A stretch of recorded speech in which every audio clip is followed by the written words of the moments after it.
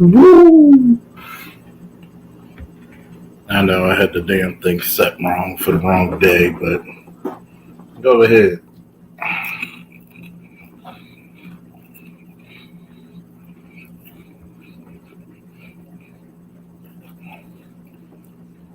What's up? What's up? What's up?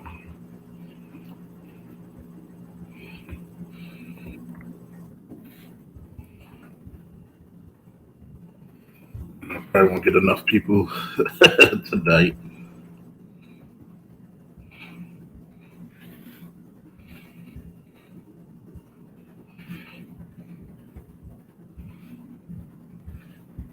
See what we doing.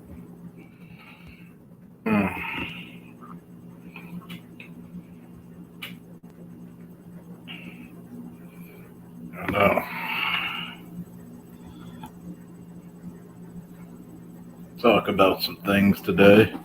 Talk about the aftermath. See if people want to voice their opinions and their things from the Dr. T at the party.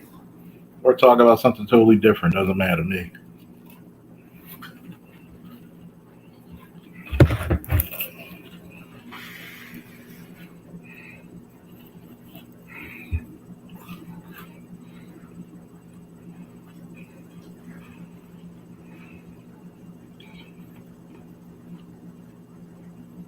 So what's going on?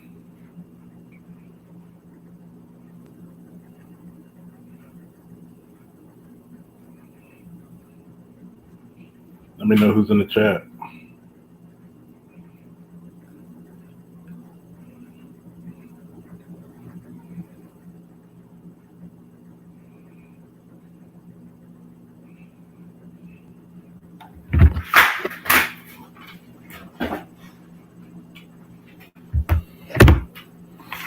If you're in the chat, let me know you're here.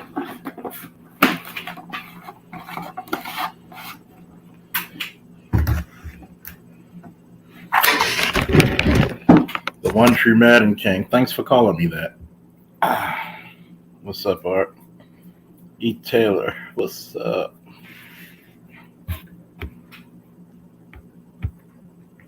You know, Art a bit more says the nicest things to me. He calls me the Madden King, the one true one.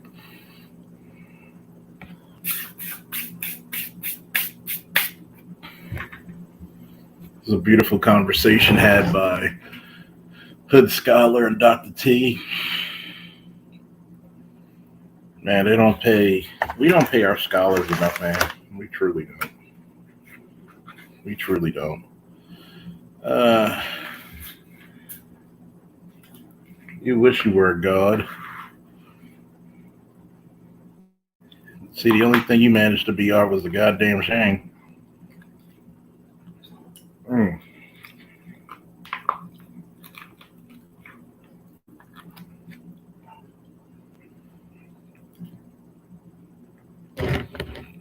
So many times that conversations like that are needed to be held. I'm going to give my opinion on a few of these things, this educated versus real nigga. I'm going to speak on certain things that people may agree and people may not agree. But who gives a damn? It's all entertainment anyway. It's my opinion. Hopefully my opinion is actually factual.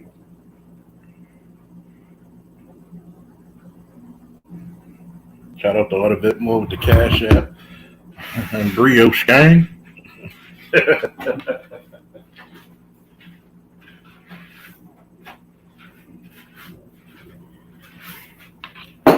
I think a lot of times in the black community, we are just too damn tribal. Everybody wants to be unique instead of a cog in the wheel.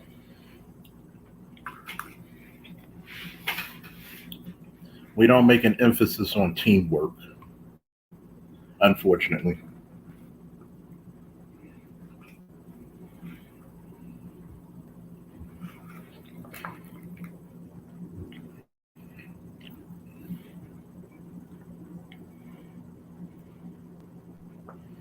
And see, when you don't make an emphasis on teamwork, because different men are made to go in different arenas, such as lawyers being inside of a courtroom, such as masons, bricklayers, plumbers, electricians, carpenters belong in the construction field.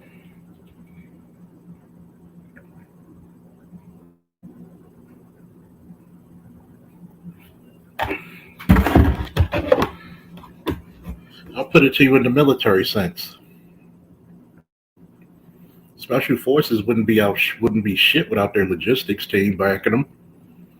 They wouldn't be shit without the pilots that fly them in,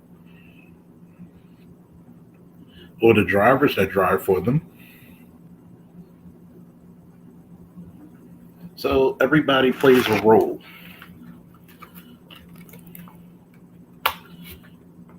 And I think that's one of the biggest things in, what's up, G, in our community we fail to do.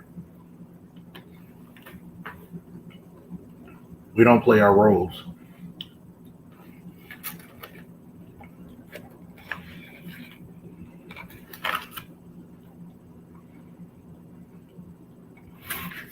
Not everybody's going to be the most articulate.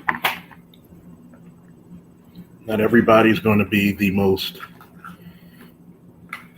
cordial.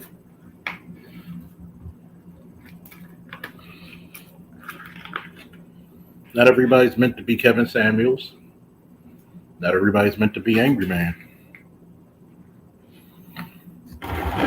I'm in my personal opinion, if they could actually work together, it would be an unstoppable force.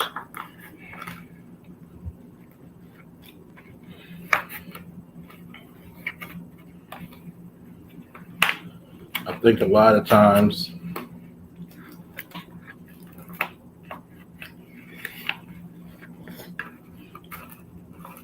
we get into these aimless debates.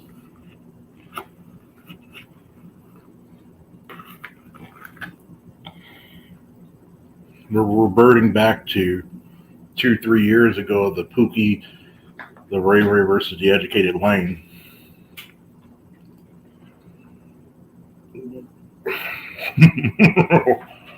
One, I've been on college campuses. There are some dudes on college who are slaying the most beautiful women in there. If I chose to, even at my campus now, to put myself out there, it would not be hard.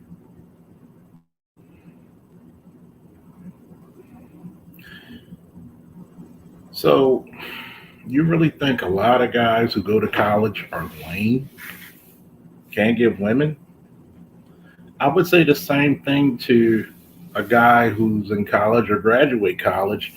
You think a lot of those guys on the street are not intelligent? We got to really look at our similarities and respect our differences, which is one of the main flaws of the Black community. We want everybody to be a goddamn monolith. But when somebody comes out the blue that's different than you can't handle it.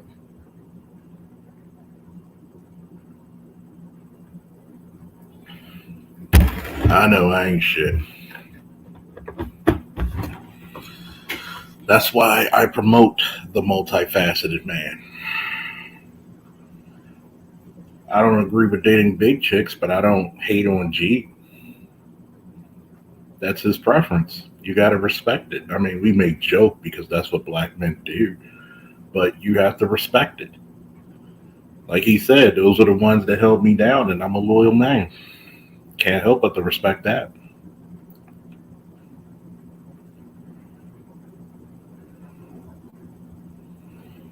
You know, you got Arthur Whitmore, who's a supervisor at his job at the bakery. I'm pretty sure he takes pride in what he does because guess what? At the end of the day, he feeds people. What more important job than feeding people? I don't give a damn if I was an officer for how many years, a soldier for how many years. If I can't eat, I can't function. I will eventually die. There's too many people not willing to play their role.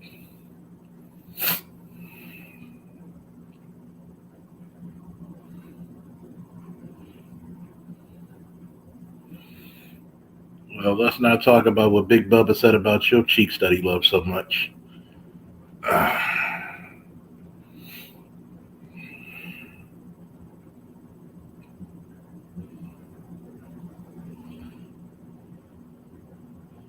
He said, but he said, my girlfriend is heavy set. Ask me where I'm going. Nowhere. I love that woman. Exactly. As much as you talk about her, I beat your ass if you leave her. You ain't getting a good one like that. See, a lot of times, do I prefer a much more fitter woman? Yes. That's what I'm attracted to. That's what usually gets attracted to me, and we mesh well.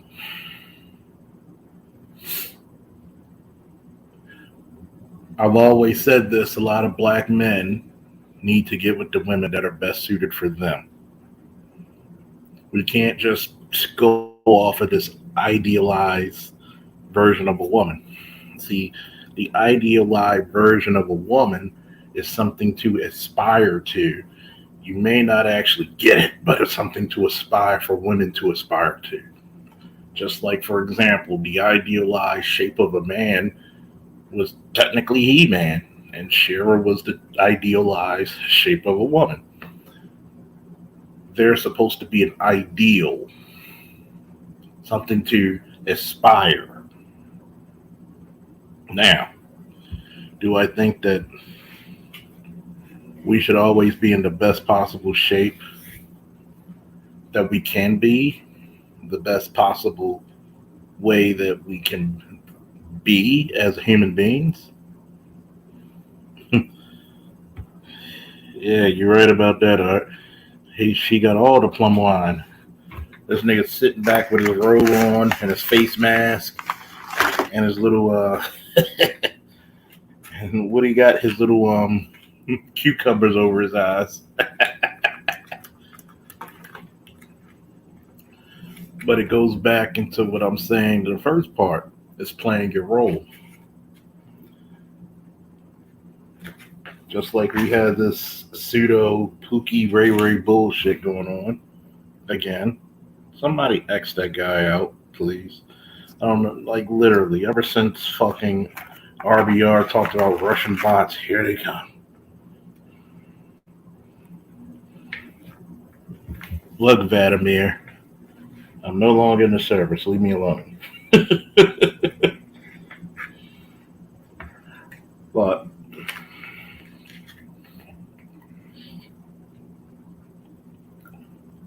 we have to understand our purpose before we could put purpose on something else. All right?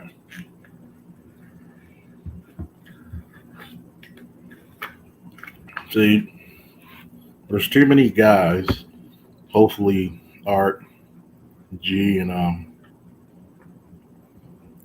Z can join the panel. And there was something I wanted to say about the that guy Art had on his show. There's so many people, and I'm pretty sure a lot of fellows will agree with me. There are so many people that get this goddamn red pill knowledge, and they're babies when it comes to its comprehension. They're still babies within the womb. See, the red pill is never good nor evil, just what it is. What's up, Spain? Woo! Thank you for the Cash App support. Excuse me, the super chat support. Woo! I love that picture, man. Look like goddamn the real Samson and the Tour. I'm gonna keep saying that every time you see it. Every time I see it, you look like goddamn Samson. If you read the Tour, Samson had locks. So that lets you know what race of people he was. Mr. Z said Charles Faulkner, it's weird. She's fit. She goes to the gym 2 to 3 times a week. Her dad boxes, so she knows how to throw a set and box. She literally drops the shoulder when we play fight. She probably bob and weave like a motherfucker. What's up, G? Biblical. What's up with you, big dog? How you feeling, man? Chilling. Chilling, trying to get through this week. This week has been, well, you know about my boy Leon and getting people prepared, and you know my ex girlfriend, she worked with him, and we were both feeling it. Like, dude, this is like still the first part of the year, and my old lieutenant passed away last month, and now I'm one of my best friends, and it's like, God damn, we need a victory, man. So it's been hard, you know. This is the first live stream I've done since my boy's passing, and I just want to tell people, appreciate life. Appreciate the life you have with the people you love. Biblically, Well, definitely, this I is feel you off. I feel you, big dog. Like these last couple of years being rough on everybody. It's pissy. It's pretty pissy, and I mean, you try to be positive no matter what, but you know, they say God give you battles, give us toughest battles, so strongest soldiers. I'm just like, God, I thank you for knowing that I'm a badass, but you know, I deserve my leave now. And biblical, who are you? biblically, this is biblical Christological account for the win. Here to tell ye that ye can't destroy our biblical Christological God. Responses. Why are you here? Biblically, I am evangelizing the awesomeness of our biblical Christological God, which he has made known to us at Terminus a quo throughout humankind meta-ontologies, And which what's your name of your God? biblically our Lord Jesus is God and vice versa. So I will reiterate the aforementioned Can I ask irrefutable. you? Can I ask you what ethnic tribe does your God belong to? Biblically, for clarification amid this discourse, repeat the following phrase: our God of the Bible is eternal. No. Your God of the Bible has an ethnic class biblically. Biblically, in order for this discourse to move forward, repeat the following phrase: our God of the Bible is eternal. Your God of the Bible had an ethnic class and a racial one biblically. Biblically, I would appreciate it if you repeat after me by saying, our God of the Bible is eternal. I often wonder, how do these guys find these spaces that we're in, Officer Charles? Like, Because biblically, a lot of people are blasphemers.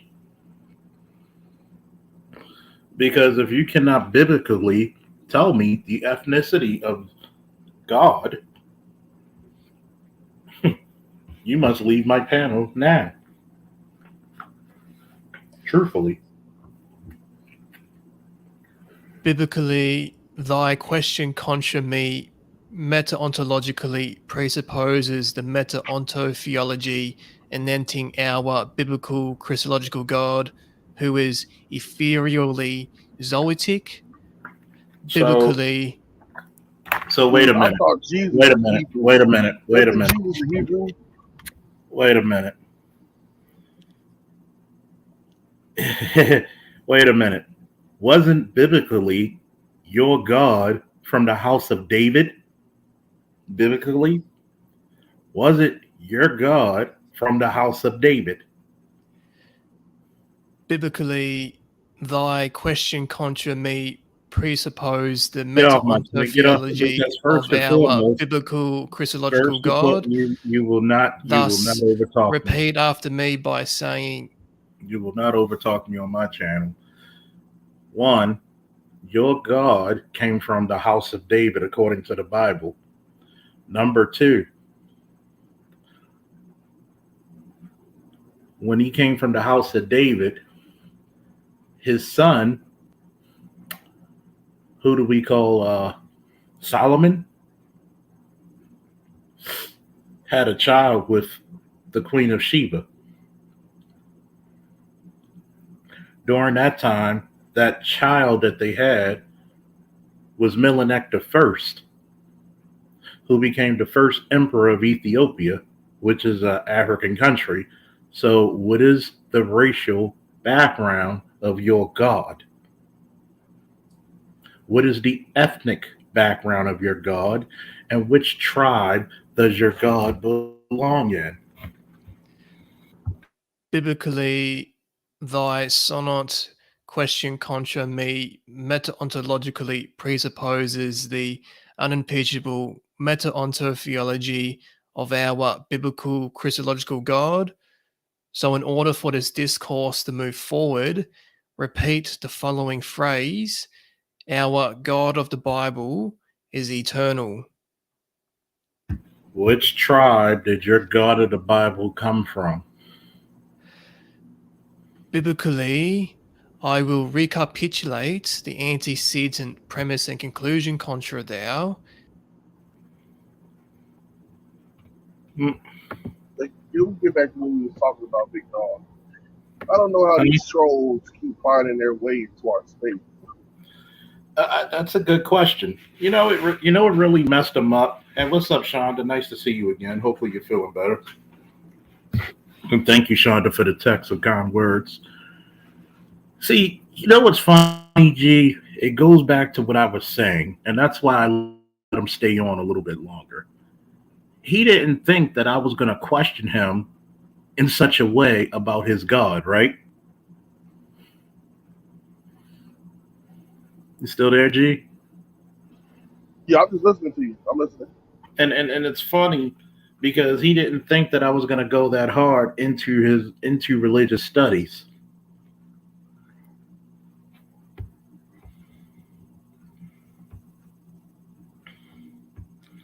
So what made it even worse, right? Was like, dude, you're coming over here to try to control the narrative of what you want others to speak on. But I'm going to ask you this one: what tribe does your God belong to? Because last time I checked, your God looked more like me than you.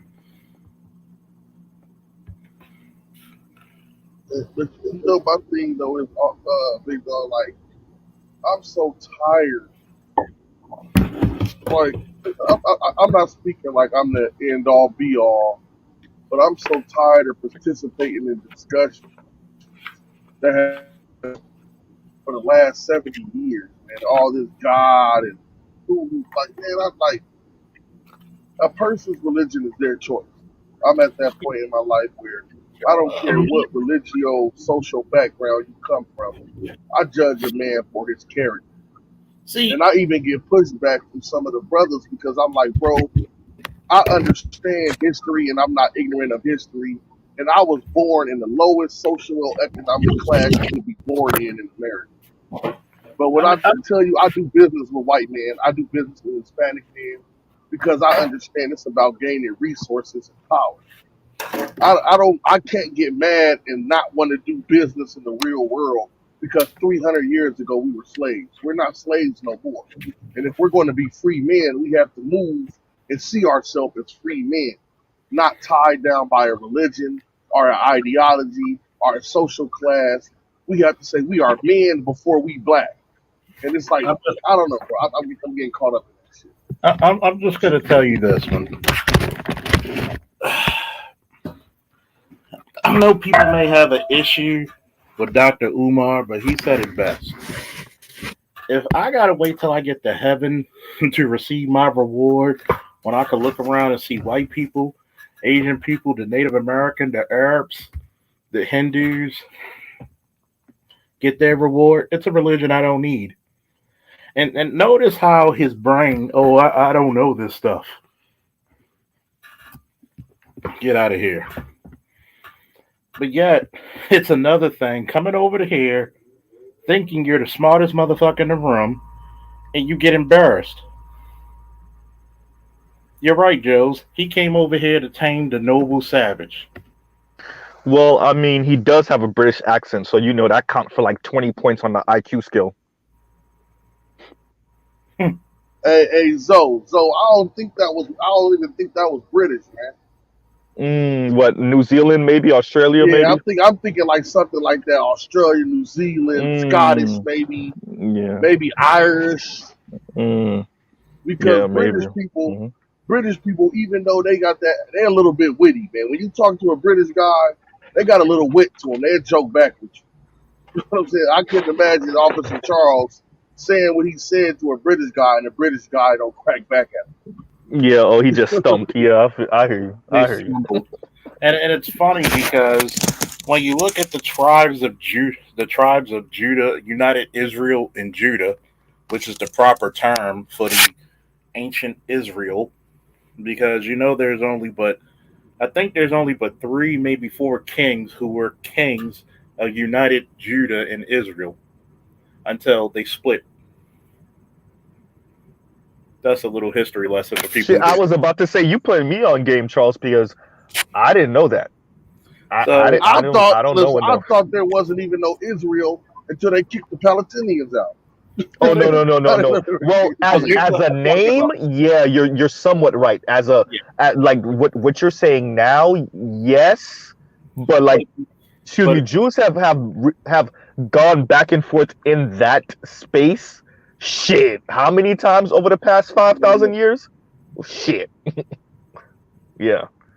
But yeah, Joe. Hey Joe, did I fuck his head up when I asked him what tribe about the tribe of David, about the lineage of David? Yeah, Jesus from the Bible is from the lineage of David. Okay. Right. Hey, can you hear me, Charles? Hey, go ahead. What's up? Long time no see, Shatter. Man, not much, man. I pulled in on the stream, brother. What's going on with everybody else, man?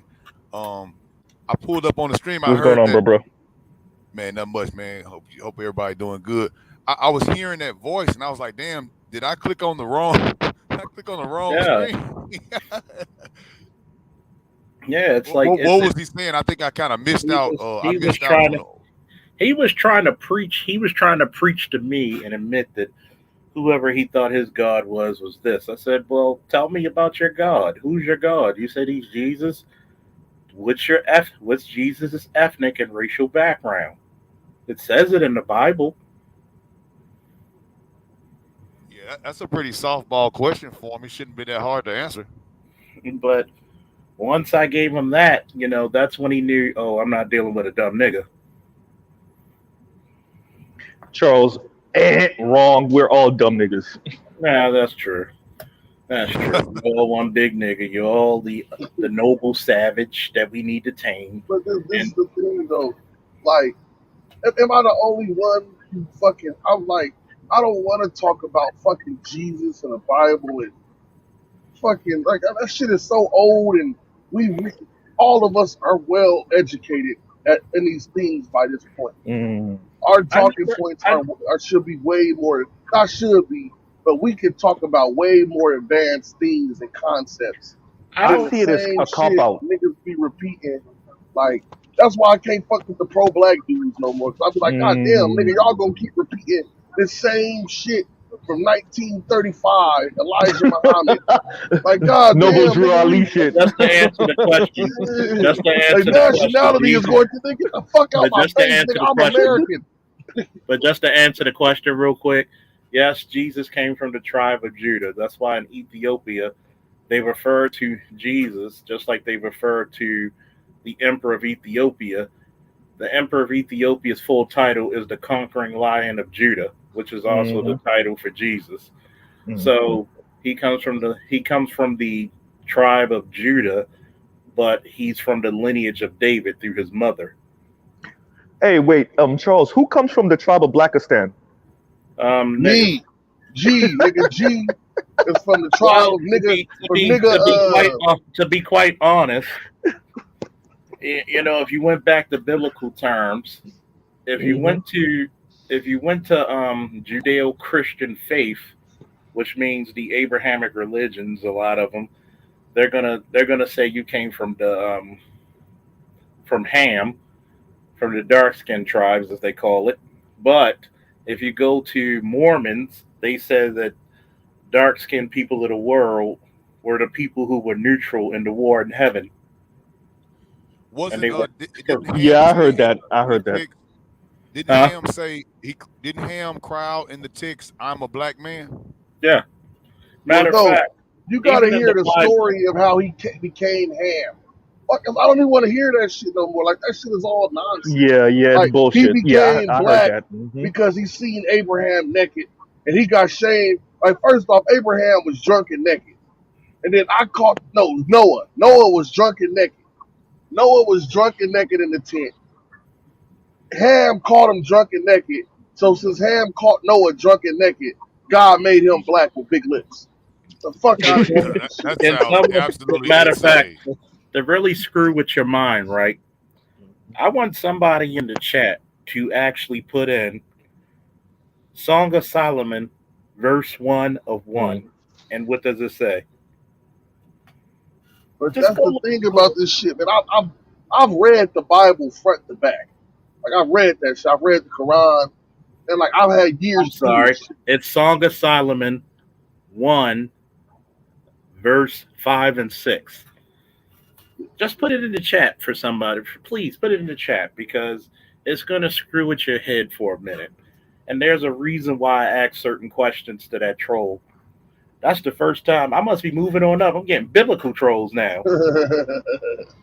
But no, I'm just saying, though, like, we so much more advanced intellectually. It's like, okay, I would like to discuss, socioeconomic power moves are group economic multinational organizations like Greek companies and all of these stuff that we've seen, and niggas want to come on here and talk about Jesus. I'm like, bruh, like, come on, bruh. Like, I'm not knocking nobody religion, but goddamn, when this nigga Jesus coming back so we can get this shit over? I don't mind talking about religion. Oh yes, thank you, Shatterstar. Shatterstar, please read what you just wrote. It says, "I am black, but calmly, O ye daughters of Jerusalem, as the tents of Kedar, as the curtains of Solomon. 6, look not upon me, because I am black, because the sun hath looked upon me." You know what he said? You know what that word calmly means? It means ugly. No, calmly means the direct opposite. It means lovely. Oh, I thought comely meant ugly.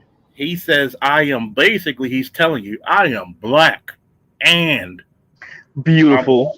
I'm beautiful. If you really want to go there, I'm black and beautiful. You know what the brothers were saying in the 60s and 70s? Yeah, that. Yep.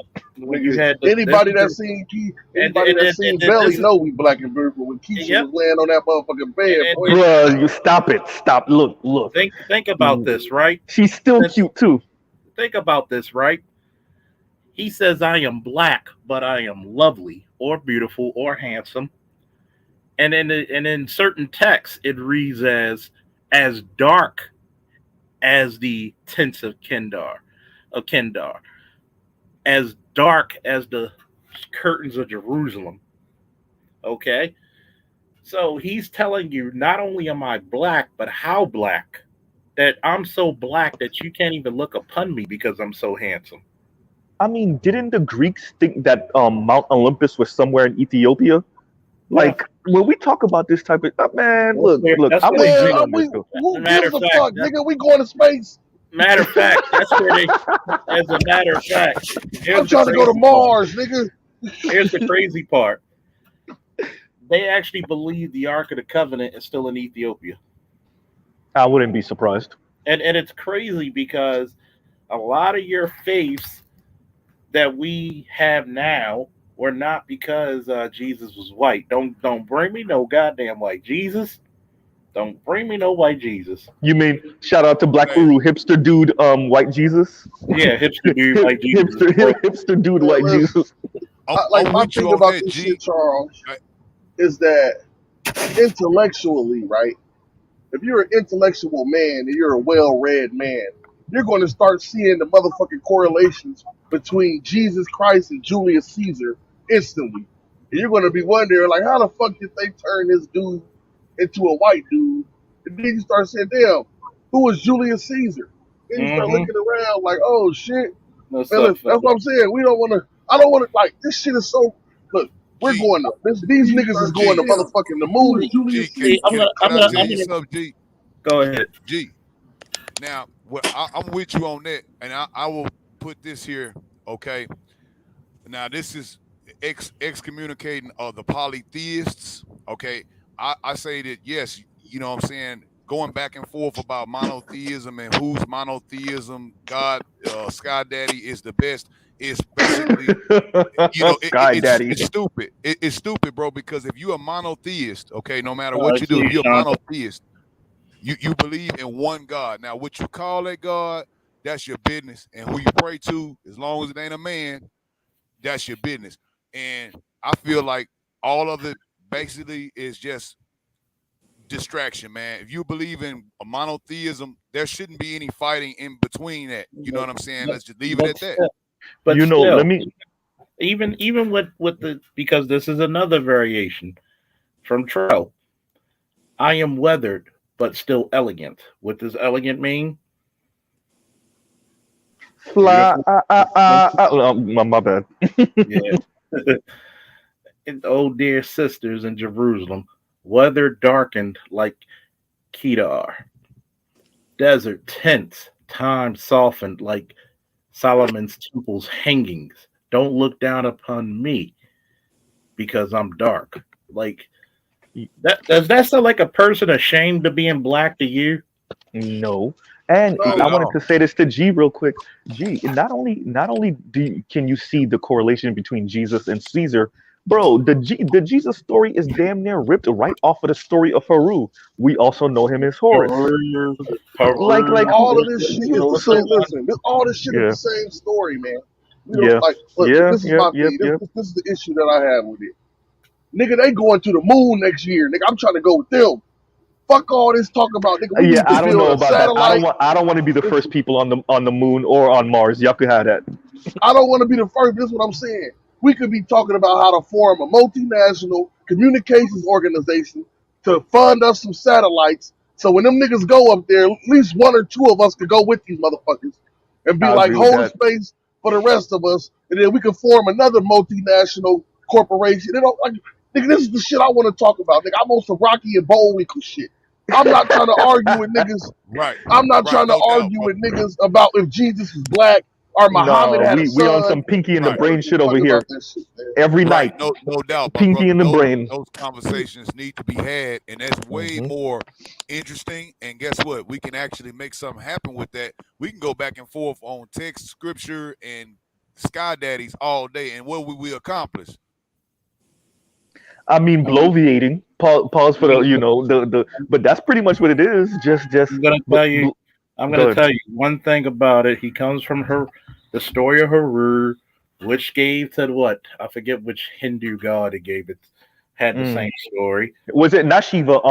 Goddamn. Krishna Not Buddha. is Krishna, Krishna. Krishna. Krishna. Krishna. Krishna. Krishna Krishna. is Okay. three people. Krishna Hmm. is Hindu god. Shiva. Krishna, like all this shit He is the was the, same, nigga. he We was done the read this destroyer. shit. She was the destroyer. Hey, what I forget what what Krishna did my is. man Dave Chappelle say? We done did this shit, nigga. Hey, when Well, G sound like this, I swear to you, I feel like I'm talking to young Jeezy. I swear to y'all, matter bro. of fact, I'm gonna give you the list.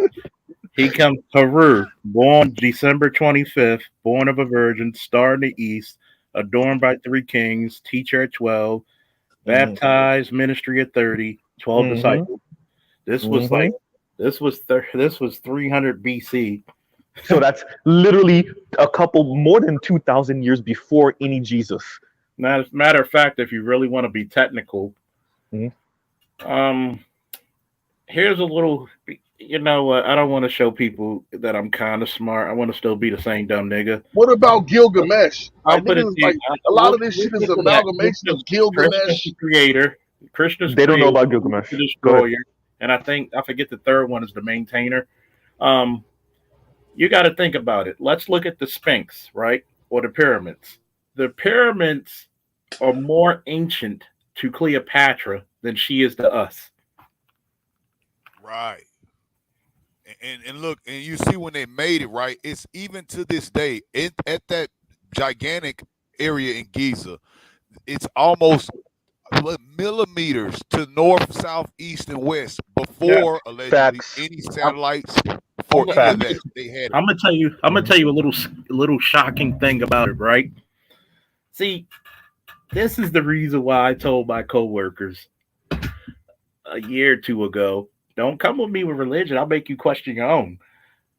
The pyramids, each brick on the Great Pyramid was 2.5 tons, each one.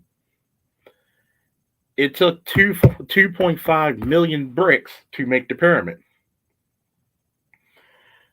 2.5 million light years. From the tip of the pyramid out there into space, 2.5 million light years away is called the Eye of God. The Sirius X pointing directly at and the Orion. Dog Star. But this is what I'm saying though. Right? Niggas, we could go with them to go see that shit if we stop talking about Jesus. But if we just stop talking about Jesus, we could talk about how the fuck do we actually get the regulation passed to get a satellite in the sky for us to start a communications company.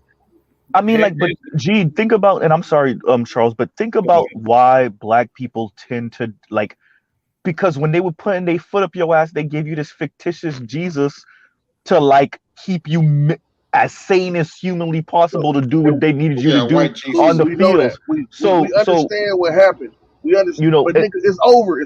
Listen. No, but it's not because when you healing mentally, Zoe, we have to overcome that shit. Mentally. I'm not saying forget what happened. We'll always remember, bro. That shit is in our DNA. We'll always remember. But we are the newest ethnic group in the world. We have to fight for establishment of domain. We have to keep our intellectual property, and we have to advance past the hurt. We can't sit up here and keep fucking crying year after year after. Bro, I was born in a gutter, bro. Wait. Listen, though, proceed. Go ahead, Zo. My fault. Because this is important. Look, you brought up Gilgamesh earlier, right? That's the oldest story that we know of that's written down. The story of Gilgamesh. That's the oldest story we know. Human history, ancient Sumer, blah blah blah, yada yada yada. Okay. The fact that we know that story speaks to something. Like when you were speaking about the pain and that's not only is that shit not only are ADOS and black people in general in the West never gonna forget about that shit, but even the story of Gilgamesh speaks to just a lineage that gets retold over and over and over and over again throughout the ages, right? I don't think ADOS can let this go because you're literally, and black people in general, because you're still on the same planet, and for ADOS specifically, in the same country as the motherfuckers that perpetrated it. By the way, they still perpetrate it, and they lying about it. So it's like you can't ever heal the scar because somebody's always peeling it, right? And the peeling isn't telling the story, but the peeling is like denial of it. It's insulting you. It's belittling you. It's keeping you from certain environments. You know what I'm saying? Go ahead. As a group of people, just like as a person, at some point in time, you have to develop the faith in yourself and the self-esteem to say, you know what happened. Fuck the propaganda. Fuck the lies and the rhetoric. Everybody in the world knows what happened. Now we're at a point in time when we can say, look, we're in an age of technological advance. We have our rights to property. We have our rights to intellectual properties and thoughts that can't be stolen no more. Fuck the fact that we know they discriminate. Who? We know they discriminate. They always gonna discriminate. We cannot get caught up in that. We have to advance and develop a culture of intellectual And militarism. G, This is why I like what right? Officer Charles was talking about earlier when he was talking about military science. That's We right. are not inferior to nobody. We are That's not right. inferior, bro. We are a group of people who went through a circumstance. Now that we have made it, we fought our way out that shit. Thank the Dessalines. Thank to the motherfucking Haitians that freed us by throwing the motherfucking Frenchmen off and causing the sale of the Louisiana Purchase. Thankful for that shit. We thankful for Simon Bolivar We try. We overthrowing that try. aristocracy. You see what I'm saying? Right. Right. We And look, thankful and for that what's shit. funny, I what's agree with funny you is that, that Price. yeah, I agree with you that, G. Here's the problem, though. We got to weed out those within ourselves also, too. There's going to be traitors within our own shit. Like it happened before with slavery.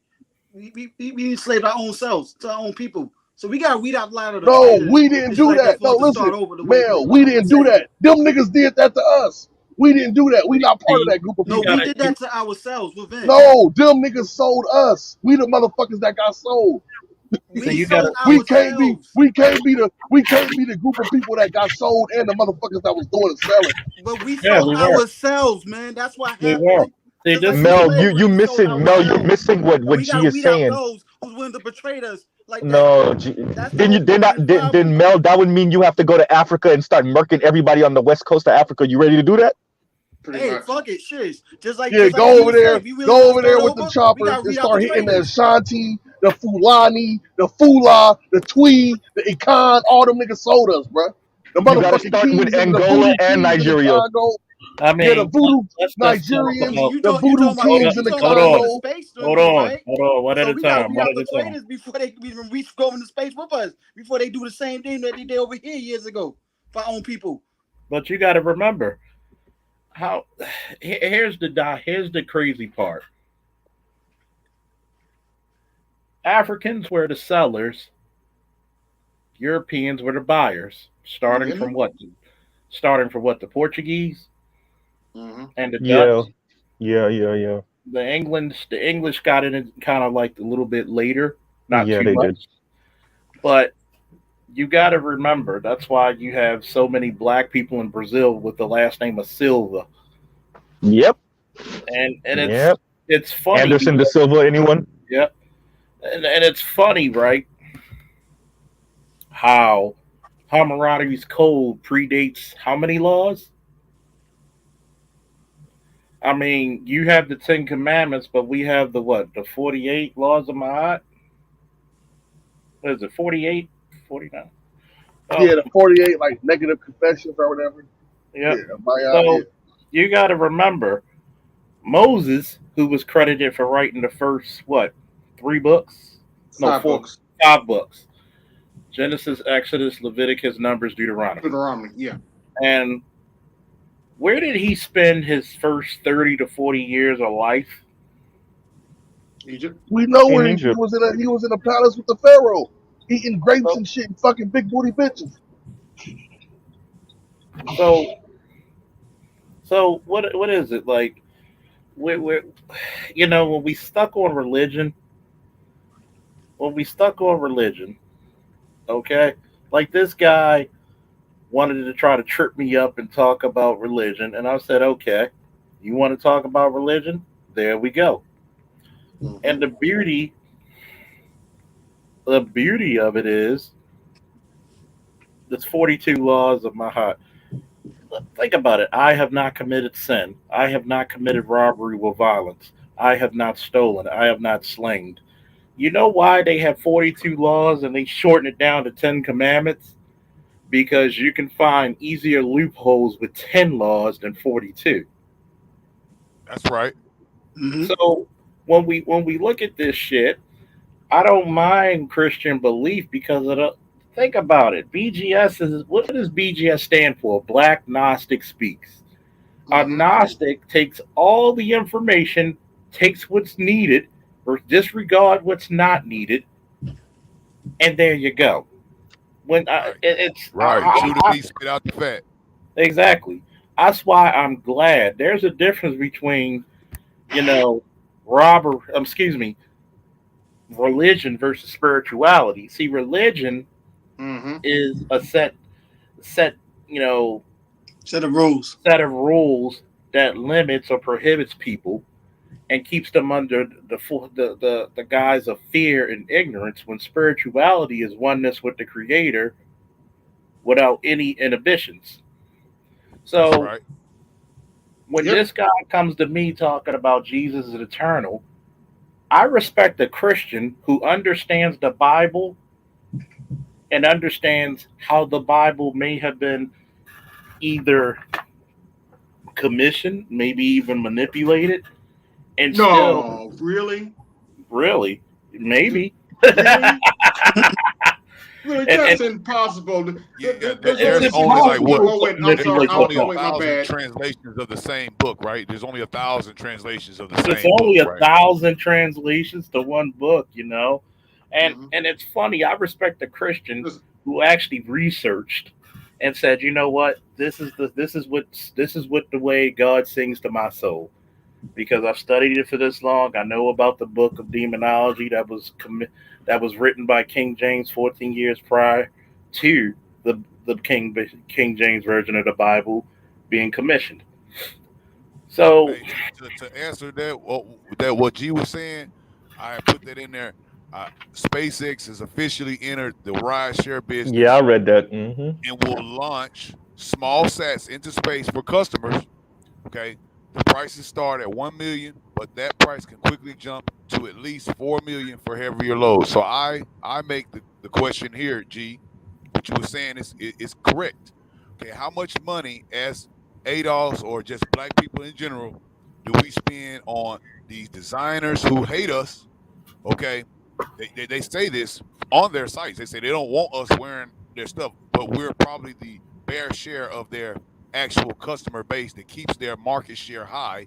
Okay, I'm willing to bet that it's way more than $4 million a year that we spend on it. So oh yeah, what I'm saying is this, big bro, is that we don't have to depend on them because information is free. Now we know that these dudes, he's not going to turn down our money. I can personally tell you, I got 10,000 every quarter, bro, that I'm willing to invest into our own engineers, our own kids in school. Like we could go get these dudes out these HBCUs who have communications and engineering degrees and tell them, look, we could crowd fund, build us a satellite so we can start our own information company, bro. We I'm could go with to you these on that, bro. places in Africa. We could take our money. Now, I'm not worried about, I'm not trying to get everybody. I'm personally going to take my money and do this, but whether it's with a group of black people or a group of Asian people but or a this group is of the Middle part. Eastern This is the people. part with this I is the don't give a part we fuck. gotta. This is the And part a lot of I'm people. willing to put blueprints together for different types of satellites to do so. Yeah. And don't worry, Shatterstar, we're gonna get the shirts this year. Um, I got to get with you too. It's been a crazy. I know what happened. It's been a crazy week or two. So mhm. Right on, man. I'm I'm, with you, bro. You know what I'm saying? I'm actually making about two more designs for you right now, bro. okay. I got a few more catchphrases to go by too. And what you got to think about it is the number one way you unify a people is under customs, under religion. Look at the Jewish faith. Mhm. When the Holocaust happened, whether you said it's white people against white people, whether you say it's two different races of people, well, during that time, they looked at each other as two different races of people, or at least two different ethnic groups, if you want to go down to the pull of it. Mhm. One, see, when Jews had the Holocaust, even though it's funny how black men were the ones to save them from their Holocaust, I'm Oops. not lying. Oops. Oops. They still have celebrations of the liberators Mm. in that part of Germany and Poland. Yeah, because the white Am people I? couldn't get in there. Oops. Did I say that Oops. out loud? Oops. Oops. Because you do know historically they sent black people to the worst of the worst concentration camps.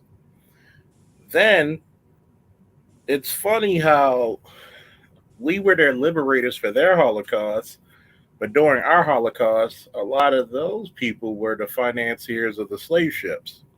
Yep. Oops. And What makes it crazy, right? You would think, the people of that community will be very understanding of blacks, if not thankful for your black grandfathers, great grandfathers rescuing them. Mm-hmm. Because here's the shameful part about a lot of military fucking movies that I hate. And I never said this on the air or anybody's panel. So this is going to be a first here. Get ready to pull your seats close to the speaker because Officer Faulkner is going to say some shit. Woo! The reason why I hate a lot of modern movies because you would think black people never existed in any war. Mm-hmm.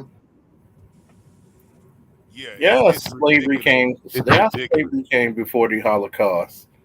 But how many times? But you got to think they financed ours. We rescued them from theirs. Yep. Woo! And And they and still see talk to us like they ain't got no sense. and see they celebrate these dark heroes before there were any goddamn Avengers. There were the Liberators. Before there was a Justice League, there was a Liberators.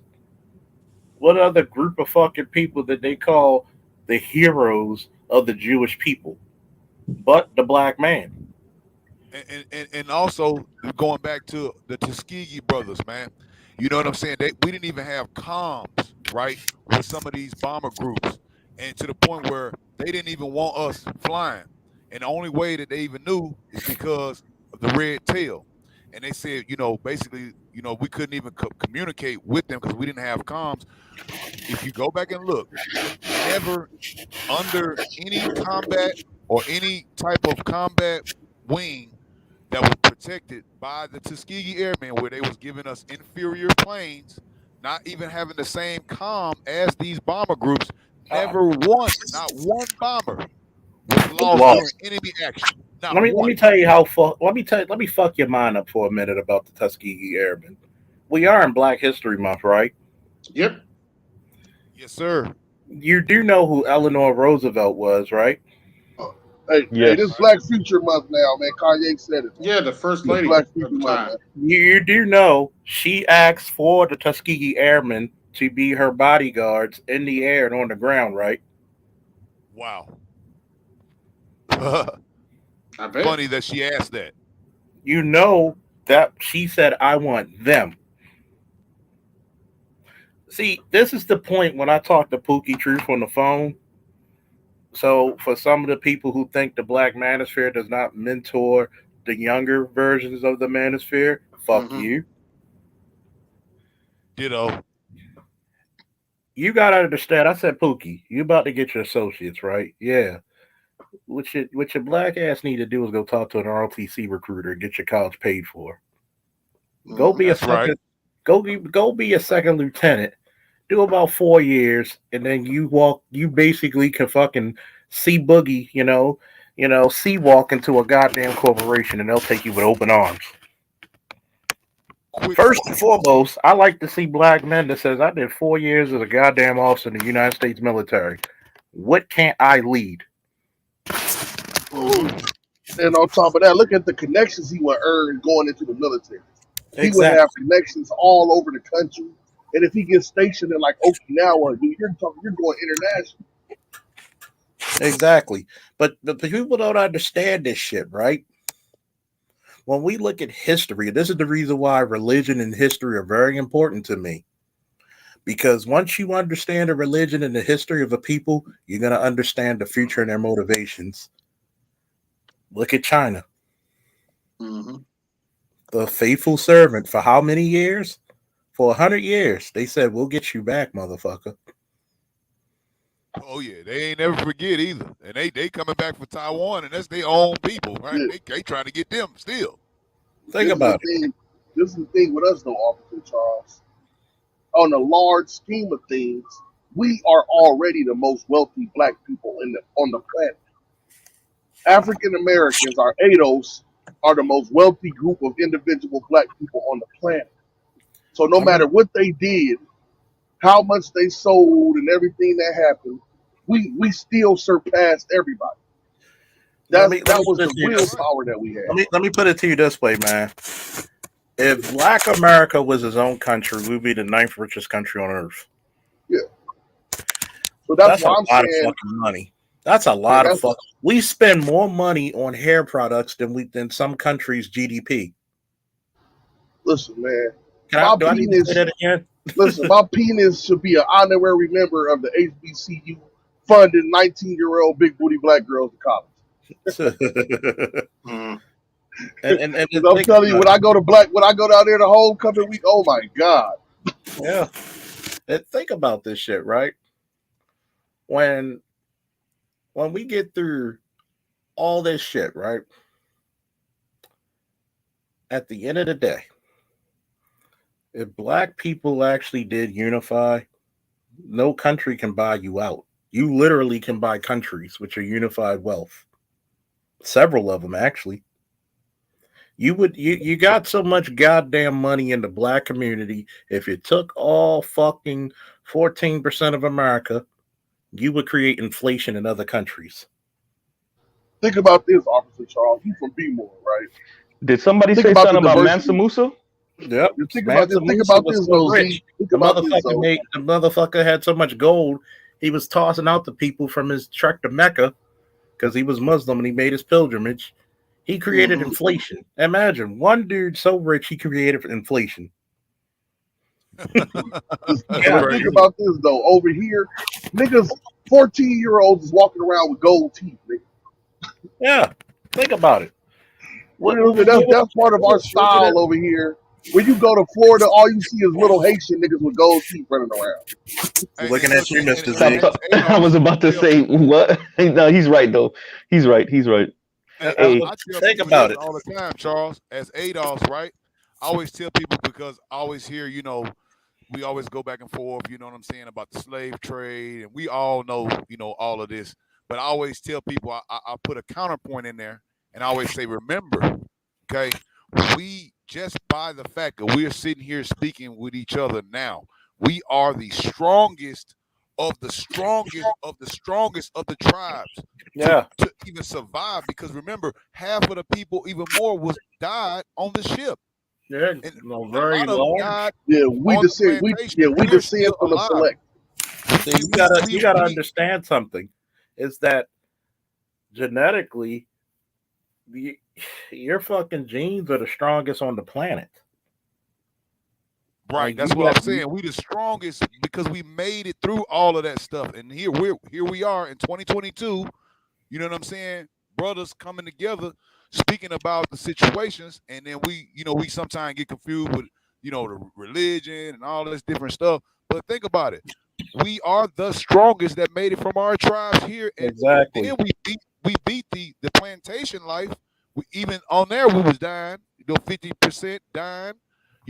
Here we are. We are the strongest of that. Our genetic makeup is the strongest because of that. Yes, it is. The shout out to Creation Muse.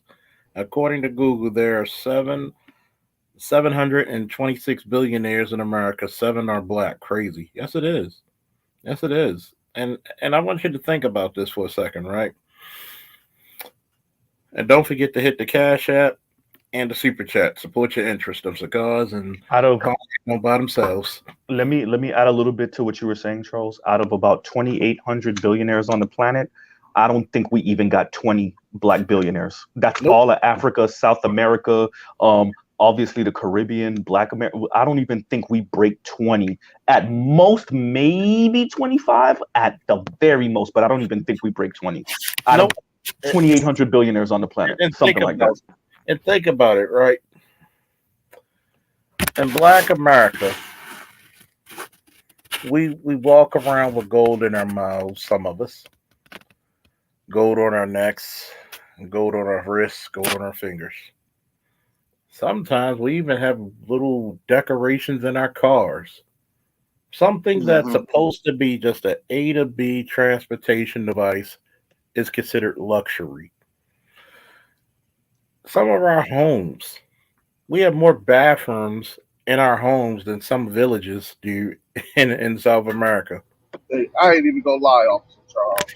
My truck got $6,500 rims. I ain't gonna lie, I got some forties. Y'all niggas can talk about it. Fuck.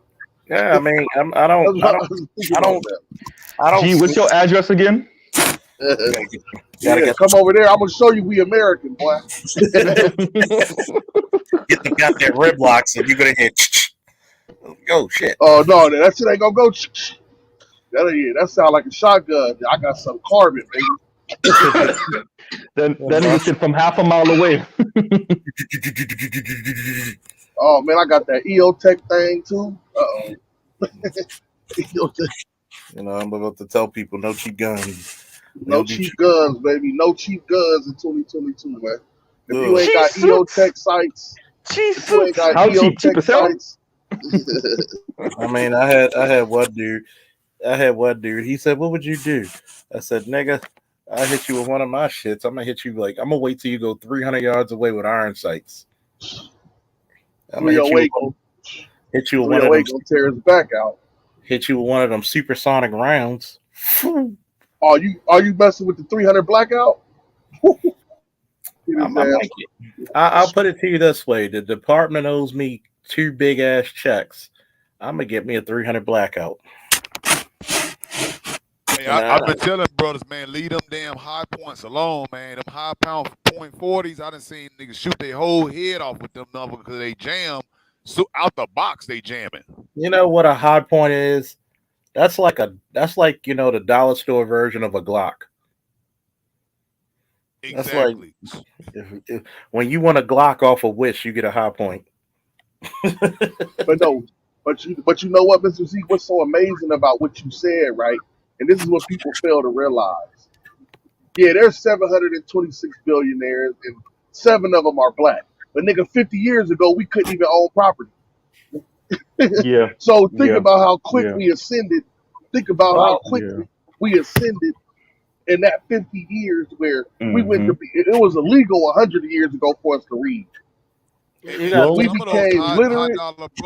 Some of those high dollar brothers, G, they can't even put their information out there that they got no billion. It's a lot more who got it because we got to move in a different way. Well, this is the thing, though. Listen, this is the thing I've learned about. I've been learning about history, right? Wealth always moves in silence, right? See, a lot of the issue with us, why we can't formulate powerful groups, is because we fucking talk too much. You're not supposed to be, if the 20 of us have a corporation that owns half of the state, nigga, we not supposed to go tell everybody. Because then you're going to invite people attacking you. You see what I'm saying? We want to fucking talk so much and be recognized. That's what I'm saying. We have to have self-esteem. Like I know how much money I make. I don't need to brag about how much money I make. I need to find niggas that make the money I make so we can put our money together and make more money. You know what I mean? That's a fact, G. Yeah, this shit is about power. This shit is about resources. This shit is about mobility. This shit is about all. I need a dude like Charles. Hey, Charles, we need you on security this week because we coming to Baltimore and we about to buy 50 motherfucking brownstones. That's a fact, G. Definitely. And another problem is as much, just like what happened to MC Hammer, all those other people that want to go back and help people that technically, unless you want to help people, everybody, you cannot help everybody. You cannot move the same way like it used to before you became the millions and stuff like that. You know what I'm saying? They move differently. When they reach the other side of that spectrum, they move totally differently. Just like you say, in silence also too.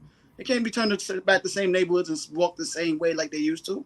They can't. And that's one of the problems why it backfires on a lot of people. Just like Officer Charles said, military science. They took that from us. They took that from us and never educated them. But people like Officer Charles and people like some of the brothers in the space that have been in the military, they got the knowledge. We need to take those people like, look, bro, we can't give you a lot of money, but every class you teach, we could give you a couple hundred, bro. We can give you a couple hundred to come in this building. Like, man, this so cold. These essays in my city, right? They got together, like 6 of them, and bought this building, right? And it was just an empty building, and they turned it into a classroom for ESL students. And they teach all type of different stuff in the classroom, but they only charge the people like $7 a class, right? But they're able to pay the teachers to come in, and the teachers want to make extra money So they be like, okay, if you don't know how to read, we can do this. Hey man, give us $7. Y'all can come in for this class.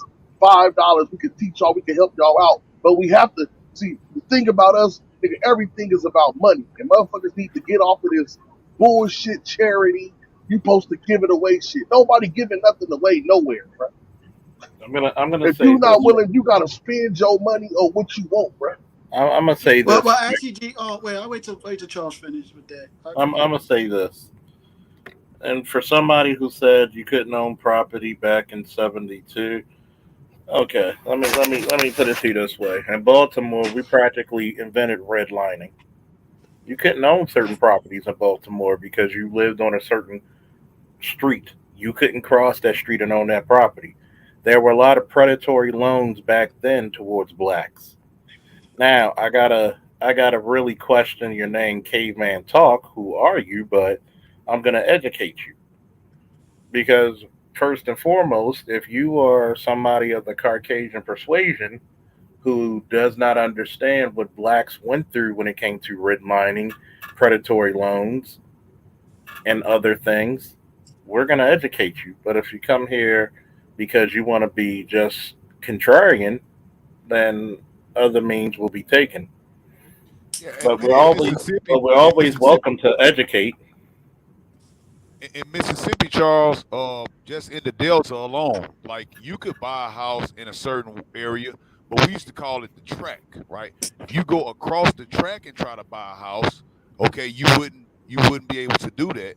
And also, if you was trying to get a loan and they knew what address you was trying to get the loan for, they would deny you for it. If you would have the money, you could even have collateral, they would deny you for it. And if God forbid one black man was able to go, and there was a time where a brother was be able to do that.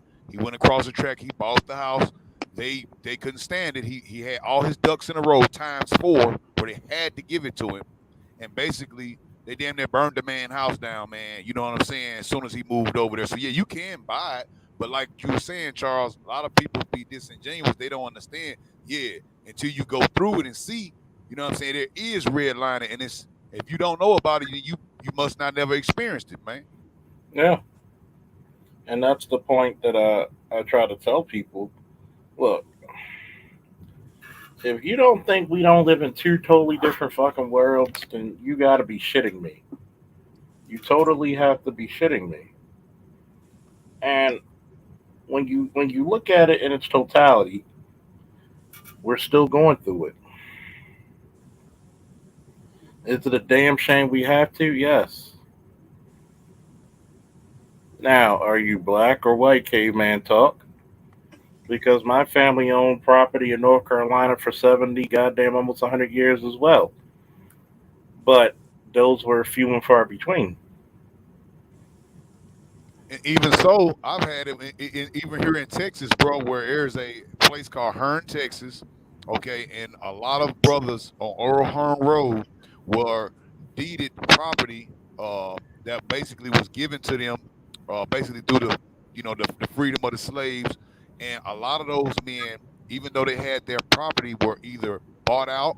Some of the men didn't know how to read, and they had to literally the families had to go back down to the courthouse and like literally prove to get their land back because they were basically given the land, you know what I'm saying, as part of the reconstruction or whatever.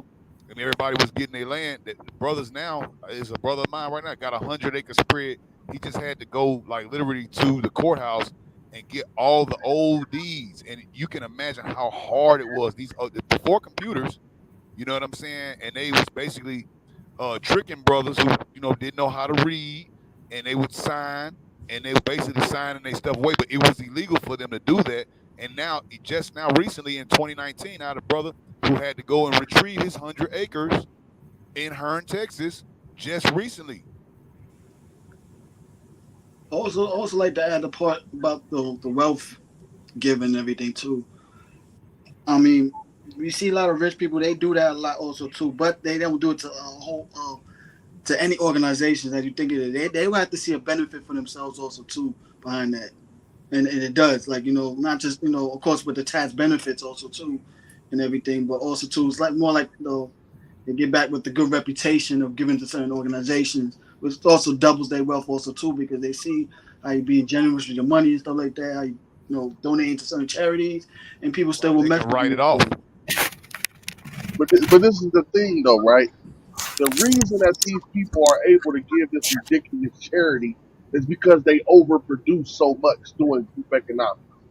Like Rockefeller started a fund, right? And the money that he made, white people still benefit off of that money. You see That's what what I'm I'm saying. saying?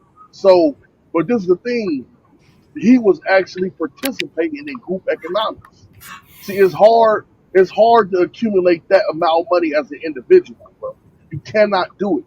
It's impossible. The only way to accumulate that amount of money is to put your money together inside of multinational corporations. It's That's called what a we have to network. do. That's what No, you're talking. The network. You got to build a no, network. yeah, the network, but I'm saying you have to have the trust to say, okay, look, I'm not the leader of this shit. I'm not smart enough to manage $100 million.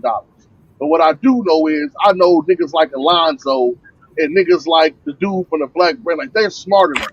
That's what they do. We have to get together and we have to utilize the law that's in place to benefit. We have to stop being scared to utilize the actual law. We have to Yeah, stop being scared to that's what participate I'm in saying. group You're talking a economics. network and Yeah, stuff. Right, well, a right. Yeah, that's network, what not it only a is. Yeah, like network, you need to build a network of people. You can't do everything by yourself. You gotta still be exactly. good with Right. what you And at. And you gotta everybody find got the their people that's own the lane. same goal that you have, but also they at certain areas that you lack and stuff. Yeah, but you also I'm good at build. one area, and then G, you be good at another area. Charles got another area. We come up big Voltron force or whatever, all five of us. Yeah, and Yeah, then Well, we see, start but you dominating also like got to be crazy. willing. But you also got to be willing to tell niggas no. You got to be able to tell niggas like, Exactly. see, nigga, you don't but this is qualify, nigga. but this is Like, the go. problem. But this is the problem we run into this community, hell, the manosphere period. Everybody wants to be the head nigga in charge, but nobody wants to be the subordinate. Nobody wants to be the person who says, look, there's a certain hierarchy. There's a Yeah, certain amount of teamwork. There's a certain amount, like, you know what? I don't know who's going to be next after Kevin, who's going to ascend to the mainstream. Guess what? You don't know how many people look at my shit and be like, oh, we're going to make this guy mainstream. Hell, when I did a radio show, which I'm going to start doing once my boy comes back, it's funny because people see the radio show and enjoy what I say. Even even some of the quote unquote controversial shit that I speak, it's factual. Even when I went over to that panel and I spoke to them ladies, I said, if y'all are so good and you wonder why you so lonely, give me one reason to convince me to marry you. Are you in the best possible shape? Do you cook? Do you clean? Are you supportive? Are you combative? Because guess what? You're putting up a poor example of what a female is supposed to be online now. So right. you're gonna forever be And the lonely. chiefs and the Indians, brother. Like, I mean, you got in order for a chief to be a chief, he needs Indians, and the best chief was an Indian, so he Yep. knows the job. Yeah. And sometimes you don't need a direct leader. Because last time I checked, when we had all these leaders in the 60s and 70s, next thing you know, it was so easy to put a bullet through somebody's head and stop the goddamn process.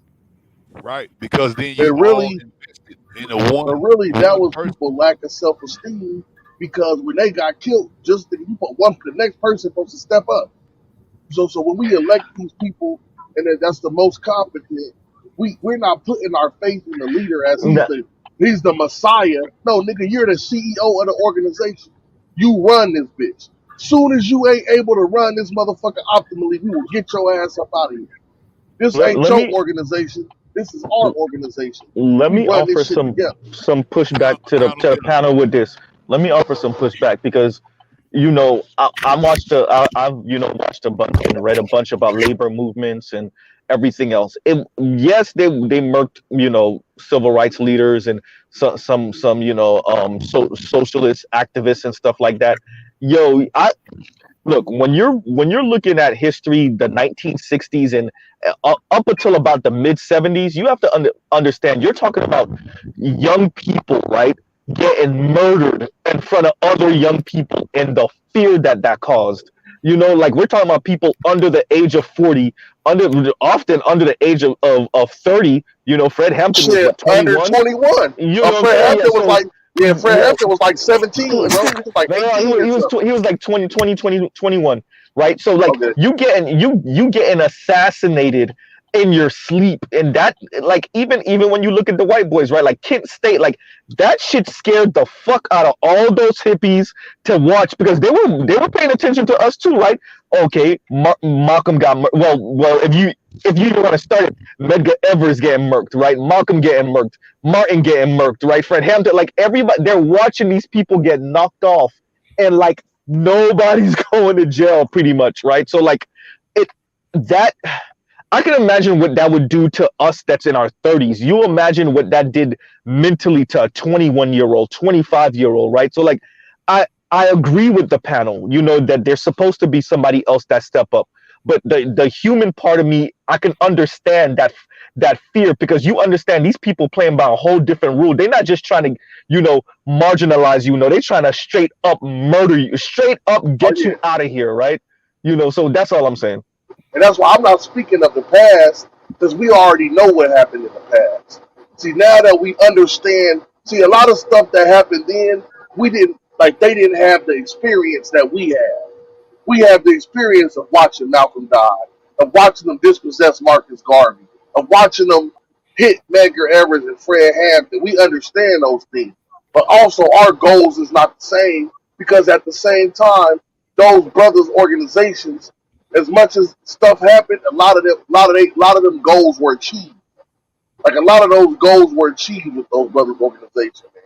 Those brothers did not die in vain. They did not die for no reason, man. Oh yeah, by the way, those are all the people that as you could read, who were basically the Christ. Okay. So those brothers did not die in vain. Now moving forward, you know, my thing is I don't want to be political, because we have nothing to gain in politics like that. Politically, you could be political on your part, but I'm not trying to fund or be part of no political organization. I'm strictly focused on socioeconomic positioning, bro. Well, here's the Charles, problem. you get that, I'll go after you. Gee, we're doing battle tonight. Go ahead. Here's the problem with that, the solution. Before you could be social, economic, anything, those politicians could put something in your way or in your favor very easily. To have money means nothing if you can't wield the power that it's supposed to be utilized for. Right. Well, you buy them fucking politicians, lobby them, support their campaigns. I swear to God, if y'all niggas don't learn from the fucking immigrants and the goddamn LGBT community, they basically paid Obama's campaign. Obama was adamantly opposed to gay marriage. But when them dollars start ringing, niggas' minds change up. Yeah, that's why the White House was rainbow colored. That bill passed quick, didn't it, Charles? It passed quick. You telling me of a bunch of niggas, this is where you come in. Remember what I said? Everybody's not supposed to be at every station earlier? That's the problem. Right. Yeah, maybe we could get a guy like G to get the money together and be like, yo, here you go, Falk, or whoever is going to be our speaker. So, you know, like a dude, like an angry man who could talk to the streets, get the money together. He go talk to a guy like Kevin or, you know, Donald Sterling and be like, look, this is the money, you know, the black community, the black community is going to support you. You fuck over our money, we're going to fuck you over when we character assassinate you. And that's when we're going to get Pookie and Ray Ray to lay the smackdown on their ass. That's in the hood. But I wanted to say, so this is the thing. You got to remember, just like I'm going to say this, then I'm going to give it to Z. Okay. You got to remember, I was on both sides of the aisle. Okay? Sometimes I was the diplomat. Sometimes I played God's wrath. Sometimes I could sit down in a nice tight uniform or suit and sit down and talk to people and be like, hey, let's negotiate. How can we stop this? And then if they say, no, fuck that. I said, would you rather talk to me in a pen in hand in peace, or would you rather talk to me 3 o'clock in the morning with rifle in hand with nothing but piss and vinegar in my blood? That's two different conversations right there. You're right. Exactly. But go ahead, Z. First, we have to understand the power of politics. Having money and no politics just means you got money to buy a couple of nice things and move your family to a white suburb so your daughter could be getting dicked down by a white dude in 10 years. So, and cry about it. and cry and be on the internet crying about how frat bro Brad played her ass. So, I mean, the money without the politics. I mean, we see black people with money that don't have their politics together and what that looks like, right? Politics is the way you can't really get money in America without without the political apparatus behind you. And I think we struggle because we live in this kind of like neoliberal era of thinking about power and money. And so we've been sold for the past 40 some odd years that, Dr. Claude Anderson speaks about, like, kind of that pyramid of like, no, you get the money first, then you buy the politicians, then you kind of move up in scale. And like, I can understand. So once again, I'm not trying to challenge Dr. Claude Anderson like that, but I can understand why he said that, especially coming out of, he did work for the Carter administration, coming out of that era. But by the time you get to like the early aughts, that game's pretty much sewn up. So, I mean, can black people as a group outbid some of these other groups? But maybe. But let me get in, Z. Now let me get. Now, by the way, hold on. Salute the Shadow Stars for the Cash App. Woo! Let me finish real quick. Let me finish real quick. Go ahead. Finish. I just got to say this. Hit the Cash App. Hit the Super Chat. Support your interests. Very few places you get in conversations like this. We went from religion to politics very smoothly. Go ahead. Yeah, but and not only the question is, can we outbid these other groups, but do you have the political apparatus in the first place where your money matters? So, okay, we somebody mentioned the Asian crime bill in the comments. That's because white people kind of see Asians as their lapdogs. Asians do not pose a fucking threat in America in any way, and white boys is jumping on the first Asian woman they could find, right? So like, so that you have to, like, we have to really be honest about the difference between like black people writ large in America, ADOS, and like all these other groups. The reason why they're even able to move and aggregate is because they're not seen as a threat to the system. So they're able to maybe chip away a little bit here with their money, chip away a little bit there with their money, where black people writ large and ADOS specifically. I mean, did we forget about the BIE document? Why didn't they have that for other groups? Because they don't fucking fear those other groups. So like, Asians can move in a way. And as a matter of fact, the US is catching Asians on some espionage shit for China, and they still ain't scared of them niggas. Right? And here's the part when you get into that. The Negro will always be the bad guy. Even though the Negro is the most American, he's the most heroic American, but he's the most loyal American, which sometimes that's the reason why black Americans have such a broken-hearted relationship with the country. Right, and look, but how many brothers have denounced their citizenship at a percentage rate and left? We are the most here. We're the most time here. This is what I'm speaking on, brother. Like, you already know, Zoe, I'm a futurist, right? So I think about things a little different, because if I had to think of no, serious, like if I had to think about things like where I came from, I'm not this even nigga in here talking about Sierra. Look, like I'm fucking with you, G. I'm fucking with you. But I'm saying I'm not even supposed to be here, right? So I think about stuff like, this shit is for sale. You could develop your own cities. You could literally buy land that's unincorporated and incorporated and bring who you want to be the police. So when I'm not ignorant of police. I'm not ignorant of politics. But I know to pay those politicians, we have to be able to pay their ass every year. When they say, hey man, when they come with that under the table deal, like, yeah, we can get that law passed, but we gonna have to buy 25,000 copies of that nigga's book. You know what I'm saying? We gonna have to go donate $40,000 a plate. We have to keep that going. We have to be able to grease the wheels at all times. I want to say this though real quick before anyone goes. If that's the trade-off, then I don't mind doing it. We got That's a Z, tax then we write-off. got Mel. I'm gonna be out the way in like 20, 30 seconds.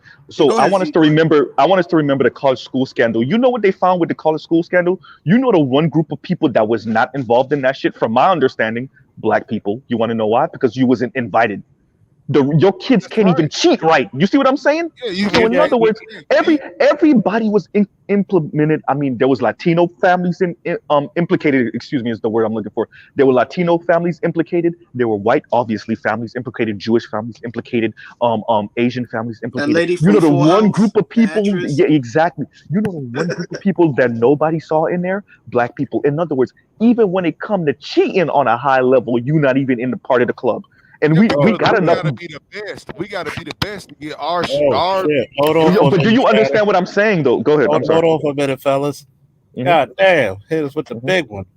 Okay. Everybody on the panel. Everybody in the chat. You know we got to do when somebody do a 50 and above.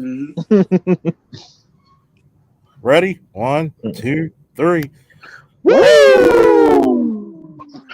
But that's the thing, Z.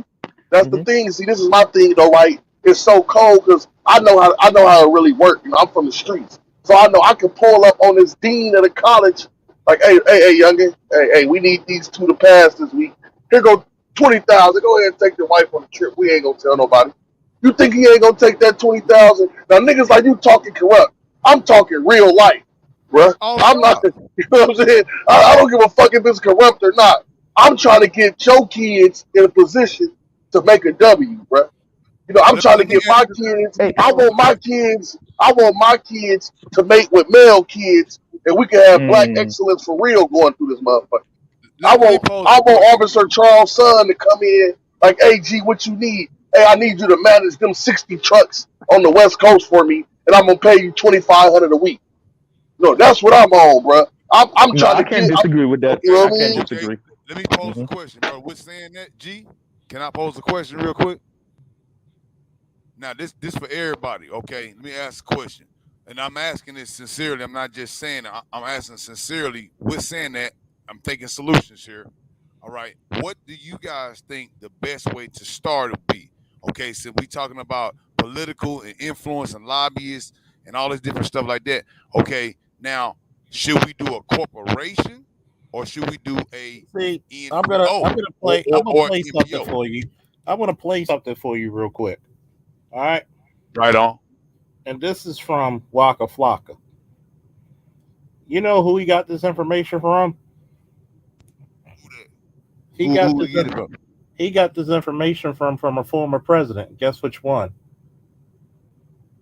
Waka Flocka. My first guess would be Big Daddy Trump. Yep. Okay, I'm gonna open it up. Y'all ready to hear it? Hey, no matter what, Trump fuck with niggas, bro. I don't know why people think he racist. Put everything in your name, create a Hold up. Here it is. business, LLC. Put everything in your LLC. And open up a C corp. If you don't know this, you need to figure these out. I'm telling you the names. Get a C corp to run an LLC. If you want to make it even deeper, go get a trust fund to run a corp that runs the LLC. You want to get even deeper, own 2 trust funds for your business and your person to run that trust that runs all the business. They can get deep, my God. Absolutely. And Donald Trump actually showed me that method. That's how he didn't pay tax. Man, what? Let me create a business, an LLC. Put everything in your LLC. And open up a C corp. If you don't know this, you need to figure these out. I'm telling you the names. Get a C corp to run an LLC. If you want to make it even deeper, go get a trust fund to run a corp that runs the LLC. You want to get even deeper, own 2 trust funds for your business and your person to run that trust that runs all the business. They can get deep, my God. Absolutely. And Donald Trump actually showed me that method. That's how he didn't pay tax. And that's just C corp. They got another thing. Listen. And then they got another thing. Hold on. They got another thing called an S. They got another thing called an S corp. That's for cash businesses like barbershops, taxi companies. See, there's S corp, C corp. We heavy They in the got an game, I, baby. We they got got an the I knowledge, corp baby. too. But They got the you I know, corp too, right? But to I want to answer ask this G's question. I want to ask this question Go real ahead, go ahead. quick. The panel could chew on it. Mhm. What do you think about what he said and where he got the information? That's what I was about to go to And because I already knew it was Big real, Daddy real, Trump, real, because Big Daddy real, Trump fuck with niggas. no, but he Hold up. don't, but he We're gonna don't, and start. that's what I want to answer. Go Hold ahead. up. You're gonna start with Mhm. Mel. Then who's next after Mel? I'll go because I actually All right. wanted to address G and what you just said. Go ahead. Okay, Mel, go ahead. If Mel's still there. Hey, Mel, you still there? Yeah. Okay, go. What was I say again?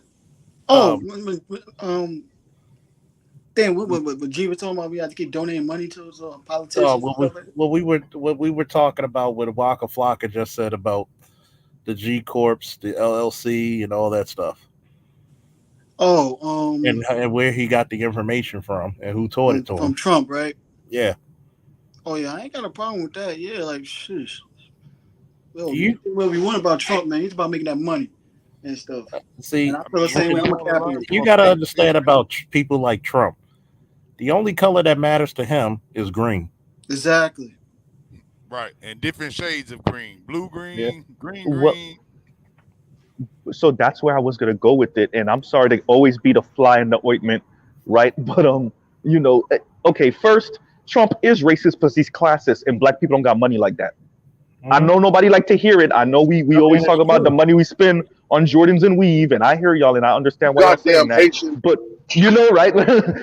but people don't like to hear that shit. But nah, niggas don't got money like that. So automatically, I keep on saying this shit. There's a couple of tropes I have in this space. One, respectability politics will eventually lead you to some anti-black shit, and classist shit will eventually lead you to some anti-black shit. And I know nobody want to hear that shit. I understand why I don't want to hear that shit because I want money too, and I want a lot of fucking money, right? But I understand that there's a certain level of understanding money, and especially when you adopt some of this extreme fucking capitalist way of viewing the world, you will start to hate niggas. Notice what I didn't say. I didn't say dislike niggas. I didn't say want to get away from niggas. I said hate black. And when I say niggas, I mean black people in general. So when we talk about Trump and him not being racist, no, he is racist because he's classist, and the vast majority of black people don't got no fucking money. So But that's what we trying to check. But listen, Z, go ahead, bro. What I was trying to say is solutions. Okay, I feel what you're saying, Z, but check this one out. And G and Charles, Mel, y'all hit in with this, man. But reason I said what should we do? I asked the question because there is an S corp, and it's funny that you played that, Charles. You be right on time with your shit. You very well versed in your shit, man. And that I Corp and then the trust, I didn't even know about that, but I had one guy who, let's just say, his father was a high-level general in Desert Storm 1, right? He was a doctor, okay, high level, okay, flight surgeon level. I mean, he's big up, but he was general. I don't know how many stars he had, but he was pretty up there, okay. And when he came back to Texas, they're from Texas. He came back to Texas. He was explaining this about the LLC years ago, and he was like, "This is how you come up." He was like, "Because I was telling him about business I was trying to start." He said, "Do not start by yourself. Do not start a regular IS or a C corp." He said, "Get an LLC." I said, "Well, why?" So that stands for Limited Liability Corporation. So if anything, God forbid, goes wrong, hopefully your shit goes right and you make $1 million. But God forbid something goes wrong, okay, they cannot. That shields you from them being able to take your personal assets as collateral on the debt. Okay, and that's why you have insurance for an here's LLC. the second part. Here's right, exactly. Certain amount of millions of insurance, correct. And then here's the second kick. He said some Trump shit. That's a white guy telling me this. He said some Trump shit like Trump would say, and it ain't just Trump. These white people know because they got generational wealth. Okay, so he's telling me this. Okay, and he says his dad is a doctor in Texas, a very high level doctor. Let's just say very special practice. And he's like, not only do you do that to shield your personal assets and save yourself from bankruptcy so the bankruptcy doesn't take you all the way down. He said, this is how you do it. When you buy equipment, now this is free game. He said, when you buy equipment, buy it. You buy it with your money. You lease that equipment to the LLC. So let's just say they want to come and foreclose everything you got and take everything you got. They can't take your personal equipment, whether that be a truck, vehicle, whatever it is in the contents of doing your business. You can lease it to the LLC. Now, it's your LLC, but it's you personally. You can lease it to that. So then if it did go bankrupt, you can still get your equipment back because you technically was leasing it to the LLC. Yeah. I mean, so I said, damn, that's how y'all been making these millions. Like I didn't even know. Like, I appreciate it. Yeah, and I'm sure. You know what? Here's another question. Wait, hold, Shadow Star. Wait, so you're saying, all right. Say for example, you buy a car, but you buy it in your personal name, your personal account, but you lease it to your LLC, your business account. I mean, you write up a contract and stuff like that to your own LLC. Right. All right. Doing business as basically yourself as a person. Yeah, you can even under your LLC, in your house, you can rent your LLC a room and then write it off as an office on your taxes. That's what I do with my trucking company. I got a little thing in my apartment, and I rent myself. I get $300 credit a month. Matter of fact, I was hearing from another guy, Mr. Research, when it came to with child support. Like, you know, they can't come after you for your business side because your personal child support money is different from your business money. But the way child support works is they go off of your income. But if you own a business and you're self-employed and you only pay yourself $300 a week, but the business make $10,000, they can't say nothing about that. Like, nigga, my paycheck is $300 a week. You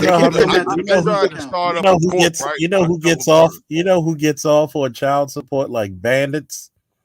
Barbers. Who? Yep. Yeah. Car mechanics. Spoke to me about that. Yeah, you're right. Yep. Mechanics. Whoever said mechanics. Yep, them too.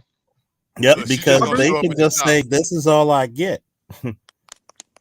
and I'm gonna tell you what. Here's another question for the panel and the chat. And it's still in reference to this. Do you think black people are too narrow-minded to learn from a motherfucker like Trump? Yes. Majority. Yes. But now let me comment on this real quick, Mr. Z. I'll go after you. Go ahead. What the major issue with a lot of us as a group is we cannot admit that some of us are elite and some of us are not. Some of us are. Wait a minute. You're not going to escape with that one without a woo. Woo! Woo! Say it again for the ones in the elite. Hold up. We got to do it on three. We got to do it properly because you're going to have to say that shit again for the niggas in the back. Woo! See? You got to count that shit down, man. Okay. All right. 1, 2, 3. Woo! Because goddamn, what's going on, man? I want you to say that statement one more time for the niggas who didn't hear you. But yeah, that's the main issue with a lot of us as a group is we cannot admit that some of us are elite and some of us are not. A nigga can admit, you know, it's okay. We can admit it's okay that this nigga could dunk better than me. We have to be smarter than me and not be jealous. You know what I'm saying? Like, I don't get jealous when I meet niggas smarter than me. When I meet a smart ass nigga, I'll be trying to be his friend. Like, what else you got to say? Tell me what else you know, you smart ass nigga. Because I need to get around you, and we need to get together, and I need to get, nigga, what do you know how to do? You smart ass nigga, come fuck with me. And this is why when I see people getting mad at BGS, like, dude, why are y'all getting mad at BGS? Because he's fucking intelligent? Because he's a boomer and they be hating? Yeah, like, you niggas are mad because he's intelligent, when instead you should be trying to milk him for his fucking intelligence. See, that's one thing I know about white people. They might be racist, but when they find a smart nigga, they go milk his ass. Yeah, I've been that dude. And I'm gonna tell you what, and the piggyback off of that, before the next person jumps in, not only will they milk you, at least they got the decency to pay you handsomely. See, you gotta understand the coon. A true coon is gonna get rich off of his coonery. Okay? And they don't give a fuck. Matter of fact, white people so cold, they don't give a fuck if you Asian, Malaysian, New Zealand. Aboriginal. If you a This nigga smart said New motherfucker, Zealish. If you know, if you know something, they gonna if you milk know I gotta your fuck something, ass. with you, G. I gotta fuck with. if you know something they want to know, if you're a better golfer, if they want their kid, like I'm gonna tell you, a lot of shit I'm gonna do is training this year, and it started with this EMS shit. I'm gonna tell you, a lot of people are gonna pay me handsomely before this year is out. And I'm gonna really say this to a lot of people out there. If you don't go back and listen to a lot of these people who listen to Trump, when do you hear Waka Flocka Flame broke? I have not heard that about Well, him. That's for damn sure. oh, by the way, G. Random statement. People from New Zealand are called Kiwi. Dead ass. Listen, them Kiwi Dead ass. niggas know how to build pontoon boats. Goddamn it! Right. And the white people went over there and they took that bitch over and kept the niggas who knew how to build the boats. Yeah. And Look, yeah, now you can go. Now you can go to the motherfucking shipyards in Miami and buy you a pontoon for 50 G's. You better yeah, get yeah, your cake ooh, up, yeah, boy. right, With right. it, the But LLC, right? you know, Look, okay, so the Yeah. LLC, everybody seems to be in concurrence that that's a good idea for people to invest in, right? Well, LLC. Look, I have an LLC with my truck company. Let me ask this LLC question. is just that helps Let you me with ask this question. insurance, right? Right. That's an Let insurance me thing. let me ask this question right here. Okay, just piggybacking off of that. All right. So it seems that we all in concurrence that the LLC can be used, like you said, for the insurance, the liability protection, what have you. All right. What if I pose this? All right. Think about it like this. Well, I tried to set up a corporation with a couple brothers on a financial group of brothers. Okay, they from the DMV area. They were a couple of them work with VMU. You know what that said, Charles?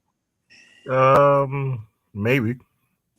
Okay, so basically, we were trying to do it and set it up to where we get. And so now we're all investing a certain amount of money. Some people have stock that they were, putting as collateral. Some people were doing cash. Some people were doing Bitcoin or crypto to put and we had one main guy who all he does is do day trading, right? So you need like 50,000 at Charles Schwab to do the day trade stuff. So we basically was putting since he already had leveraged the 50,000 at Schwab. Okay, then everybody else I might be the crypto guy. You got another guy that does mutual funds. You got another guy that does entry level crypto where he's just doing long game stuff. You got another guy that just does investment straight off his business where he just puts money and he's not a real investor. He puts money in control of the day trader he's like 95%. Like he explained how he was trading alpha at 95%. Very smart brother. All these people, brother, was gonna call it Hubit.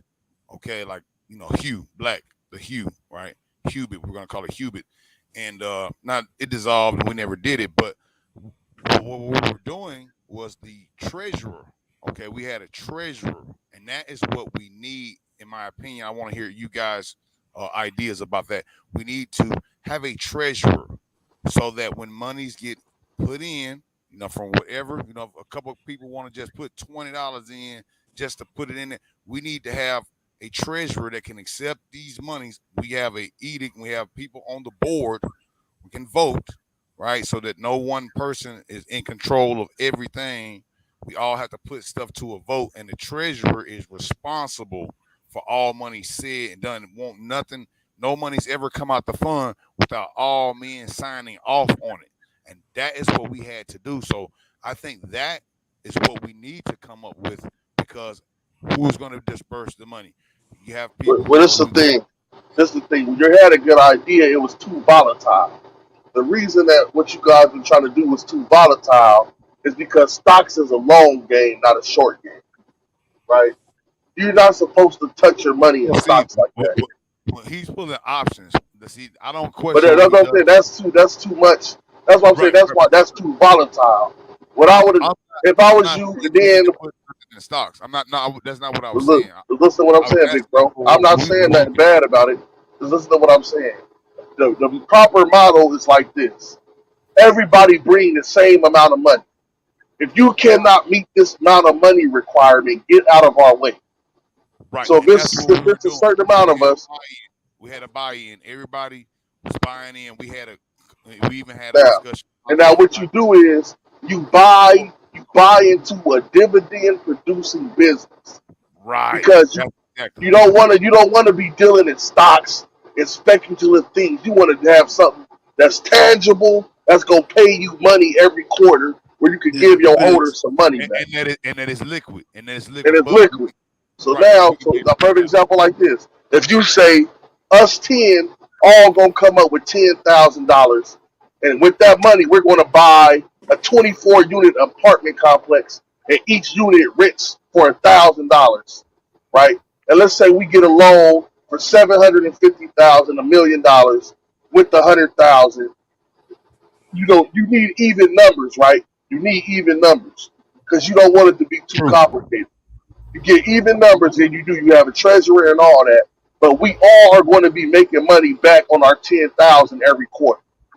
So you got to be liquid. You got to be fast, and then you want to take the profit from that money and say, okay, what other liquid businesses can we invest in that's going for that we can control? So we can control real estate.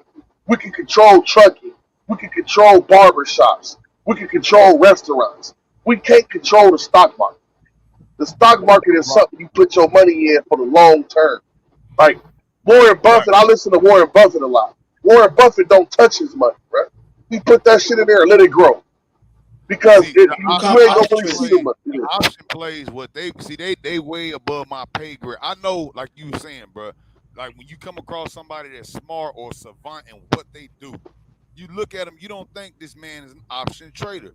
He's showing me 95%. I was gonna actually build a program based on his Fibonacci. Okay, I'm telling this dude, his mojo so strong. He showed me his Fibonacci. He's 95%. In the day trade, you can bet against stocks, so you don't need it to go up. But the thing with stocks is, we're not big enough. If you're going against these dudes are trading billions. I'm with what you talking about. Let's think about it. We're talking about like STEM, right? And we try to put a satellite out. We buy a ride share satellite. Okay, I want to put my money involved in that. We have to buy in, and then also I will add in my engineering process. So what is this satellite gonna do? Okay, well that's the thing. That's why we start off. That's why we start off with tangible businesses. We start off with businesses that we control first with our money, because building a satellite costs continuous money.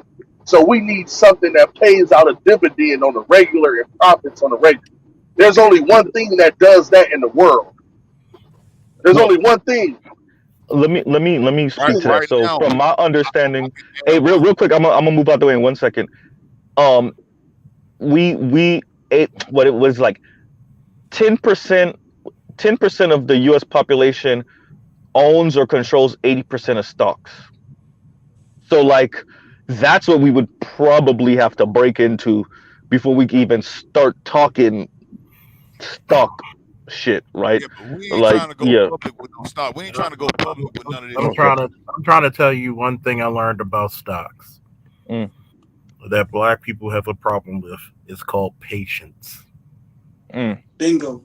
And I'm gonna really tell you, when I was really into stocks, and I benefited greatly off of that fucking AMC shit. I put $300 in AMC, woke up, took a 2-hour nap. Next thing you know, I was sitting on about 3 stacks.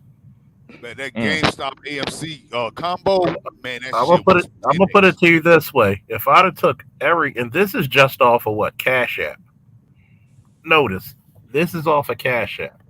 GameStop was not on Cash App yet. It is now, but it wasn't. If I'd have took the 5,000 I had on that and put it in GameStop, do you know I would have had $150,000 easily?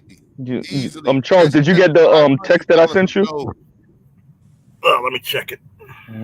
Go ahead. I'm sorry, Shadow. Go ahead.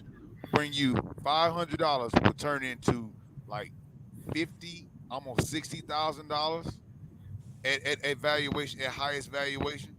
Even after that, like it still was almost like 50x. You know what I would say? Take that, invest it in the index fund and do compound interest. What the difference you make have it automatically invest, double your money like that way also too.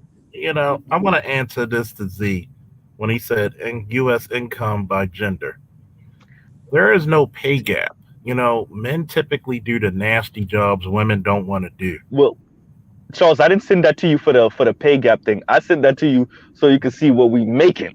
I mean, yeah, I'll agree with you with the pay gap thing. So we don't. That's not even a real. That's But the money we actually making. but this is Yeah. the thing, though. Yeah. It don't Yeah. matter how much we make. It matter how much money niggas got. I No, I don't agree give a with fuck you. if No, I agree I with don't you. give No, a no. fuck if you only make. I don't care if you only make 35 G's. Nigga, if you got 5 G's right now, come fuck with us.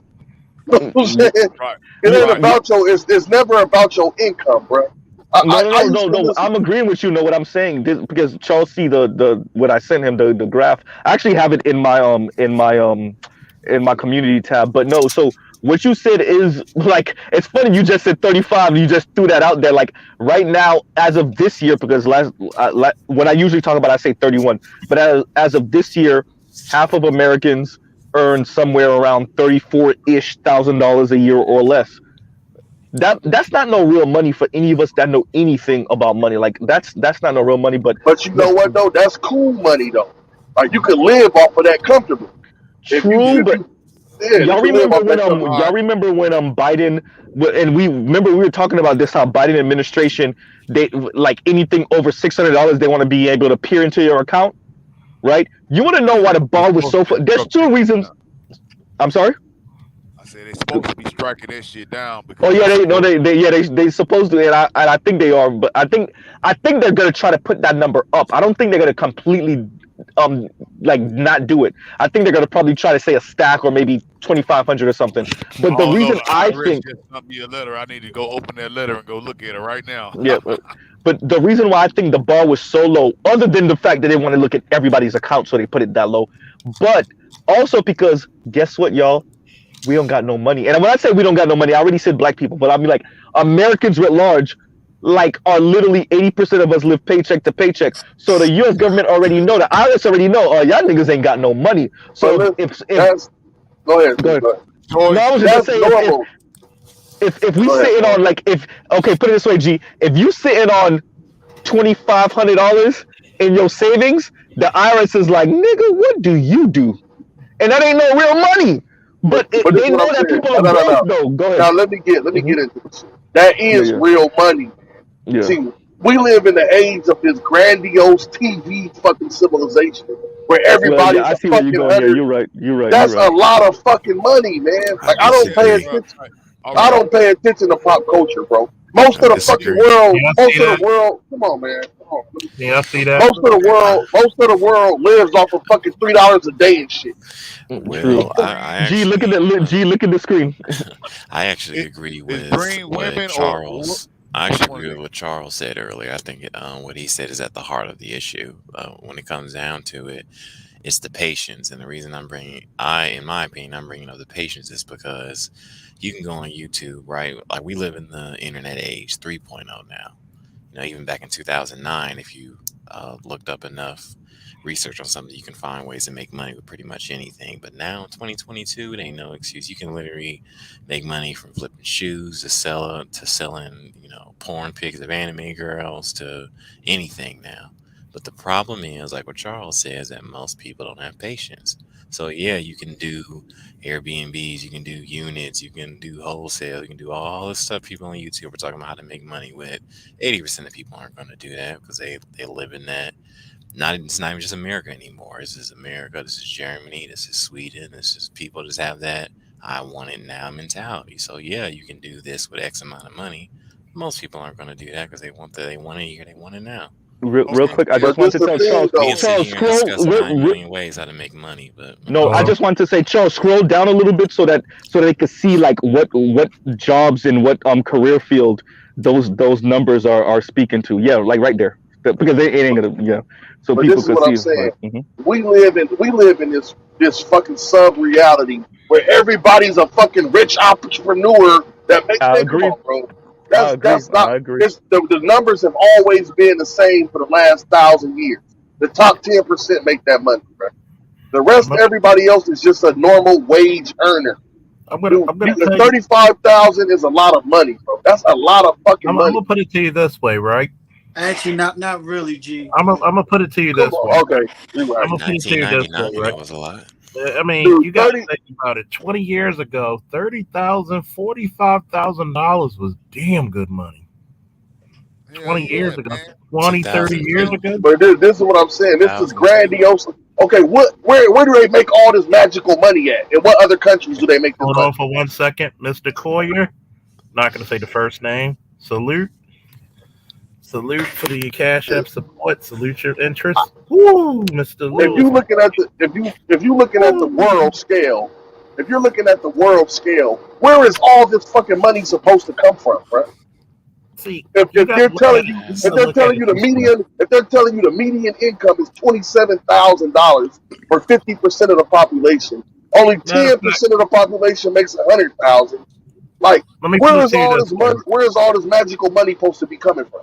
Let me put it to you this way: if you make 85,000, you're in the top 15%. Right. It might even be less than that, Charles. Might be less. If you make like 70, you in the top 15. Okay, So about now you're in like what, the top 12, maybe close to 10. In the world, though, that's the world. That's not America. That's the world, bro. No, even in the U.S. That's what I'm saying. I'm saying though, if you make that money, we're talking about you're in the top 15% of the whole world. If you're talking about the world, no, you in the whole world making $100,000 US, you're probably in the top like 5, 2, 3%, something like that. In the world, bro. Yeah, in the world. Okay. So Americans live in this sub-reality where everybody's supposed to be 100,000 there. So. Matter of fact, I want to take a poll. I'm going to take a poll real quick in the panel. Not the panel, but the chat. Okay, but that's like saying... If you're in the military or prior service, put a woo in the chat in your branch of service. I'm doing that for a reason. Okay, but that's like saying that if you're an 8th grader, you're automatically strong because most people in grade school are less than 8th grade. I mean, I get what you're saying, but when it comes down to it, 35K in Berlin, Germany, really, I mean, if you're living in downtown Berlin, Germany, downtown Paris, downtown Seoul, downtown Tokyo, depends on where you live in. So yeah, for the you're whole talking world, about where the ultra wealthy. Yeah, real quick, let me address this comment from Rayhama. Rayhama, low key, exactly. But I don't like saying that in this space because niggas gonna get their whole panties in a bunch. Yeah, if you're talking about from Uganda to the slums of Uruguay, India, let's talk about the whole world. Let's talk about South America, the island, the Philippines, Indonesia, Singapore. Listen, bro, we're talking Americans try to emulate the ultra wealthy, bro. You're not the world. The world. Listen, $35,000 is more money than 90% of the world will ever see. And you make that every year, and niggas, if you can't survive off 35,000, you don't deserve 50,000. That's a fact. If you can't survive, I've had jobs where I made $12 an hour and was still able to save money, bro. Nigga, that's because you was living in butt fucking nowhere. But also, I'm fucking with you, G. I'm fucking with you. Challenge that, G. Also, too, you was able to save. Also, too, you got to understand. You have as I say, you build up $50,000 in your bank account right now. You think it's gonna be in your savings account? You think it's gonna be worth $50,000 10 years from now? It don't matter. I'm not saying that. Matter. What I'm saying is Americans. Have you went to McDonald's lately? Listen, it don't matter. $35,000. But listen, going to McDonald's is a luxury. That's what I'm saying. Going to McDonald's is a luxury. You gotta let him get in. You gotta let him get in. Fellas, hold up. We gotta let Mel get his point. You gotta let him get his point. Go ahead, Mel, and then slideshow because I know he's been trying to get in. Yeah, I apologize. Y'all apologize. I'll be fast. That's all good. Like I was saying, like, yo, $50,000 in your bank account right now in your savings. 10 years later, it ain't gonna be worth nothing. It's gonna be worth even half of that. Inflation's going up, period, in the US. 20 fucking percent, nigga. The price is going up like crazy. Like I said, the other day I went to McDonald's, a large French fry was $5. That used to be. Hey Mel, did you deck the cashier for a burger and fry and a soda can meal? and stuff. A gallon of water is $2.50 when it used to be almost $1.50 or something like that. Bro, it's $3. Hey, the dollar store is not a $2.50 store. Willingness is telling you, do not put your money in a seriously, regular savings account. You're not going to build that way. You got, you know what I'm saying? Yeah. Right. Okay, I think what I was trying to say that's is a solution, right? I'm giving a solution, and I ain't trying to cut you off, Sideshow, but maybe you can put something into this, right? All right. I'm asking everybody a question. Since we're all in agreement, well, those that are here, since we're all in agreement, LLC, okay, definitely for sure. Okay, we need a treasurer, okay, and we definitely need, someone who's gonna be the chairman, and then we're gonna have the board, the chair of the board, right? So we're saying that in order to get this stuff going, all right, who's our lawyer that can write this up and we can go on and get this buy-in? Because I'm with you, G. I'm ready to put my money where my mouth is, bro. You feel me? We need to come up with this. I'm gonna show y'all niggas some shit real quick. Okay, I want to hear Sideshow. Go ahead, Sideshow. I was about to say, yeah, Slideshow. We done cut this nigga off like 15 million times. Go ahead. Bro, I'm used to this, bro. I'm used to this. It's cool though. No, we discuss Sideshow. topics up here. Sideshow, one of our favorites to come up here. Visit. Yeah. I want you to look at that real quick while Sideshow's talking. Look at that. See? Guess what? That's $1,000 back when I was born, 40 years ago. Exactly. That's how much 1,000. Let me put it to you this way: my father rented a house, and he paid, and I'm paying for a house that I rent. I'm paying 10 times what my father paid in the 80s. And real quick before Sideshow goes in. Okay, I'll go after him. And I'm just, the reason why I said who had military service here is because notice one thing the military always teach you. It teaches you not only leadership discipline, but it also teaches you how to hustle out of a bad situation. That's right. Make something out of nothing quick. And make something out of nothing quick. I've never seen if you got the stature, you got the will and way. Guess what? You'll be a security guard. You'll be a bouncer. You'll be a janitor. You'll probably be the best janitor because, God damn it, if you're in the service and you the lowest on the totem pole, you'll clean a motherfucker. So you're definitely gonna get the best out of a situation. And a lot of times when you see that person, they're gonna maximize those benefits. But go ahead, Seattle. Yeah, no, I was that's a good point. No, but I was just pretty much gonna say, and I'm not disagreeing with G, everything that he's saying. I mean, he's speaking facts. Like we take for granted a lot of time how we live in the modern world versus people in other countries, and you definitely got to know how to hustle your money. That's why even when I was in Seattle, when I was going through my struggle phase in Seattle and whatnot, the rent just for like a studio, you're talking like almost $2,000 depending on where you at in Seattle. So I had to make or break it out there. But what I'm saying is to say though that if you're making $35,000, you should be grateful because that's better than X country or compared to the whole world. That's kind of like saying, in my opinion, you should be grateful for sleeping with a fat woman because most of them get some women out there. That's even hey, leave my fat girls alone. Hey, man. But that's a trigger. I'm just saying. That's a trigger. Let's keep it 100. I'm saying let's keep it 100. 35,000. Stop Lizzo hate. I don't want $35,000. $35,000. It's okay if you in Kansas. Okay, maybe if you in depending on where you at. Maybe if you in Cambodia, hell yeah, you living wealthy. Hysterical. But what I'm looking for is for men, especially a black man, to chase excellence. Yeah, you should be okay. You can be grateful for $35,000, but $35K ain't nothing in Seattle. Ain't nothing in Berlin. In Miami, you practically living under a bridge. I'm gonna just stop you. I'm gonna just stop you right there. I'm gonna stop you right there before you continue, Chatter. Excuse me, I'm Seattle. This is just 30 years ago, back in '92. Mm-hmm. That's how much $1,000 was worth. Double. Matter of fact, we're gonna pretty much $2,000. Yeah, you pretty much double. Put it in 05. That's when I graduated high school, 2005. Matter of fact, I'm gonna put 2002, which is 20 years ago. 20 years ago. See? Yep. No, 2000 August. I graduated. This is what I'm saying, though, guys. So you lost 50% in past 20 years. 50%. But this is what I'm saying. 20 years. You're not. But this is what I'm saying. You're not supposed to be the same every year. So I understand inflation. Trust me. I was born in the lowest. I was born in the lowest socioeconomic class you could be born in. But what I'm saying is this: if a person cannot manage their resources, it doesn't matter how much fucking money they get. That was now damn if near I 20% in 10 years. Listen, I'm sorry. 10 years ago. That's just 10 years ago, by the way. 20% practically. But listen though, if I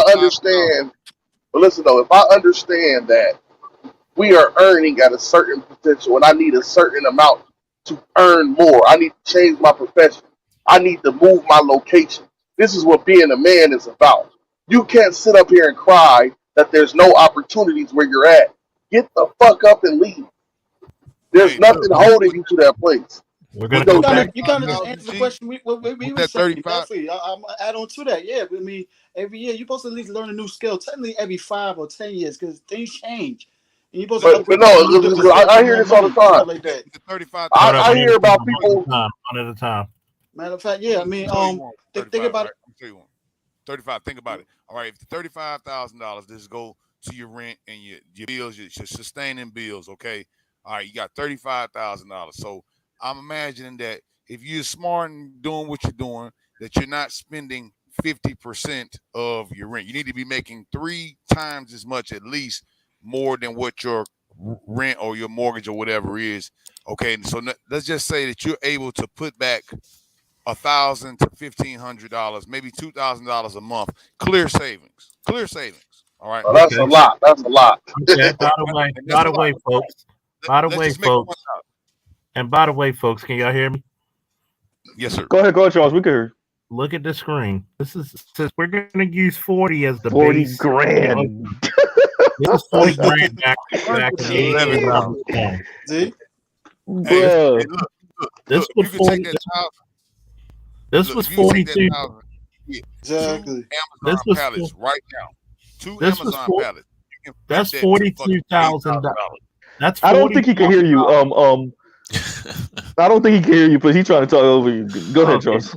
That's $40,000 back when I was born. Okay, we're gonna go back in my parents' heyday to 72. Okay. I'm trying to figure out what that's gonna be like $250,000 or some shit. Man, we're gonna get to $1 billion up in here quick. I'm trying to figure out why. Like, if it is what it is, we have to adapt with the times.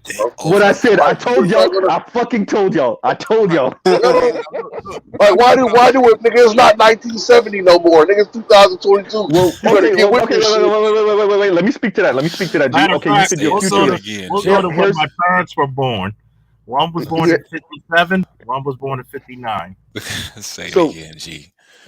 Well, here's the thing, G, and the reason why. Oh, goddamn, 400. Fuck. Oh my God. Nigga, you used to be able to buy. You used to be able to go to the store with a nickel and get some chips, some Tootsie Pop. I heard all the old head tales, nigga. Hey, Charles, put my grandma's birthday in there, 1918. Oh, nigga, that's gonna be like it's gonna be $500,000 easy. That's gonna be like more than that, like $750. That's gonna be like in the 7 or 650s, man. 19 Yeah. what? What, 1918? Yeah. What I want to highlight though is a lot of stuff is luxuries. Like nigga going to McDonald's is a luxury. See what we said? Yeah, going to McDonald's is a luxury. I said it. Listen, going to McDonald's is a luxury. Eating sweets every day is a luxury. Drinking alcohol is a luxury. I'm American, G. What are you talking about? Drinking alcohol. It don't matter. This is a luxury. Yeah, I'm not. Drinking alcohol is not a luxury. That's a necessity. Okay, no, perfect example. Listen, man. I saved $5,000 to pay for trucking school, bro. Nobody will pay that shit for me. I worked for $12 an hour, bro. I ate beans and fucking rice and lived in a little $800 fucking room studio apartment that was one room with a little stove in it, and I saved my money while I was working at a factory because I knew that nobody was coming to save me, my nigga. I knew like, I need to do something to earn me more money. I need to get another skill. But as men, we have to sacrifice. Now I'm making excess of a certain amount of money, But if, I agree as a with you, G. man, But here's the issue. And I gotta get this out. So y'all give me a little go bit ahead, of space, bro. please. Go ahead, bro. Here's the issue that we're dealing with, and it kind of speaks to something that Nameless speaks about often. With the speed of change is happening so fast. Fuck what women are saying, or even some of the brothers in this space. I honestly think that we're already being outpaced. What we're telling human beings is yes, evolve, but evolve like now, right? That's not we animals don't evolve that way, right? So what we're Takes telling time. people Nigga, is I'm not an exactly animal. I'm not no, an no, no, animal. no, I'm no. God, Oh, nigga. okay. But you see, like there's something But I Z, think we're slow. Real quick, because I think we're already being outpaced, and so we're chastising each other being outpaced. What Charles just showed us is in 20, 30, 40 years how much inflation done put its foot so far up your ass, right? And even when we talk about homes, and why this matters, I'm getting to a point here because I'm not just raging the rage. Yeah, go ahead. What Yeah, you know I'm gonna go the after Mr. Z. I'm gonna go after Mr. but Z. what we're seeing, and I don't know if y'all keep it up with the housing market, bro. 50 you got people coming in with 50, $60,000 from their parents to compete, right? So let's say a house is going for 400, 350, right? By the way, the median house right now in America is like 350, $375,000. These people are coming in with 50, $60,000 above asking price because their parents are looking out. And we're telling black people who just Mhm. came out of Jim Crow 50 years ago to compete against those motherfuckers. I'm not saying that complaining is doing anything, because it's not. But I do give people the grace to do that, because it is fucked up what we're asking people to do, especially black people. By You the know? Now way, let's go. right. by the But way, here's the before you solution. say Let me anything, just say hold up. one Before you say solution to that. anything, Just one. hold up. Before you say anything, this is just 10 years ago with the the 6-figure nigga, the high value man. Mm-hmm. 10 years ago. Let's go 20. 20% practically. In the You way you're lost barely making 20%. it. But let's go 20 years ago. In my elementary school for me. By the way, But don't think I don't understand what you're saying, G. I get what you're this is what saying. I'm saying. I'm Now, just this is what I'm saying. This, go ahead, this go is ahead. the issue with a lot of our people. We want to be included in some shit we're already behind in. Nigga, you're all Mm. nigga. It ain't no catch up if you was already behind, nigga. You 200 Mm. years behind. Okay. You shouldn't even be looking at what they're doing. See what Okay. they doing, you can't catch that. You have to figure out a way to compound what you're doing. So when Can I I when give I you used a to get on solution? those panels, Hmm. and talk about developing our own towns and alternative living, like nigga, I'm talking about that seriously. I'm going like doing that shit, and niggas is arguing against me God, why it can't be done. G, do you see this on the screen? What does that supposed Double. to mean? I That don't mean that understand, Can I bro. that's give a dumb. solution to what you're That's saying? No, No, insane. no. You Y'all right, just y'all no, right. I lost know. a I don't I very understand hear what where that's G. supposed to I hear mean. where G's in coming other from. I words, but in Oh, other I get where words, G's coming from, though. I get where G's I coming know from. I I get it, you okay, know. perfect listen. example. Perfect example, Mr. Z. I'm looking at land to buy right now, right? I'm saying, okay, on Hmm. this land, I could have water, electricity, and put X amount of trailers on this land. The issue is niggas want $1 million lifestyle with a $50,000 budget. Nigga, you don't got $1 million. Stop crying about who got $1 million and let me figure put out it what to you you need this to do way. with your 50,000, bro. You know That's why like that's I an hear issue? Solution. I'm gonna say something that a Now, lot of people don't want to okay. hear. I'm gonna say See, real quick. Hold on. I'm Let gonna Hold me. say up. Let me. You something. gotta hold up. You gotta hold on. But Mel, you can make this real quick, but we did skip Okay. Mel. Okay, I'm out the way in a few seconds, Mel. Let me say something that people don't really want to hear. You live in a pyramid scheme. That millionaire got the million because you don't got it. I know nobody want to hear that shit. It's a pyramid scheme. I hate when we make it seem, oh, the pie is growing and we all no. That's not how this shit work. The people that got it because you don't got it, right? And they make sure to rig the game so that once that dollar gets produced, they hurry up and snatch like 95 cents of it and then trickle down the rest of the 5 cents to whatever niggas is under them. That's how the game is going. And people don't want to hear that because we all think that we can make it to the top without being these ruthless assholes. The reason why the ruthless assholes are on the top is because they willing to step on your ass. And hey, I'm you asking gotta black admit, people, who y'all willing to Yes, step on? that's been going and you on for gotta a admit, minute. I'm a ruthless asshole, Z, because I'm stepping on niggas. That's very What good. what Very Nardo, good. what Nardo say? Let's Do, put this do, do, wait, do, do, let's put do, this do, another do, point of do, view do. also That's That's how I too. been step on that's niggas. been that's been the day. That's been the case We since the got let's agriculture. put Go another ahead, way No, of Mel. I looking agree. at I it. agree. I agree. Successful they are. I'm Hold just on there, Mel. overtly And saying Oh, this. my fault. Go ahead, Mel. Go. We keep yeah, cutting Mel off. Go ahead, Yeah, Mel. yeah. let's Go go ahead. with another point of view also too. We cannot bring everybody with us when we reach the top. Just like I I said agree. before, Thank when you. we Lead reach it certain realism. areas, we cannot walk the same way. We gotta learn to let go some people on that path.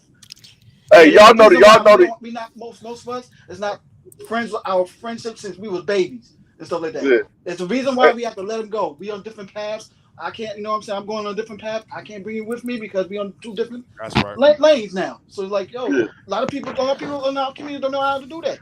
Hey, Like, y'all know the and old the thing even proverb. If goes you as far as getting, family too. They know hey, that y'all know the old even proverb. If relatives you go getting stuff like chased that. by the bear, you don't gotta be faster than the bear. You just gotta be faster than that other nigga. And by the way, Right. if you can see the screen, that's $100,000 the year I was born. Damn near 300. Damn Hey, near Could be So 300. properties you could buy, man. You can start your real estate there's empire with that. Yeah. there's a real good reason why I'm posting this. It's because no matter how much money you're making right now, the system is made to fuck you. Right. Well, So we okay. gotta Well, offset Charles, can that. you And my pause? Can you solution was this, right? for Can I say this? The solution with the Say that again. 50,000, or we can go back to the 35,000. Can I say that solution real quick? Hmm. All right. Check this out. What's your median income? Use the 35. Use the 50. G, what you saying is right, bro. You got to be able to know what you can afford. Not what you can spend and still make it happen, but what can you afford and still be able to keep this $1,000? Give you 60 days. You save $1,000 each month. Okay. From what I'm seeing, I can pull a Amazon pallet for $1,000. Okay. Now, sometimes, true enough, I might not know what's in that pallet until I get it opened up. Sometimes I can get a pallet for $500. Now, I'm making $35,000. Am I just sitting there content with $35,000? Hell no, G, you 100% right. I'm giving a solution. This is what I'm doing. And I'm going to show it on my channel. I'm not lying. Bro, well, and I believe you. I believe you. I'm looking at 20, But 20 pallets right now, bro. You can spend, if you get a good supply, you get a good pallet for 600. Most time they cost 1,000. You can take that $600 pallet, turn it around, scan it, and put it right back on Amazon and make $3,000 average. Average. But and hey, that's Average. the I thing. want to add to that also too, Shatterstar also too. Also, it's not just saving $1,000 a month. Also too, how many other streams of income can you create?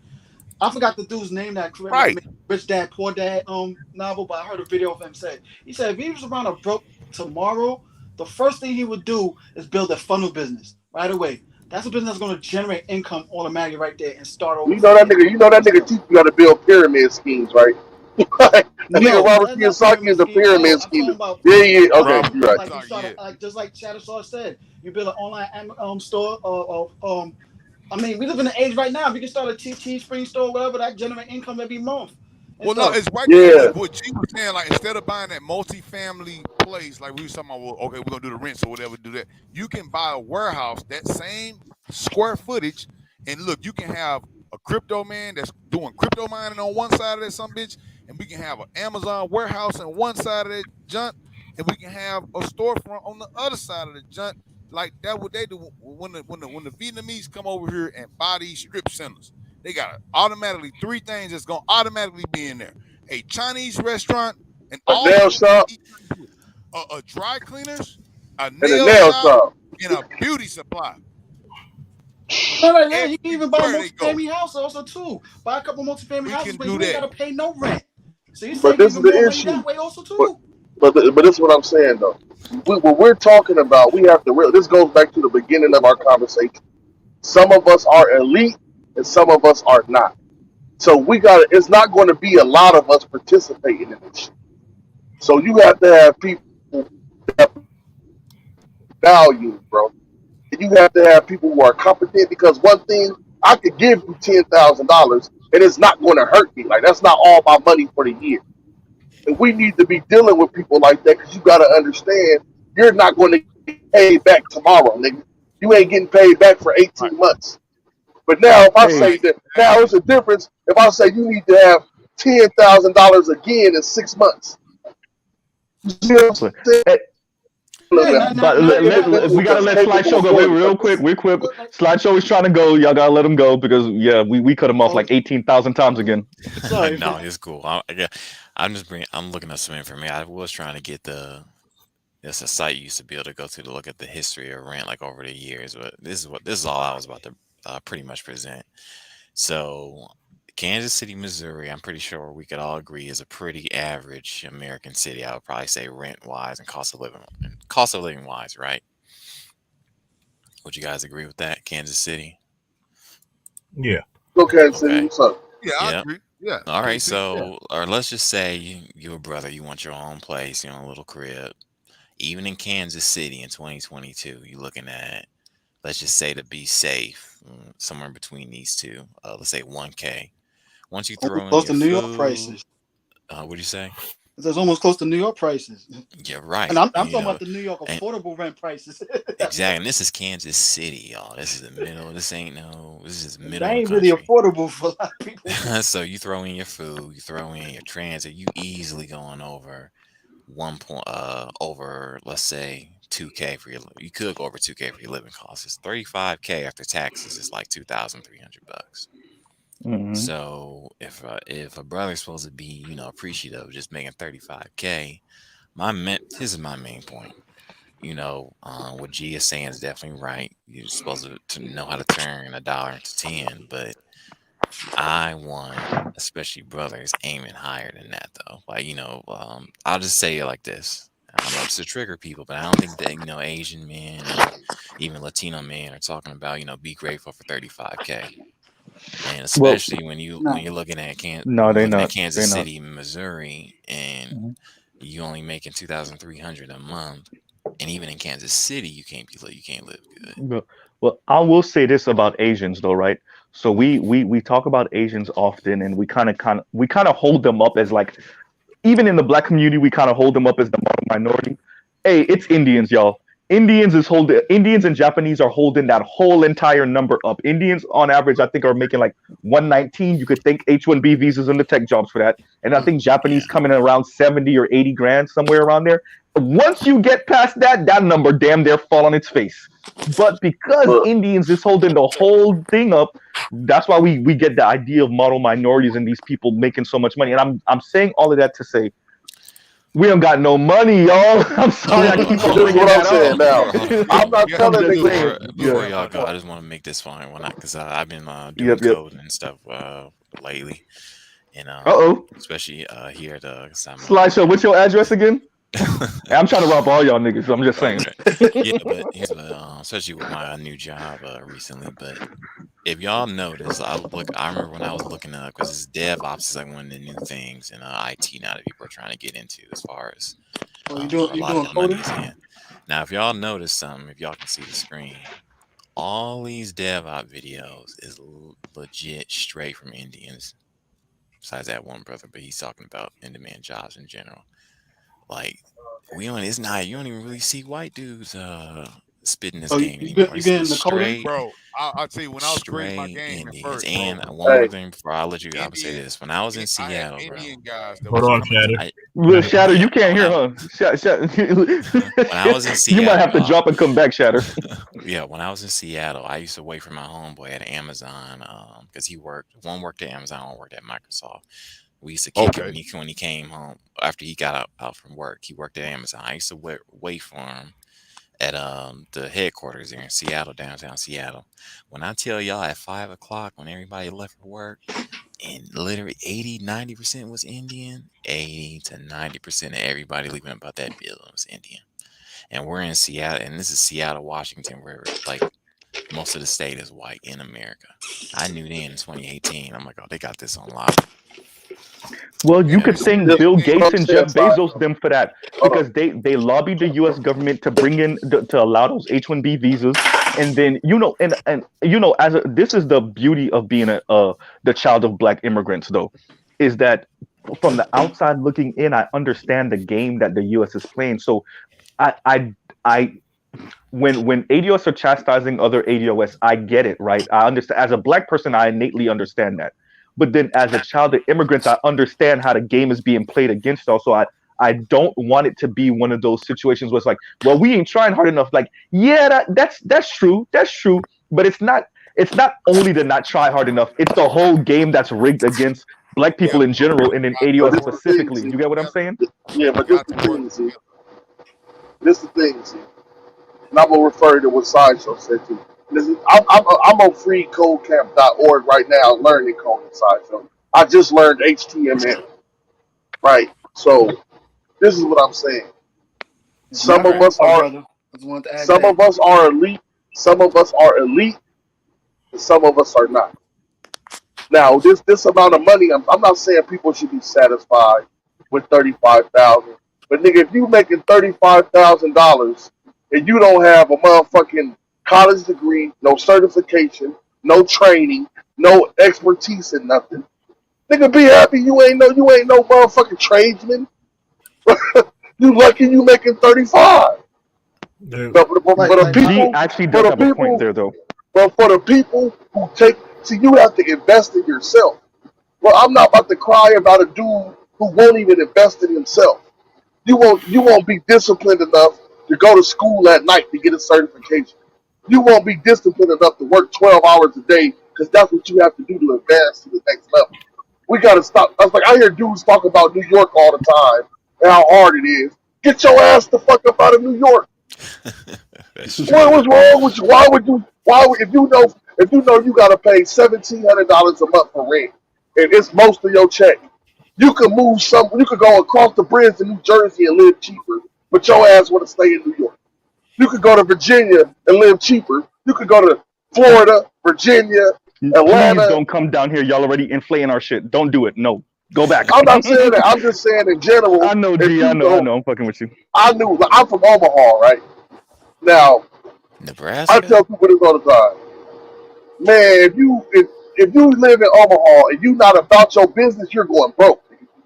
Because it's too much business going on in Omaha. It's too much business. It's gentrification happens every couple years. They slapping motherfuckers around. If you ain't got the money to keep up with the movement, you're going to get pushed around. So maybe that's why I have a different mind state, because I'm from a city with multiple billionaires and multiple millionaires, and they don't give a fuck about you're not supposed to make this and you're not supposed to make that. Motherfuckers is making shit. Bro. Yeah, I would like bro. to add also even too, here like, in Houston, I see that right now. Like, bro. Let me go real quick. I was not saying, Mr. Z. Reason why, I do agree with you a little percentage with the rigged game, but it's rigged in a certain way that how we was taught since we was kids. We was taught to always work for someone else, make them rich, get our full millionaire retirement fund at age 65. Knowing the fact when you 65 get that retirement fund, we got to spend most majority of that $1 million we save up for to go to doctor's appointments and all that shit from all the back. Speak about it. Speak about it. Rich and stuff. And true, I give it up to these youngins these days and everything. They cracked the code when the internet was created for home computer. Those people found the code that what led up to what happened 2 years ago. Remote work, multiple streams of business, all that. How we see money. The information is definitely out there. G definitely got a point. The information is out there. I mean, YouTube is practically free. You don't even really have to go to college and stuff like that. He's learning code, just like I'm learning code also too. I know a little something about it, a little bit more, and I'm going to retool myself. I'm getting into the coding business also too and stuff. That you can start your own business right there. I mean, especially in the STEM fields. Ooh, yeah, no doubt. Hey, can you just the drop shippers alone, just drop shipping. I see a lot of these. Hold up, bro. Can you hear me? Yeah, we can hear you, PK. Yeah, we hear you. Hey, yo, I'm sorry, man. I don't know what exactly I walked into, but I wanted to address something that kind of had me kind of looking, giving somebody, I don't know who said it, the side eye. I ain't gonna lie, man. I don't know what's going on right now, but it sounds like a bunch of hopium, man. What did I walk into first so I can address it properly? You said hope? What is you talking about? It sounds like a bunch of hopium, man. I'm PK chose about to violence drop some. tonight. He I'm chose about to violence, drop. yo. PK, what I you don't know, drinking this man. for, man? I might have to take some heads tonight, man. I'm serious. Like, I'm not playing with y'all. I might have to take some heads tonight. Hey, PK, don't come in here with. You see, I was light tapping shit. Don't come in here trying to fucking Mike Tyson everybody. All right. I might have to put, swing some left hooks and put some people to sleep because this is kind of absurd. Absurd, This Oh is boy, actually kind of oh boy. absurd in absurd. reference to what though? Rewind. Okay, I want to know this what's is. absurd though. I know where you're going, G. Wait, PK. We let's make this civil because we already see the shits is already bubbling. All right, PK. You answer what G just said. What do you mean is absurd? And then we'll let G respond. And then Mel, I think you probably gonna want to respond, and then Shatter definitely gonna want to respond. I'm finished. So I ain't gonna respond. go PK, go ahead, but light taps, nigga, light taps. Go ahead.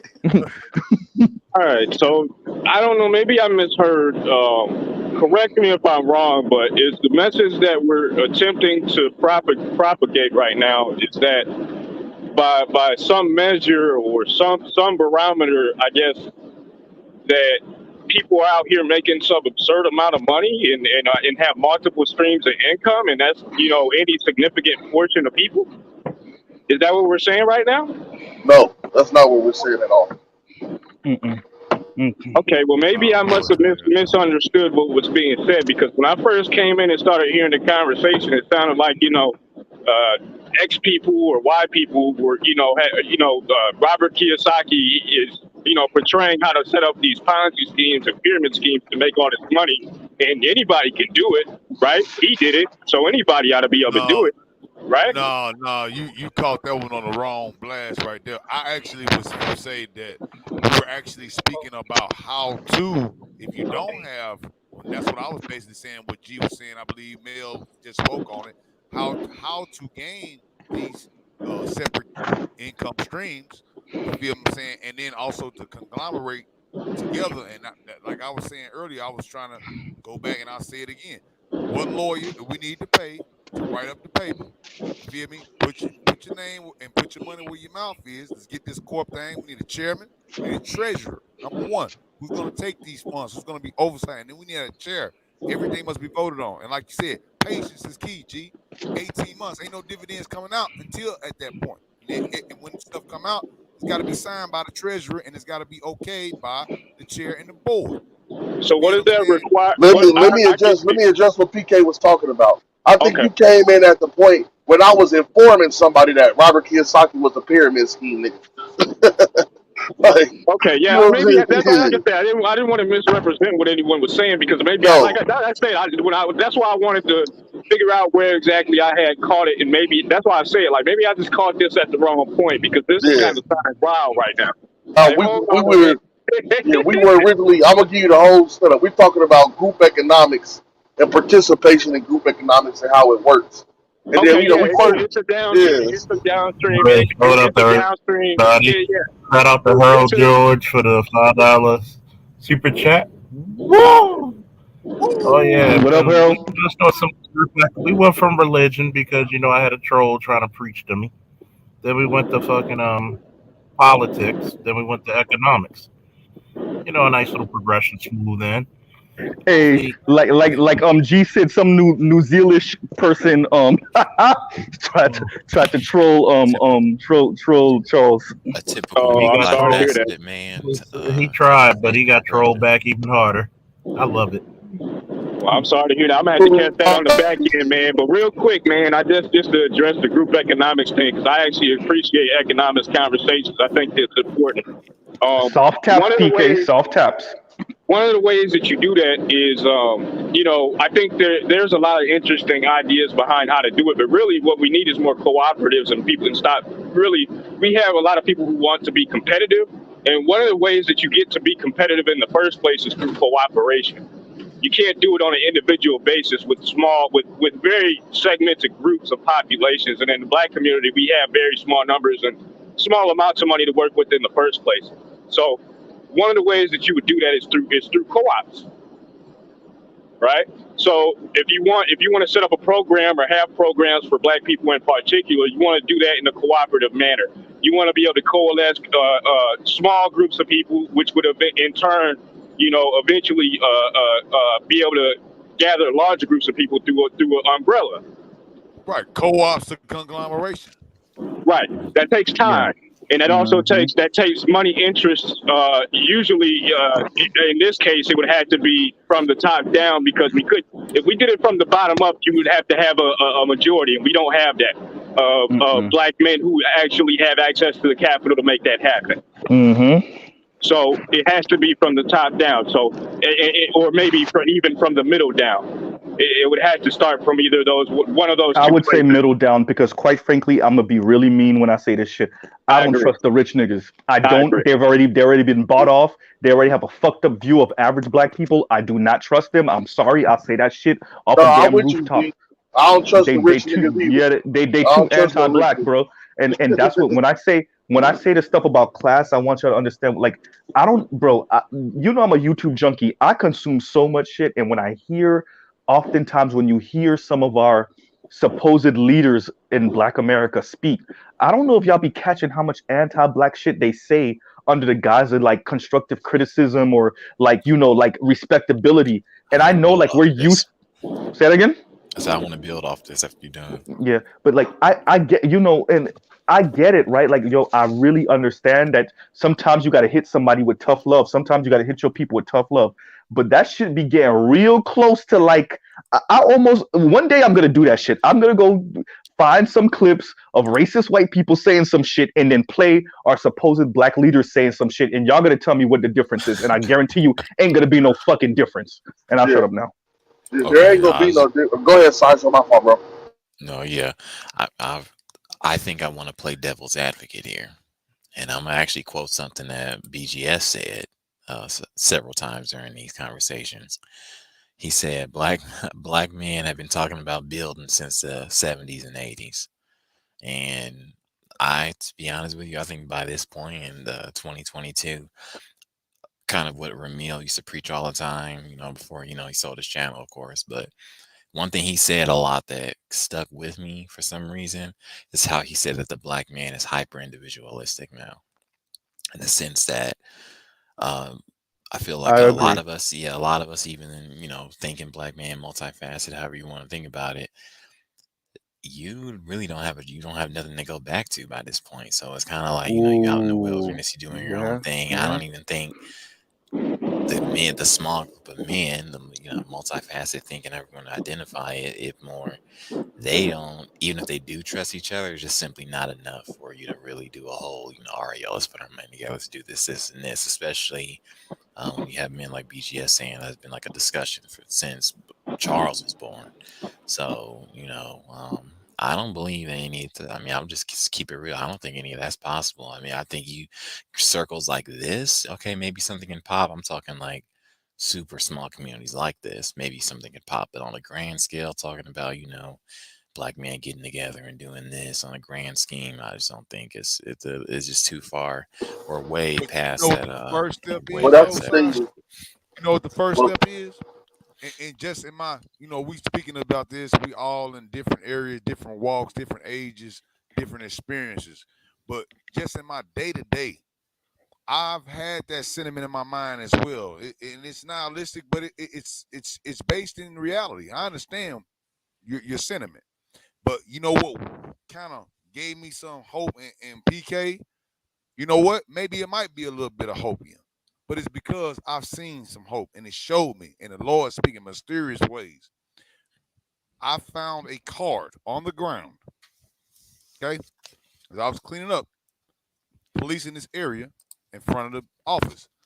And just so happened, the card, somebody threw it on the ground. It was a brother. I didn't know it was a brother. You feel me? I just seen Discount Warehouse. Got a lot of stuff. I sell stuff on Amazon. I said, man, maybe let me call over there. Let me see what's up. Show up, it's a brother. He called himself Black Depot. Check him out. This cat here buying so much stuff. This is exactly what I do, but he's on a higher level than me. He's got millions of dollars worth of product, like out of blue. I'm like, damn, dude, I ain't even know you doing it like this. All of a sudden, what I do good with Amazon, see, he doesn't do that. He don't know nothing about computers. He don't know nothing about how to put the stuff online and how to price it, sell it in Canada. I can sell overseas in Canada. I can sell to military bases overseas, all different types of things. I'm working on the Asia market in Australia right now, but I got to get a freight carrier. But he didn't know nothing about that. So Hold up. Hey, holler at me. I got a freight company. Holler at me. I got a freight company. And me and my partners, we about to get involved in the oversee with the shipper. Holler at me. I'm gonna give you my number in the back chat. Man, and I'm gonna give you my MC and DOT numbers so you can check it out and make sure I'm a legitimate company, bro. I got all that. I got my LLC number, everything. Bro, I swear I'm looking for that freight. Man, see what I'm talking about? How Lord, bro, appreciate that, bro. Yeah, throw that in there. That's how you make a business connection. And who said you can't learn anything? But what I'm gonna say the side show though, what I'm gonna say the side is that on this channel. what I'm gonna say the side is that that's why I've always been saying, and Z being talking, for the last year, me and Z, we go back and forth on these battles, right? Yep. And I always know that it's going to be a very small group of us that do this shit. I'm not even trying to attract the masses, because the masses, them niggas want to eat. You know, them niggas is chasing pussy. You know what I'm saying? So I'm not even trying to chase or attract the masses. I'm trying to attract an elite group. You know what's funny, G? Yeah. You know what's funny, G? It took me a while to learn that, because if I'm talking about gynocracy, and notice we didn't even talk about the gynocracy. We talked about black men building business. Not once. Not once. Didn't even enter the conversation. And it's funny because we talked about religion. We talked about politics. We talk about economics and how it, and then we're talking about black men making business deals and networking. Think about this. If I was talking about a hot topic like a Nicki Minaj, Kevin Samuels, and depending on who's on the panel, like a BGS or somebody, I would get 100 people. 100, almost 200 people. But I was about to say more than that. 200 people almost. But even when I talked about, but when, have you noticed when I have subject matter about this, you know, stuff that people can actually learn and can benefit and do business deals and make moves, 40, 50. I didn't even look at the damn viewers. Let me look at it. But go ahead. No, but it's less exciting. I mean, think about what we're talking about. What creates and what maintains a community, right? The social aspect, the economics, how that money proliferates in the community and outside the community. What you do with it outside of just buying a couple of nice shit to make you feel good, right? You know, and I'm not speaking as a person that's above it. Trust me. Trust me, Mr. Z. Mr. Z before the age of 30 was a whole different person when it came to materialism, right? We all got nice shit. You know, we all. You know what I'm saying? So so I'm not even speaking on some like, you know, some like I came to some epiphany. Well, I kind of did, which is I understand that the masses of us will not be wealthy, right? But I do believe, in a weird way, it's not the talented tense mentality, because I don't think the motherfuckers actually care about average black people. But in a weird way, yes, right? Like, am I my brother's keeper type shit? And that's why I'm very careful on how I speak about black people's lack of discipline, because I don't think that's the real issue. I know it's a issue, but I think the real issue is where we are politically in this nation, in this country, deciding that black people will be the permanent fucking underclass, right? And I think until you address that, the masses of black people could turn around and be marrying their baby mamas, going to college and everything. Black women could stop trying to sabotage us and everything, and you will still have the same problem, because politically this country has decided that black people are the permanent underclass. And until you address that, you can make as much money as you want. You're just gonna have a lot of nice shit with no power. And it's the thing. You know? This is the thing. I look at it from Z. I've been reading about history and looking at all these different groups, and I always see that it's a small group that always steers the big group. It's never a big group steering everybody. It's always a small group Good point. that kind of steers the group. Now, even if, let's say that America is focused on us, we stay in the underclass. That's okay. We don't have to accept that. We can just keep building and I building agree. until we get our. We can keep building and building until we get our opportunity. We know that them other people that ride with schools, that they a very minority group of the other group of people, but they bided their time, and now they're back in a superiorly economic position where they do have power. There's going to come a point in time. It might not be in our lifetime. It might not be in our lifetime. But if we sow the seeds and pass certain things down to certain people and educate certain children, and it doesn't have to be our kids. That's the point of having the organizations and the conglomerates. Because sometimes you got to admit that your kid ain't the motherfucker to lead. You can't pass your business to your son. He's not smart enough. And some of us have to admit that shit. Like, I'm unemotional like that, where if my son is a fuck up, I'm not giving him shit. So we have to, that's the point of us playing the game of power and moving inside the Game of Thrones, bro. That Game of Thrones book, I thought that shit was for kids, right? But when I read that whole series, that whole series is about power and how to maintain it and how to coordinate power, bro. We don't have to be the strongest. We don't have to be the underclass of America, nigga. We the second richest group. We're the richest, first off, we're the richest group of black people on the planet. So anywhere else we go on the planet, nigga, we kings over there. You know what I'm saying? If we go to motherfucking if we go to Kenya right now, they're gonna be looking at us like we trillionaires and billionaires. And we just niggas with regular jobs. I've said it multiple times. ADOS are the face of the black diaspora. And we are. They are in that way they are the representation of the black world. Now there's some jealousy that come from that, and there's some resentment that come from that. But it is what it is. Number one. Number two. What that then means though is that we have to put ADOS in a particular box. And the box is, yeah, we'll keep our foot on like 95% of you next. And then we'll use the Oprahs and the Jay-Z's and Beyoncé's to be like, look, we racism. What racism? I mean, look, Oprah, Jay-Z, Beyonce, Michael Jordan, right? So like that's the game. The game now is, yeah, we really need a group of people that when immigrants come to this country, we could point at them and be like, you see them niggas over there? If you don't kiss our ass, that's you, right? If you don't do what we say, that's you, right? And so everybody kind of understands the game. We just acting like we don't. But I agree with you on the not accepting that shit. So it's not about accepting it, but it is about being honest about it. And so that's where I come in, because I think what's happened over the past 40 years. See, can I say something real quick? Go ahead.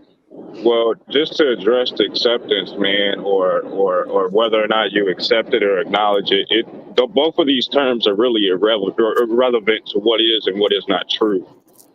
And I think at the end of the day, I think that's the most important, because if it's true or not, that you know, if it affects you in reality and has an impact on how and whether or not you can have power and whether or not you can maintain it. That's where I was going, PK. Then, you know, all the rest of it is moot. But so that's why we're real quick. I'm gonna move your in 1 minute slideshow. So what I think, and this is, you know, most of us are around some of the same ages, anywhere between like 30 and maybe 40, 45. So like growing up, it was always some weird backwards way of talking shit to black people coming from black people, right? And what I love about this modern era is that we have easily accessible information. So I could look up and show you don't know what the fuck you talking about when you're saying, oh, black people are spending their money on Jordans and weave. Actually, no, we not, nigga. We spend our money on fast food in the dollar store. That's what we spend our money. You know what I'm saying? So like niggas go out to eat more than anything. So the reason why that matters and what I just said is because it's a way of telling these weird ass respectable niggas that want to chastise black people for using their money to do frivolous shit. Like, yeah, a couple of niggas in the hood, you know, got 20 pairs of J's, but that's not really a thing the way we think it's a thing, right? And quite frankly, what is 20 pairs of J's at $300 a pop? What, $7,000? What you think 7, 8, 9, 10, even let's say $10,000? You think that's what's breaking the hood? No. I guess I'm rambling, but I guess what I'm saying is the modern era has allowed us to look things up and show people that what we think, even other black people, what we think is the reason why black people are on the bottom may not be the reason. It may be a reason, but it's not the reason. You get what I'm saying? And being disciplined with our income and our money and our savings and all. I mean, like, we even have data showing black people actually save more of their less money than white people do, right? Well, the thing So, is, man, and this go is ahead. it, or then I gotta go because my phone is gonna explode. Even though I got a new phone, it's still cold outside, so I gotta have Yep. the heat on blast, so it's making my phone hot. But yeah, man, black people have a litany of issues, a litany when it comes to economics, and some of it's due to our own making, and some of it's not. And it really is just that simple. Anyone who would claim otherwise is either, what do you call them, a bourgeoisie 10%er type motherfucker, or a racist, or someone who may aspire to those ideals. And it is what it is. I mean, you just call that shit out and you keep it moving, man, because I think that a lot of people within the black community knows what is true and what's not by either, usually making some sort of informal assessment through whatever it is that their perspective is, as well as, doing some sort of background research, even if it isn't a lot. If you use a little bit of the information that you can find through, Google, quick facts, nigga, you can find out the information on a lot of this, on a lot of what we're talking about and discussing here to provide clarity on TK, niggas ain't doing that. Yeah, I was about to Huh? say. As soon as Hey, it's 30 hey, y'all seconds. gotta look at. Hey, y'all gotta look at my GPS real quick. I'll be right back. All right, all right. What Slide, did so you you were say? trying to say What did you something say? earlier See, too. I didn't hear He you. said, oh no, I Oh, said niggas ain't trying to do that. oh yeah, Oh, no, okay, maybe. I Yeah. got a whole thing I wanted to. Yeah, I wanted G to hear too, but hmm I guess I'll speak on it a little bit here. hmm I guess I'm gonna go a little deeper than what we've been talking about, but not to get too deep. But typically, empires have a lifespan before they fall, and this kind of blew me away And when I by the found this way, out. that's what she said. Hey, you know, Okay. I thought it too. I didn't want to go there. Yeah. But anyways, so it's this book called let me look it up here. Oh yeah, Fall of Empire, The Fate of Empires. It was written by a dude, a veteran actually, which Charles would appreciate. I think he wrote it back like in the 20s, 30s, 40s, something like that. But he like studied and he looked at all the patterns between what happens before an empire falls. Long story short, I'm looking at it here. You can go all the way from 612 BC with the like Persia all the way to like Spain, which was the Spanish Empire, and the last one he puts on here is actually Britain, which he says the glory days ended in the 50s, which is quite ironic. But all of these, I'm looking, he puts on the right hand side the duration in years, like how long the empires lasted. Not a single one lasted over 260 years. And at the earliest, it lasts about 200 years. And that's from the rest of the Roman republics on here, Roman Empire, Ottoman, everything. America is 246 years old. So, however you want to chop it up, we could talk about white, black, Asian. History will dictate that Man, typically I just made around that. this point in time, this is It's about that time. it's about The that time. sunset. Like even the best case scenario, the longest lasting empire was one on here says 260 years. We could break the record, but we already know the trend we're Mhm. going. The reason I'm bringing this up is because typically when an empire is on its last days or towards the decline of civilization, the thinking men of that nation, and this is regardless of, even though we're in the modern society now, so race is a thing, but regardless of race, the thinking men of their respective communities, or maybe they even come together as a nation, they say this ain't worth it. Because and I think also he says this in the book, but I've heard this many times before from historians and all types of things. For a nation to fall, a great nation, it has not only does it has to collapse from the inside, but 9 times out of 10 is when the men of that nation give up on it. And typically what happens, the reason I'm bringing this up is because earlier we talked about, black men building, and we can't do it on a grand scale, which I still agree with. But the thinking men of those countries, they get together and they say, this ain't worth it. So an example, Let it fall. let it fall. But Yeah. back in the days when the empires were falling, there were ancient versions of SYSBM. There were ancient versions of the passport browser. Like, shoot, let's just pack our bags, get on this camel, screw these, whatever is holding them back, and they go to another nation, and the culture migrates or whatnot. But I do think that what G was talking about is true. I don't think we're ever going to have a grand scale movement on a race base, but all you need is, like, one solid group of thinking men. That's all you really need to make something profound, something impactful, because throughout history, that's literally what's happened. Can I add to that, Slideshow? Can I give y'all another solution real quick? Go ahead. I'll go after you. All right, check this out. I just learned this, man. Partner of mine from Alabama taught me this one here. And I don't know if y'all know about it, but in your area, especially, I'm sure in Florida, Z, and in Seattle, and even Charles, I know in y'all areas, y'all can do this too. It's a site online. Free game. Free game is incoming. Incoming, goddammit. Estatesales.net. Okay? Estatesales.net. Now, what is estate sales? You know what estate sale is, right? For the most part. Basically, it's an estate.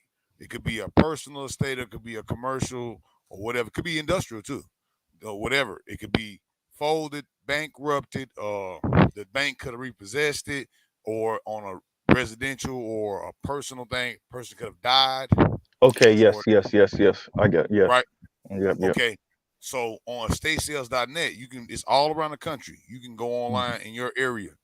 You can go and find some. I'll tell you a find I found today.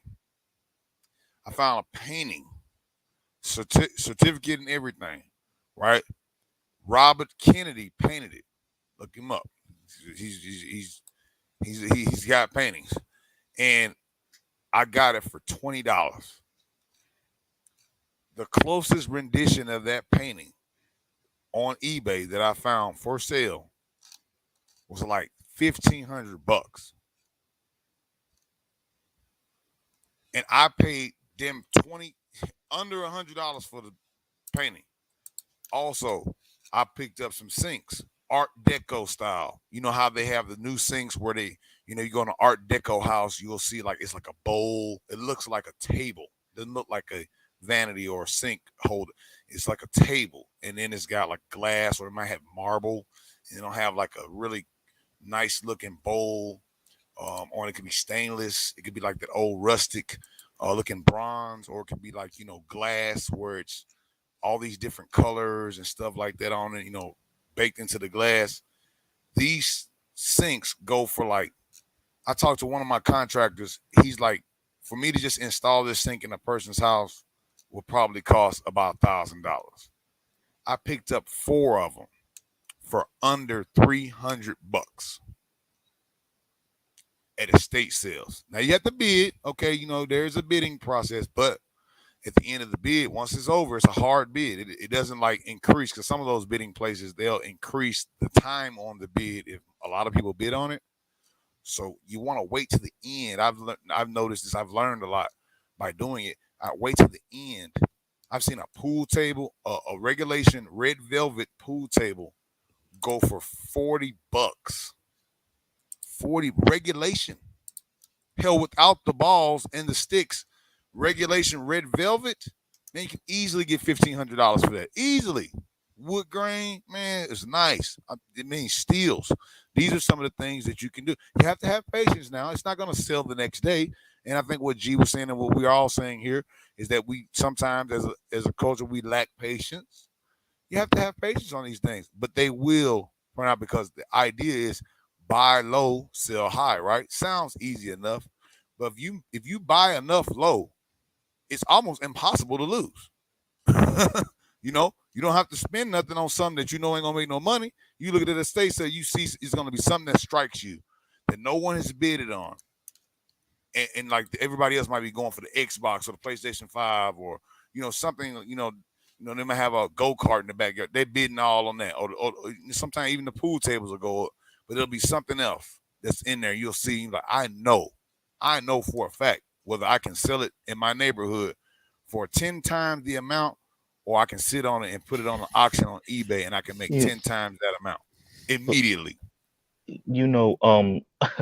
First I want to say, Charles, hey, Dr. Nicole commented in my on my most recent video, so I'm stoked.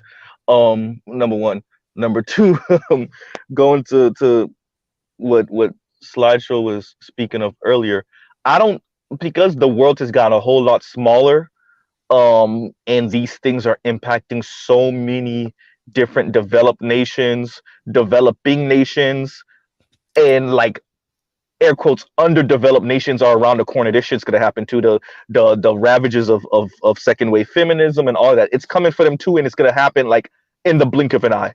Oh yeah. I don't think there's anywhere for any man to escape, but out into the, and this is where Nameless comes in, right? And says like, but into the virtual world, or into like pretty much what I'm saying is there's no up and go, right? I do agree with you on the fall of the state. It's actually a bit scary. I think we have to re-examine what the state is going to look like in the next century, 2, 3. I think we're witnessing the corporate capture of the state, and it's been happening for the past 40-ish years, right? Slowly but surely. And that's going to definitely change the way men relate to women, the way women relate to men, the way we all relate to the state and to the corporations, and vice versa. All of that shit's it's changing literally in our lifetime, in our faces. But I think because we're living through it, we don't really fully grasp what we're seeing. I think our children and our grandchildren and our great grandchildren will be better able to explain what pretty much happened to us. But yeah, I don't think there's nowhere to go, like unless we know about some people living in Antarctica that we don't know about, right? But outside of that, or there's some people on Mars that we don't know about. But outside of that, there's really like, okay, let's say we all became passport bros, or okay, that's for a generation. Like they're working on Africa right now, so you maybe your grandkid. Pretty much what I'm saying is like your grandsons and definitely your great grandsons are fucked. There ain't nowhere else to go, right? So I mean, I think we're going to have to fight to make put men back in a power position without necessarily taking women's head clean off their shoulders, because that would be a waste, and what you would have is just a rehashing of this in I don't know, 2 centuries, right? I really don't. Is that not what we're doing? Just us here sitting here now? Is that not what we're doing? Yeah. No, we are. You're right. We are. Especially, and I'll end with this. I don't think in certain ways what black men and white men and other men of color are saying rhymes, but I don't think black men, especially in the Western context, like black men in America, Canada, all through the Caribbean, what we're asking for is not what white men are asking for. That's why I'm very careful with the word submit. I think black men use the word submit, but that's not actually what we're asking for. I think most black men are actually asking for cooperation, but we're using the word submit, because when I hear white men talk and what they want from white women, I don't know if that's what we asking for. We ain't necessarily asking for women to kiss our ass and pretend like they like us, and like, right. You know what I'm saying? Kiss our ass, pretend like they like us, and us essentially buy them and their air quotes respect, right? That's not what I hear black men asking for, right? I think black men are mainly asking for black women not to disrespect us and to treat us with some type of love and care and respect. That's not what white men are asking for. White men are asking for women to bow down, and I'll pause right there. No, I completely agree with you, man. And what you said about the whole, that was actually pretty deep. You're like our children, and especially our grandchildren, great grandchildren are screwed regardless. And I completely agree with you. Only part that I disagree with you on is, I won't say I disagree, but let's say I'm skeptical.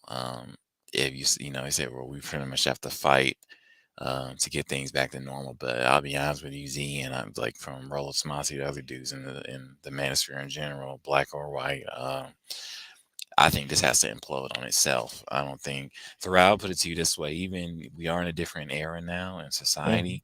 Every time that empires fail in their last stages, the men. It's never happened in history where the men got together and like, all right, y'all, this is what we're gonna do. We're gonna get You know what? grab him by the I hair. see where you're going. That's never happened throughout, like from I can't disagree. 400 I BC can't till disagree. now. The men have never been able to go into the city and just round the women up, round the beta males up, and be like, "We're changing." It's never happened. It's always had to Yeah. implode. What I was saying Yeah. was the hope, brother. Like in some of the aspects when you're speaking on Z and what you just spoke on, my brother, was about the younger generation. You know, the grandchildren, the great grands, right?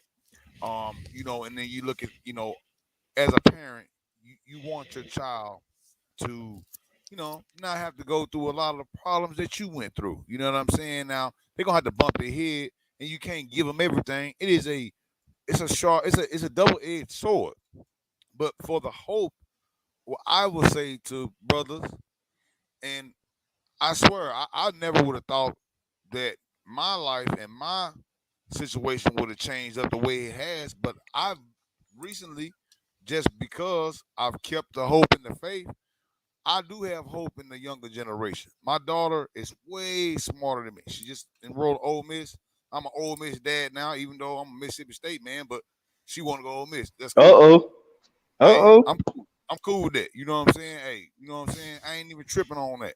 But my cousin went to Ole Miss. He's an engineer, so she's following along. She's an alumni. Ole Miss is like one of the Ivy Leagues of the South. Exactly, bro. Exactly. I told my mother that. She's like, "Why is she just going to HBCU?" I said, "But she already said she got accepted." You know what I'm saying? I wanted to come to Texas. She could do that for grad school. Right. You know, I'm like, shit, you know, whatever she want to do, but she's got her own business. You feel me? She done chimed in with some design people, what she's good at. And then she's like, I'm not trying to have no kids at all until I find the proper man after I get out of school, after I do. You know, and I said, coming from me and her mother, well, I got her mother pregnant at the age of 14, to hear my daughter say that out of her own mouth and then tell me what she's going to do, it changed my mind, because I was like, damn, she's doing better than me. I don't want to blow her head up, but I tell her I'm proud of her every day. But I don't want to blow her head up. But she just like, nah, that ain't even like that. You know, this is what I'm gonna do. My main concern is whether I'm gonna do business law or business marketing. Matter of fact, I want to do both of them. And I'm like, hold on, don't put too much on your plate now, baby. She like, nah, business marketing, business law. I said, man, you know what? Do your damn thing, man. Because when I was your age, I was not thinking like that. And there's hope. You have to be in these children's lives, and you have to listen to them. Listen to them. You know, give them guidance. You know, don't spoil the hell out of them. But they'll come back. If you as a man instill into your child, you feel me, your virtues and your values, even though you may have not been reached the pinnacle of where you want to, but you made sure you took care of them kids and you made sure you implanted in their mind to do the right thing. They will surprise you and they will bless you in the amount of things that they will do behind your knowledge. And a child, you know what I'm saying, can make you really start to think about stuff like, damn, you know what I'm saying? They doing their thing, you know what I'm saying? And there is hope. There is. We have to remember that, because brothers is out here unsung that's doing this every day. And we have to work together. Yeah, the 400 BC, my brother, you right. A lot of these brothers couldn't get together, and it's the same thing. You right, it is. But here we are today in 2022, and we have brothers up here that's speaking on some real thing. I hate the G left. I was trying to get his information because I need a freight guy. And like I told you, I picked that card up. You'll run back into him. We all over here. That's what's up. You know, I picked that card up off the ground. I'm telling him about how I came over. Brother named Black Depot. He said, I got everything Home Depot got, Black Depot. Now, this man, he got a freight company, and then he just on the stream live, what I need exactly, okay?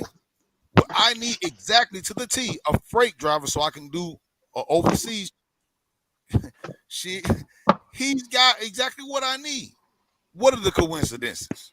I say there is no coincidence. only coincidence. I hear you.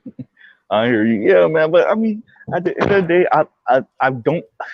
I know I come off very glass half empty, and I I get it. And there's a reason why I speak the way I do, in the manner in which I do, and it is because like I keep on going back to growing up and having these experiences and hearing the saying as a person, once again, not ADOS, but very very linked to ADOS, right? I grew up in the Black community, but ADOS and Caribbean and African friends, just like I'm black, So just hearing this shit and just hearing how we and aha, some of the weirdest shit.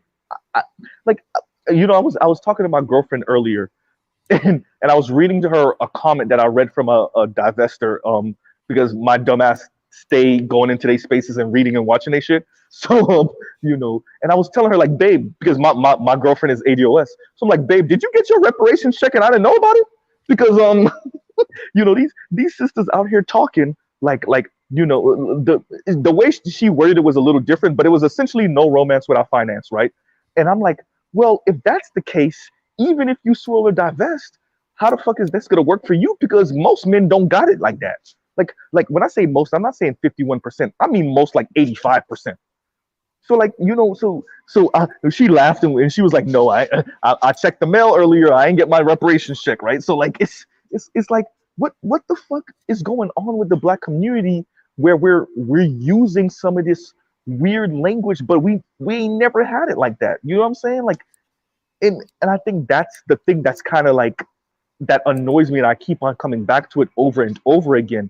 And I wanted to say this earlier, before PK left. Hopefully he's still listening, and G is still listening too, because like I was saying, the reason why I speak the way I do is because I think before we can make any move, we have to have an accurate assessment of where we are.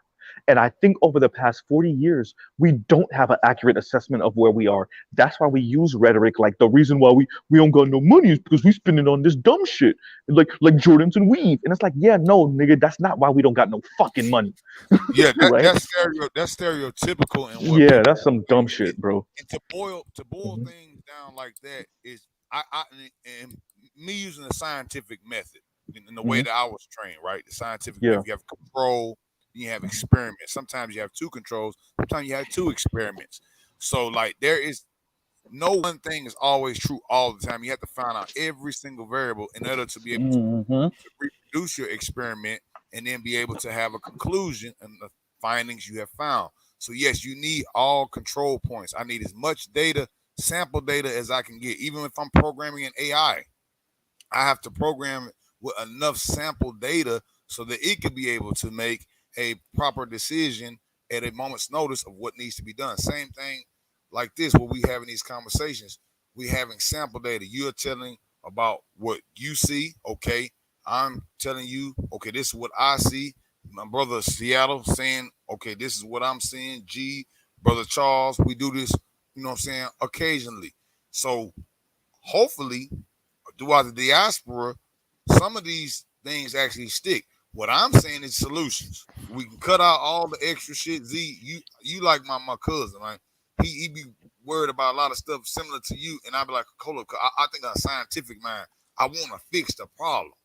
So, like, we can talk about it, but look, let me go over here and just put this together right quick. Can this help? And then we try it out. Okay, it works. All right. Now, all the other stuff may be true, but look, right here we got lights. Everybody else ain't got lights, but we just put together the damn generator. They said it couldn't be done. We just made it. So let's build on that.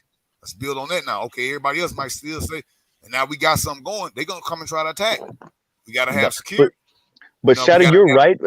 And I'm happy G is back, because me and G have this conversation all the time, and we got to check niggas all the time. We be pushing back on brothers all the time, because like brothers will come into space with that weird shit.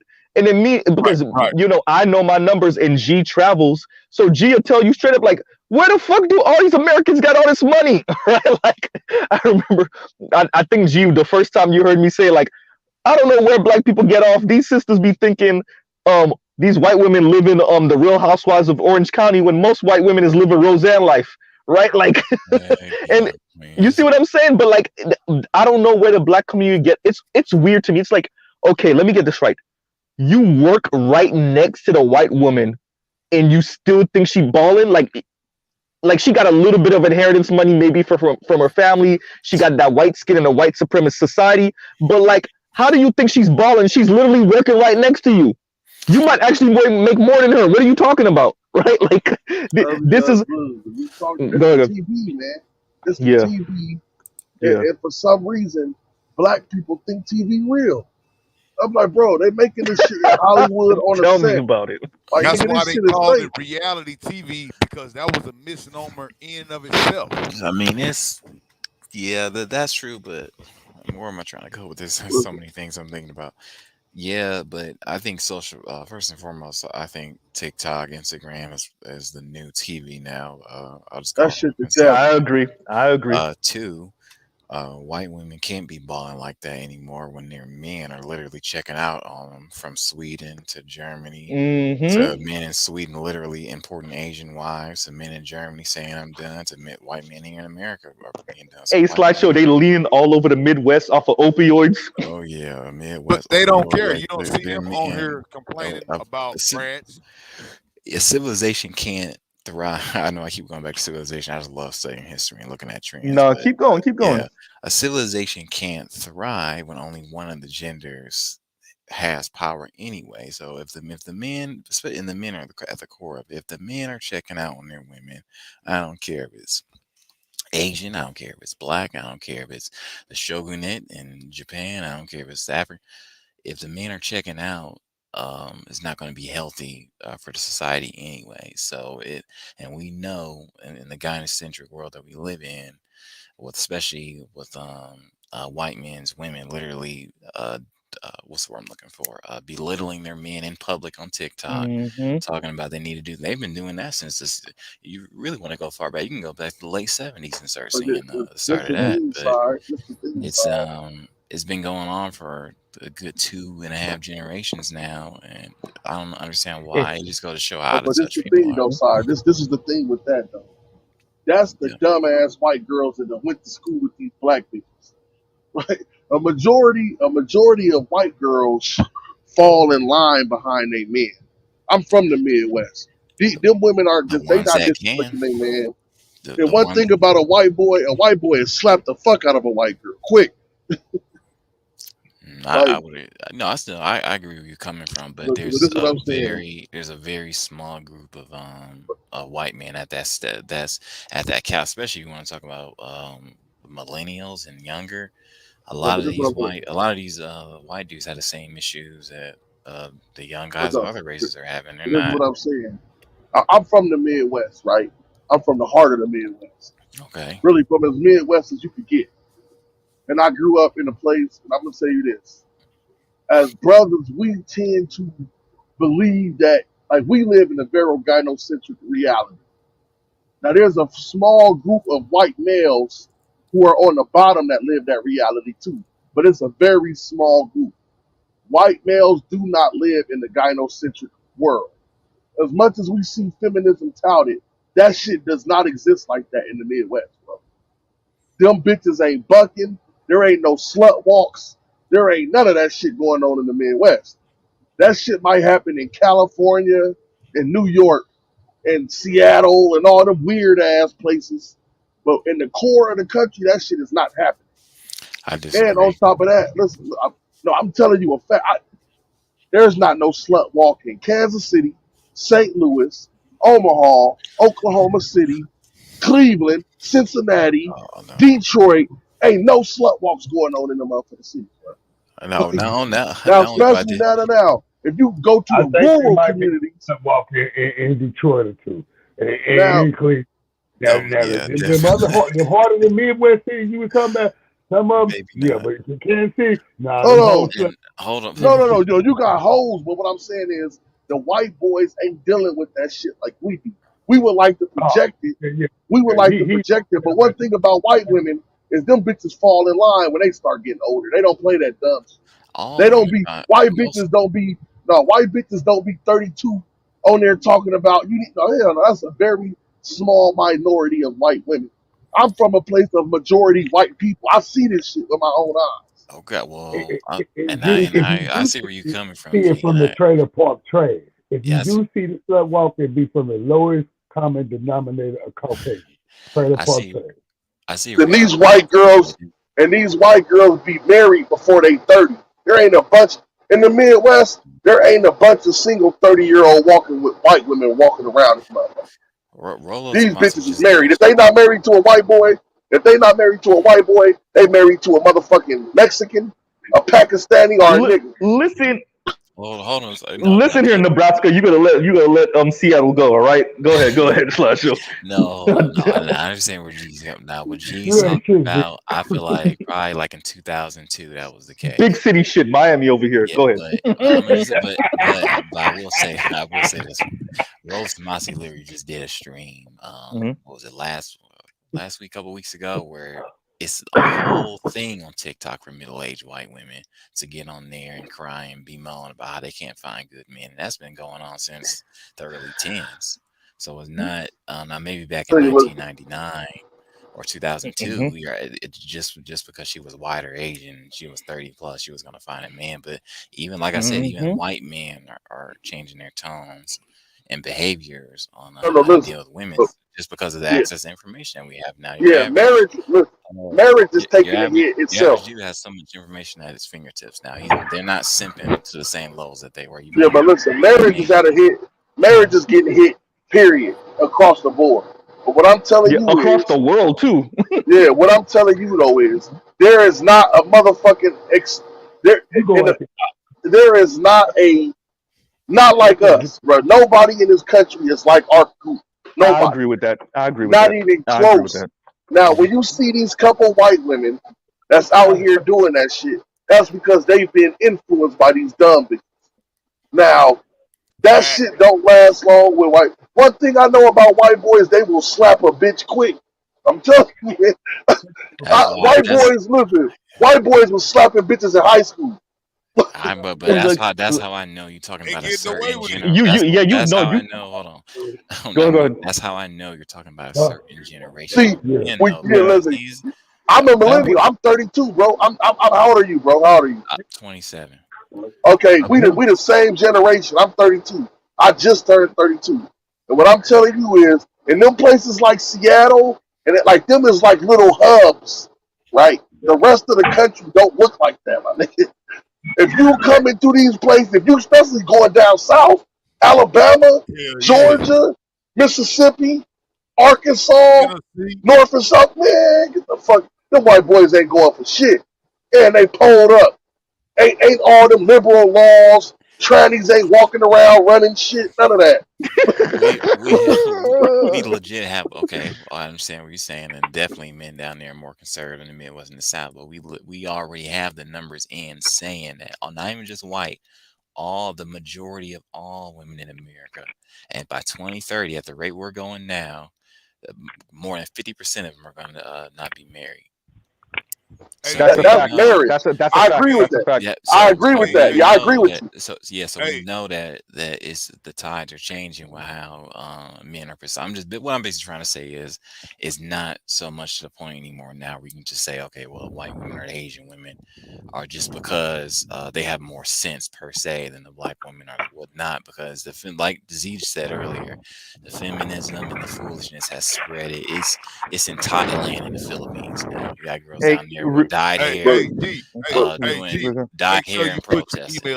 So I got you, bro. I got you. I ain't gonna forget you. Yeah, and I'm gonna end after this. And the men are seeing it. They're seeing everything that's going on online, and even the ultra simps are looking at this stuff, and they're like, okay, I was thirsty, and this is what I'm saying. Thirsty, but I'm not willing to literally be right. That's what I was thinking too. Polyamorous relationship with a chick that says she's she's an asexual, non-binary, and treats me like, you know what I'm saying? That's all I'm saying. Yeah.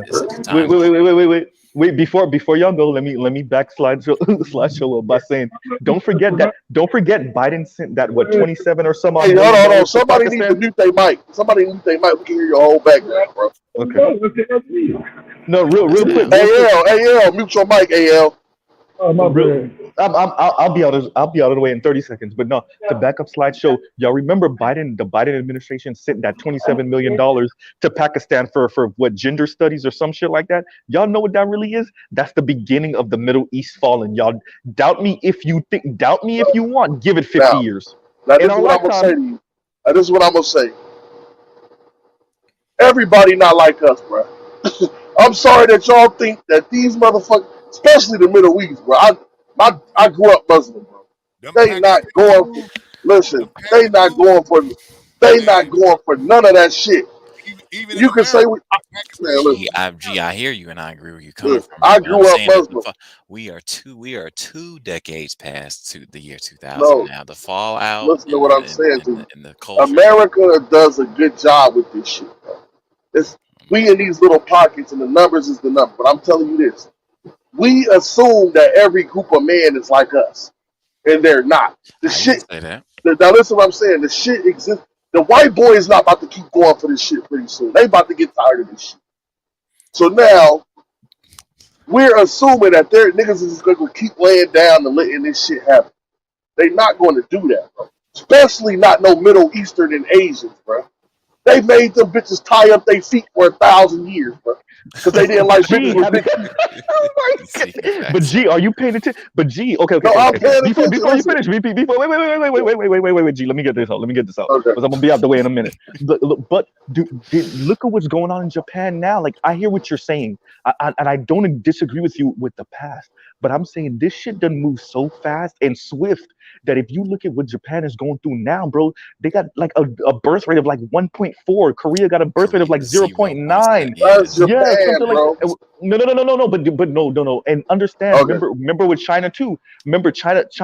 They put out that edict like, yo, our sons are getting too pussified. These niggas can't even. We can't even Yeah, train they them in the call little military fresh for. meats. Yeah, You they see call what them I'm little saying? fresh meats. So like, So no, wait, now, G, wait, because I'm not done yet. Look, because there's a reason why I'm saying this shit. I'm saying you're right about the past, but what I'm saying is the shit hits so fast because when you sign up to modernize, there's a Faustian bargain about your women that a lot of people don't read the fine print. So everybody didn't read the fine print, and everybody like, yeah, we gonna modernize, and we're gonna have all these machines, and women are gonna be working, Hmm. and then you put your own foot up your own ass, Yep, right? yep. And that's but all this I'm is what There saying. I'm you go, saying. Now, Z. this is what I'm saying.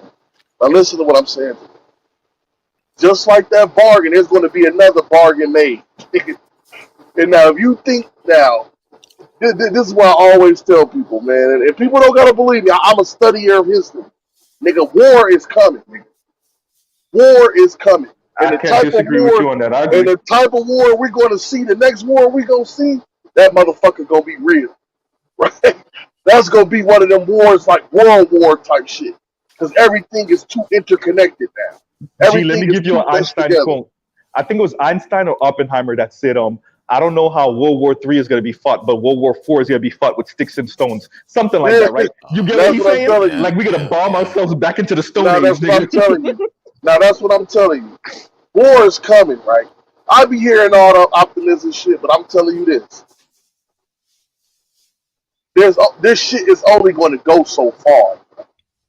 We think it's like this shit is reaching ahead. This shit is reaching ahead in our country, and we the beginners of this shit. Feminism is almost dead. This shit is about to die, bro. You think that men? I don't know about all No, that. you listen. You think that? Listen, bro, I grew up around white. Feminists gonna kill themselves off I just think by people, nature of what I they think do. motherfuckers, I think y'all done forgot how violent and vicious these motherfuckers really is, bro. Do you think? Okay, all right, I'm gonna let it go. I'm gonna let it go. I'm gonna No, tell you. you I'm know gonna what, No, just G? end No, this no, here. no. when it comes to this, I agree I with you. No, know no, no, what no, he's no, saying. no. No, I see what you're saying, G. And I can't. Uh, I agree listen, with you. I I'm saying think about I'm you thinking it's talking gonna about get the worse Asians. before it get better. No, I'm Yeah, saying it's gonna exactly, get but worse that's what I'm before it get saying. better. Yeah, That's no, all I'm Think that's about saying. this. I agree These with you, Z. Asians, the Hmm. Asian niggas tied them bitches feet up for 1,000 years, nigga. But that was a certain breed of Now, men. now That y'all was think a certain because that was a they certain listen, caliber of men, though. G. and These are what do G. you think These war? these Listen, what do dudes. you? Okay, My okay. okay, my No. generation and younger. Let's say a Zillennials and Z's. You talking about a generation of men whose testosterone levels are so low, or they literally would rather sit around and the ones that actually the ones that don't even. First and foremost, you got a lot of dudes my generation younger that would legit rather sit at home, play video games, and Yeah, the millennials, we still kind of aggressive. The Z is different than us. That's what I'm talking about. Yeah, then would rather talk to chicks, bro. And I've been to colleges all throughout throughout the West Coast, and even in the South when I was in Charlotte, when I was like going to school. The younger generation of dudes that's coming up now, bro. I feel like you could find more testosterone in a Pokemon than a lot of these dudes. Hysterical, not Pikachu, niggas. I don't like to It's know not. I don't see these dudes aren't going to be the ones tying up anybody's feet. That's what I'm saying. Like, right? These are all I see is the little Z's playing the games and shit. Look, bro, I'm gonna tell you like this. I played games when I was a youngster, nigga, and I come from the arcade games when you didn't have no consoles and shit. You know what I'm saying? And look, that's where I went to meet the girls. The girls was at the arcade, right? Okay, so you got that. Okay, now you can say the Z's what they'd rather play the video game. Now the Z's I know that's come in contact with me, you know what I'm saying? They might play some games, but look, when I was coming up, when I did get my shit, when consoles did exist, when I was playing the game, I would have women and girls playing the game with me. Ain't nothing wrong with that. Now at the end of the game, now the game is over. Now it's time to play the real game. Hey, before y'all go, let me say this to G real quick. I'm gonna move out the way. Wait. I'm gonna move out the way. But real quick, G, yes, you're right that we're talking about the people that used to bind women's feet for 1,000 years, which is funny the way you say it. But their descendants are not complaining that they women is fucking with white dudes. Don't get it twisted, bro. But this is what I'm saying. This is what I'm saying, though. I hear what bro said. All the Z's I know walk around with motherfucking Galeos with 50 packs on. So them niggas is playing Call of Duty in real life. So all the Z's I know walking around, nigga, all the Z's I know walking around with Glock 20s with 50 rounds on that motherfucker. So I'm telling you, when this next. These niggas ain't playing, bro. Exactly. I feel like y'all looking at it from y'all's lens. But no, this is what I'm saying. What I'm saying is, though, we have experienced a long peace. It's been peaceful in the world for a long time. This ain't when that motherfucking war hit, bro, the whole world is going to change again. And now we're so technologically advanced. There's going to be little pocket societies and shit for it. We might not see it. We're going to see a major conflict in our lifetime. We're too young. All of us on this panel, we're so young, we're going to see this conflict start. We might not see the big one. We might not see the big war. But we're going to see a conflict that changes the world in our lifetime. Go ahead, bro. No, okay, but your average early 20-somethings male, regardless of race, can barely even do 20 push-ups in 2022. Nigga, they don't gotta do push-ups. They shooting niggas with 100 bullets. Okay, but my point is, I see where you're going from, but they're not beefing up for fist fights, bro. These fist fighting is dead. Chicago, bro. Just in Chicago. I'm gonna tell you about this shit, man. Look, I came up in Chicago, bro. In the Midwest, my man G, you already know how shy is Southside, man, Inglewood. I already know. I know how my city is. That the whole Midwest, them little niggas ain't fighting. The white boys not fighting. The Mexicans not fighting. Okay. I'm talking about a global thing. I'm talking about the whole world. Kedar, right? Before Kedar was even Hold up. I was just in the background, just doing my own thing. And I'm going to explain something why these niggas, one, is low testosterone. They're not developing into the muscle mass needed to do the push-ups. Right. You think about it, a lot of the foods these motherfuckers eat is full of soy. There you go. The diet. It's the diet. And a lot of them not being fed a good diet. If she can't feed her husband a good diet, what do you think she can feed? Hold up. A lot of these mothers, and I use that in quotation marks, a lot of them can't even cook. So it goes back to what you just said about the meals. Then on top of that, when you have a quarter of the testosterone your grandfather had, That boy said a quarter of it. You talking about the Z's? They that low? Yeah, bro. Yes. A lot of them are that low. Because your grandfather taught you how to hunt, and if you shot something and killed it, we was gonna eat it. My grandpeople teach me if you shoot something, he gave me a gun, he was showing me how to shoot, but then I was shooting at birds, right? Just random bird. Bird wasn't even doing nothing to me. Ain't even no bird that you would eat. I'm finished. I'm shooting at it, right? And I hit one, right? And he said, you gotta eat it. He said, go over there and get that bird and clean it off. And I'm like, man, I'm not finna eat that dirty ass bird. He was like, yes, you is. Because if you shoot it, then you shot it because you killed it to eat it. You feel what I'm saying? There was responsibility with having a gun. When you take a life, you had to dress that animal. You had to do the thing. You got to go outside. You got to be able to help. You know what I'm saying? On the 40 acres in the back or wherever you was doing or whatever, uncle or grandpa, you was coming. Yeah, you was young. You was going. Grandpa Plumber, you finna get ready and get some water in your face and get some mud on your shoes. Maybe something else too. I was about to say that wasn't mud. Yeah, Charles. Charles. Yeah. Charles, say it again. A quarter. A quarter. So I feel that. I feel where y'all coming from. But Officer Charles also know he's been to war. Nigga, when war come, that nobody gives a fuck. Niggas is gonna man up and they gonna do what they gotta do. They're not They gonna going take the to. They're not going do you to see because Gen Z men okay. going to war? I'm gonna explain this. They're not going to because they're so fucking bitch made and babied. Look at this. That's a song, by the way, bitch made and baby. I think what you saying though. I'm saying. Guess what? How many niggas be living off of a chick when they fully can work? They expect the chick to take care of them. It's one thing if you're trying to build yourself up, but it's another thing when you're perfectly capable of getting a job or you living at home. A lot of these young niggas are so fucking fucked up in the game mentally, and baby, their mothers are not pushing them out the house. Mama boyfriends. It's like mama. I understand. I'm saying. I'm gonna just say a quick excerpt, real quick. Go ahead, bro. Even when I was in, some people would consider my age range young millennials. Some say Z-millennials, whatever. Bottom line is around, let's say mid to late 90s babies. Even us, we were growing up weaker and fragile and more fragile and like pussified. I'll admit that I saw plenty of it in the late thousands and let's say early 10s to an extent.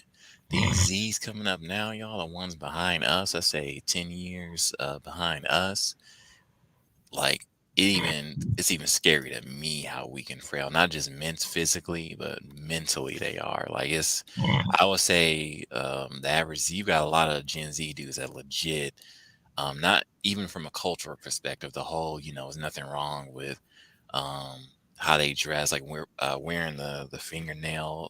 They have like fingernail polish. That's like a normal thing. Being more feminine, getting on TikTok. Oh, boys fall asleep on us. Even from a cultural perspective, they're weaker. No. So the whole point I'm bringing up is, and it's not for me to necessarily pump myself up like I'm better than anyone else or that my generation necessarily is better than, let's say, the Z's. But as far as like wars or they're not going to have that. They're going to fight for their men. Their women. You can't say that because are your grandfather? Is your grandfather still alive, Seattle? Yes. Well, blessings be to you. And my grandfather, I only got to meet him one time, and I had two of them, and I didn't find that out until I was 16. And the one I thought that was my grandfather wasn't my grandfather because women will hold us. And AL said this one day. And we don't never get this. And that's why we have to stop. Yeah, I feel you. We have to stop this because the grandfather is going to teach you, grandson. You feel what I'm saying? Because grandfather going to tell you. And I wish that I was able to have my grandfather in my life when I was able to become an adolescent to a teenager to a grown man. I wish I would have had it. But what I would tell you, young brother, you had your grandmother. Did you come from a two-parent household? Nope. Okay. Was your parents married and then they divorced in between the time of you growing up? Nope. I didn't see I had my dad when I was like young, but let's just say drugs and stuff got involved and some abuse got involved and he went to jail. And then I That didn't see happened. him again until like 17. I got you. All right. Well, I'm gonna just say this right here, bro. And y'all hear how well mannered side Like, slideshow sound? My bad. I, I just wanted to big up the brother real quick. Look how disciplined and he's more disciplined than I am. Hey, Keep but you going. know, my we grandma, barbarians, and we the last they, to die they free. making sure you wasn't gonna eat. My grandma was like this. Yeah, you stay here. No, my grandparents raised me. Let me just say that. Most of my grandmother. And my grandmother, like, she was not no these. I hate to say names. I'm just gonna say, and I don't want to bring Nicki Minaj out, but I say that as a colloquialism. The Nicki Minaj grandmamas, and not speaking to Nicki directly, but just I'm using colloquialism. The Nicki Minaj grandmothers right now, the average ones that's in that generation. All right, like my man Charles, we're talking about the diet. I've seen women, and I go over here and trying to get some of these boys into football. Okay, training them up, showing them, you know what I'm saying, the different thing before they even go to trials to make sure that they get in, talking to the coach, and I would see how they would feed the boys, and it was feeding them this crap. She don't want to cook. She go by McDonald's, go and get them a whole bunch of nuggets and fries and burgers, and then okay, it's cool for one day or so, but I mean, is you at least making a dinner? When I was coming up, if you didn't do no work, my grandma got to the point where you wasn't eating. She was teaching you at that time. If you don't work, you don't eat. I'm gonna feed you, but all this extra stuff I'm gonna show you, you got to work. So There's okay, not a lot of pride in being a mother or father anymore like it used to be. right, you got to be like when you see the child, like not giving them everything they want and spoil them. While as a man, you know what I'm saying, you going as a little young lion, you cannot spoil him and expect him to grow his mane all the way out, which is his testosterone, right? He not gonna get his mane if you keep giving him everything he want. You got to put some adversity up in there, and then when they fuck up, okay, you know what I mean? Like people, you got to beat your children. Nah, you don't have to do that. Okay, what you do is they want to play that damn game. They love it. Hey, take that motherfucker away. Now, motherfucker, chores increase times 4, and you gonna do all of it, partner. You know what I'm saying? Hey, look, and yes mean yes, and no mean no. See, then we gotta, as parents, we can't put this on the Z's. We gotta put this on the parents, man. Specifically, I said grandparents, but we gotta put this shit on the parents, man. We gotta take responsibility, accountability. We ask the women to take accountability. We gotta take accountability too. You know what I'm saying? You gotta teach them children, man, and you gotta put that adversity in them. You can't just buy them because you ain't been there. You're buying them, you give them the money, but that ain't helping them. You gotta show them something, make them work. You bring his ass out there and start cutting down some damn trees and busting some damn wood and doing some shit. I bet you that testosterone gonna go up then. I bet you that. And like Charles, like, he taking the boys out there, training them, getting them ready for that wrestling or for the football or for the basketball. I bet your testosterone come up then. See, the problem is that in this current society, you're being rewarded to be effeminate. Look at all these. Somebody put in the chat. I gotta highlight it. I like to highlight it before. You got celebrities out there promoting this effemination. It was Mel. You got celebrities promoting this effemination of the black boy. Why you don't get none of the white boys, none of the Hispanics, none of the Asian stars cross dressing. But there's always gotta be a black motherfucker making some excuse, this is my style. Can you hear me? Nigga, just say you gay. It's acceptable now. Just say you gay.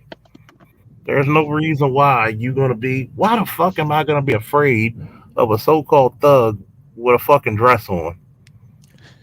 You guys hear me? Yeah, go ahead. Yeah. Now StreamYard is doing something weird. It's not recognizing my earpiece. So I'm hearing you from my phone. So I don't know if there's like some type of echo going through. No, you just got a delay, bro. We hear you 5x5. Yeah, it's jumping all over the place. Hold on, I'm just gonna mute up till I hear it out of my earpiece. Yeah, you kind of borging out now.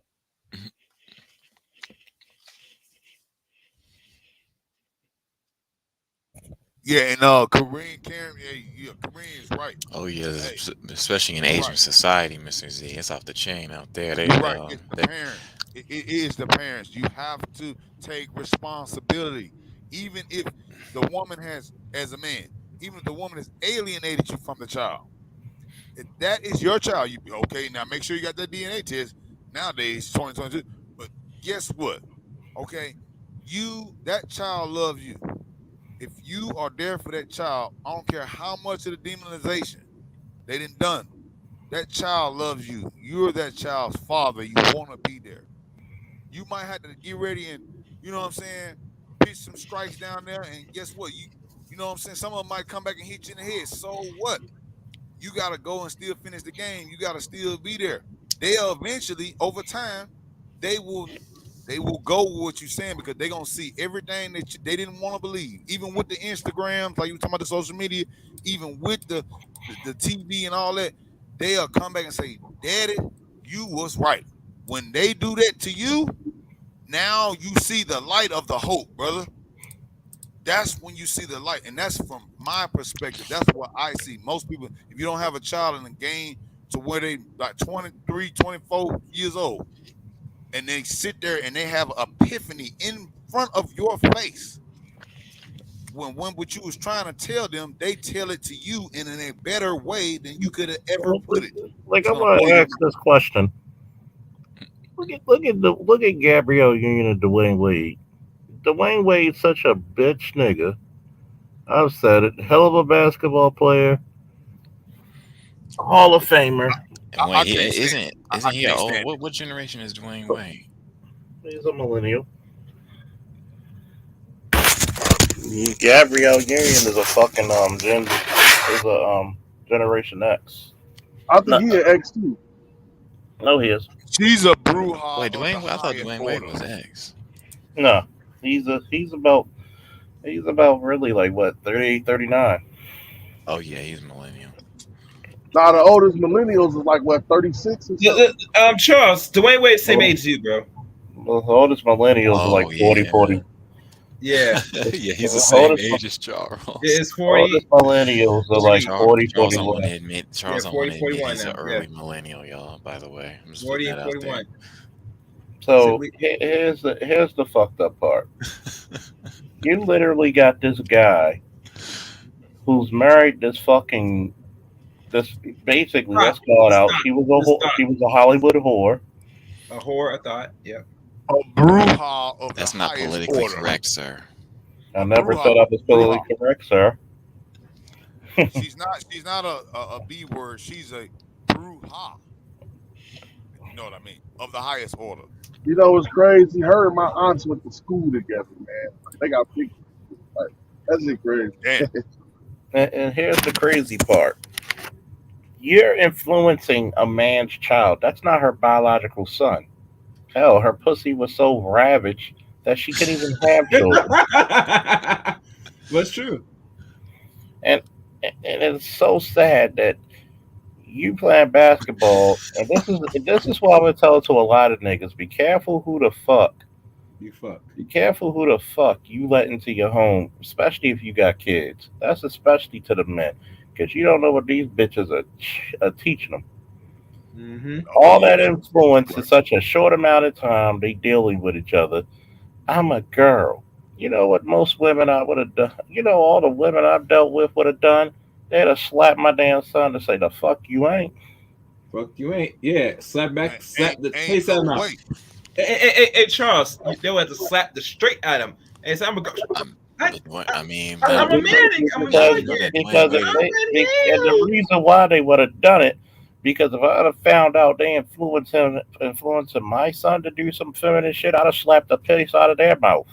Mm-hmm. Hey, I ain't gonna lie, all right. I'm gonna say something. That shit, you know, wealthy people have always had a proclivity for that type of behavior, right? Because if you start reading history books, they talk about even back like in the Ptolemy days, how they had niggas that was being girls and shit. Like, as much as we hate to say this shit, bro, that shit been around for a long time. See, Alexander. Like, Why do you think he caught syphilis? So if the millennials and the Z's. Exactly, Charles. Exactly. So who's going to war, G? If the millennials nigga, the and the Z's are, millennials, nigga. if they The saw the Z's, millennials are soft nigga, the Z's featured. is, listen, I disagree no, with that. I'm a millennial, bro. If Look, the the niggas draft, in my if the area, draft listen, came hold down, on, Okay. hold on for a minute. Wait a The minute, G, but niggas in not my just your area. I'm area, talking from Seattle to I'm Miami talking, to New York. man, that shit is not the real world. Like, that shit That's is like what. little Okay, pockets. okay. Those are How's like that? little pockets. But if you go to any, That's the especially them majority of niggas the in my, them population, G. What millennials, do you but that's mean? what I'm saying. The millennials in Miami put that work in. Them niggas, that's so pounding it. That's Here's what I'm saying. The wow, millennials, I didn't know that. I could give you some of the Z's, but I'm saying the millennials, we grew up hyper violent, bro. We had I to fight, I think you're nigga. We thinking had. about a certain type of millennial from a certain type of city, my No, G. I'm even talking about even the white boys. Them niggas was hyper aggressive, played football, wrestled, Okay. boxed, kickboxing, MMA. Our whole culture was violent. MMA, boxing, shooting, hunting, wrestling. Okay. Like the And I agree millennials, with you there. man. And there's some Z's and there's alphas But that do that too. But I'm talking Seattle, about what the majority but the of New people in York Seattle City, ain't the Boston. majority of the country. I'm not saying No, that, but I'm just saying that. Okay, but I'm talking New York City, Phoenix, Arizona, Houston, Texas, Boston, you think the Massachusetts, Los millennials? You Angeles. think the millennials of New York City was soft? Hold on. Let him finish the statement, G. Okay, Yeah. go ahead. My fault. No, I'm talking from Boston down to Washington D.C. and the East Coast, all the cities, major cities in the South, and then let's do the Midwest, and then let's also do L.A., Portland, Oregon, Seattle, Washington, Salt Lake City, Phoenix, Arizona, which is the top 10 city now. I don't think most of those cities and areas I just named are dudes strapped and suited and ready for war. I don't think they grew up that way. You're Yeah, alive. I Down here, Now bro, I'm Houston, telling you okay. straight Now up. Texas, yeah, is different. I'm just saying no. outside I'm of gonna like reply to you. parts of the South and in Houston the and Dallas. Midwest, Yes, the vast Houston and majority of Dallas. millennials, in my I'm opinion, gonna came tell up you that what way. it is, really. I don't think. Okay, a lot of it goes to the fact that you get a gun, you can get a hero, and when you rely on that damn gun more than you can rely on your own skills, your own goddamn two fists, And you think allies built. you And think allies built. exactly. You got a lot of fucking cowardice in our community, and we're afraid to talk about it. You got That's right. niggas you got niggas of who allow drug dealers on their block. You think about it. If you got motherfucking fathers out there, this is what happens when you took the fathers out the home. These niggas are trying to do the most manly thing they think they can think of, which is criminality. In most cases, and they're going out there trying to propagate what a stereotype. But look. Remember, Now look at the Z's, right? Okay. Now remember, Ice Cube tried to tell us, right, Charles? hmm Okay. Now go back to the original Friday, right? And we ain't even talking about Ice Cube music Oh, because 1995 Friday?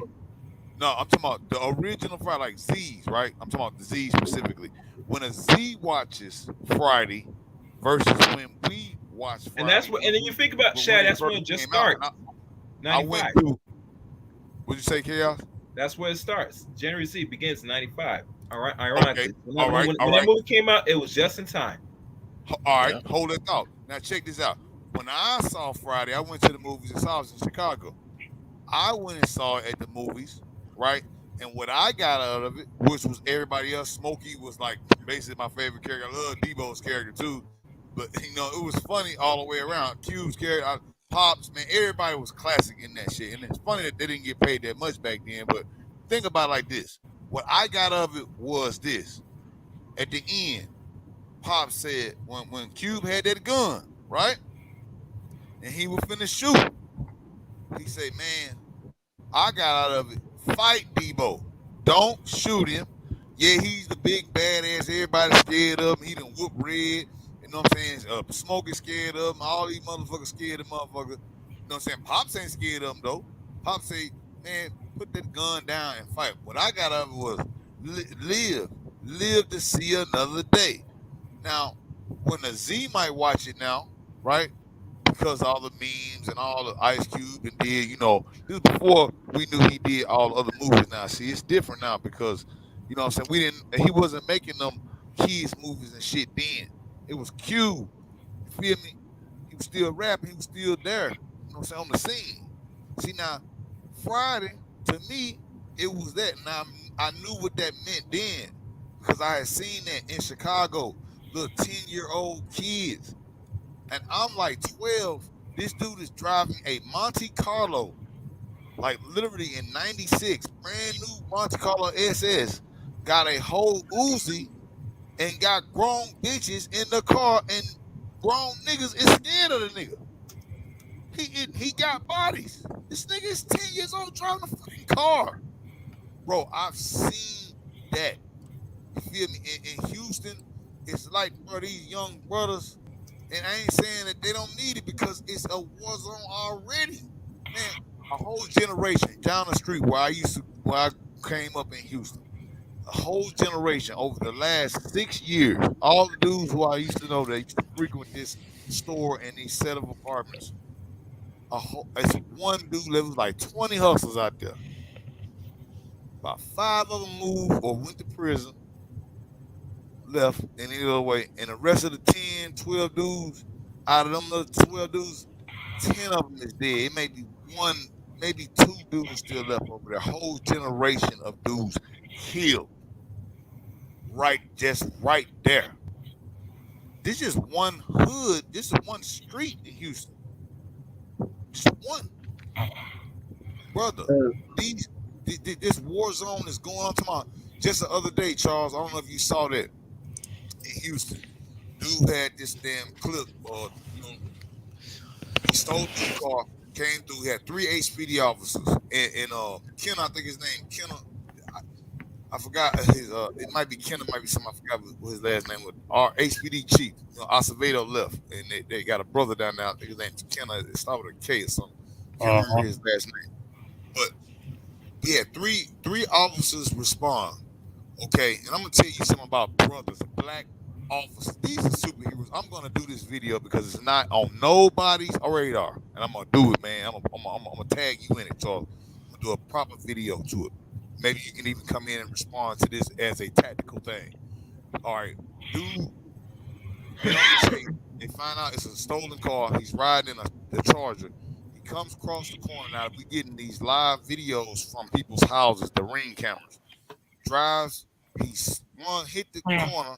Okay, hits the corner. He jumps out of the car. 3 responding officers come out. You got a Mexican guy, a white guy, and a black guy. Right? Sound like a joke, right?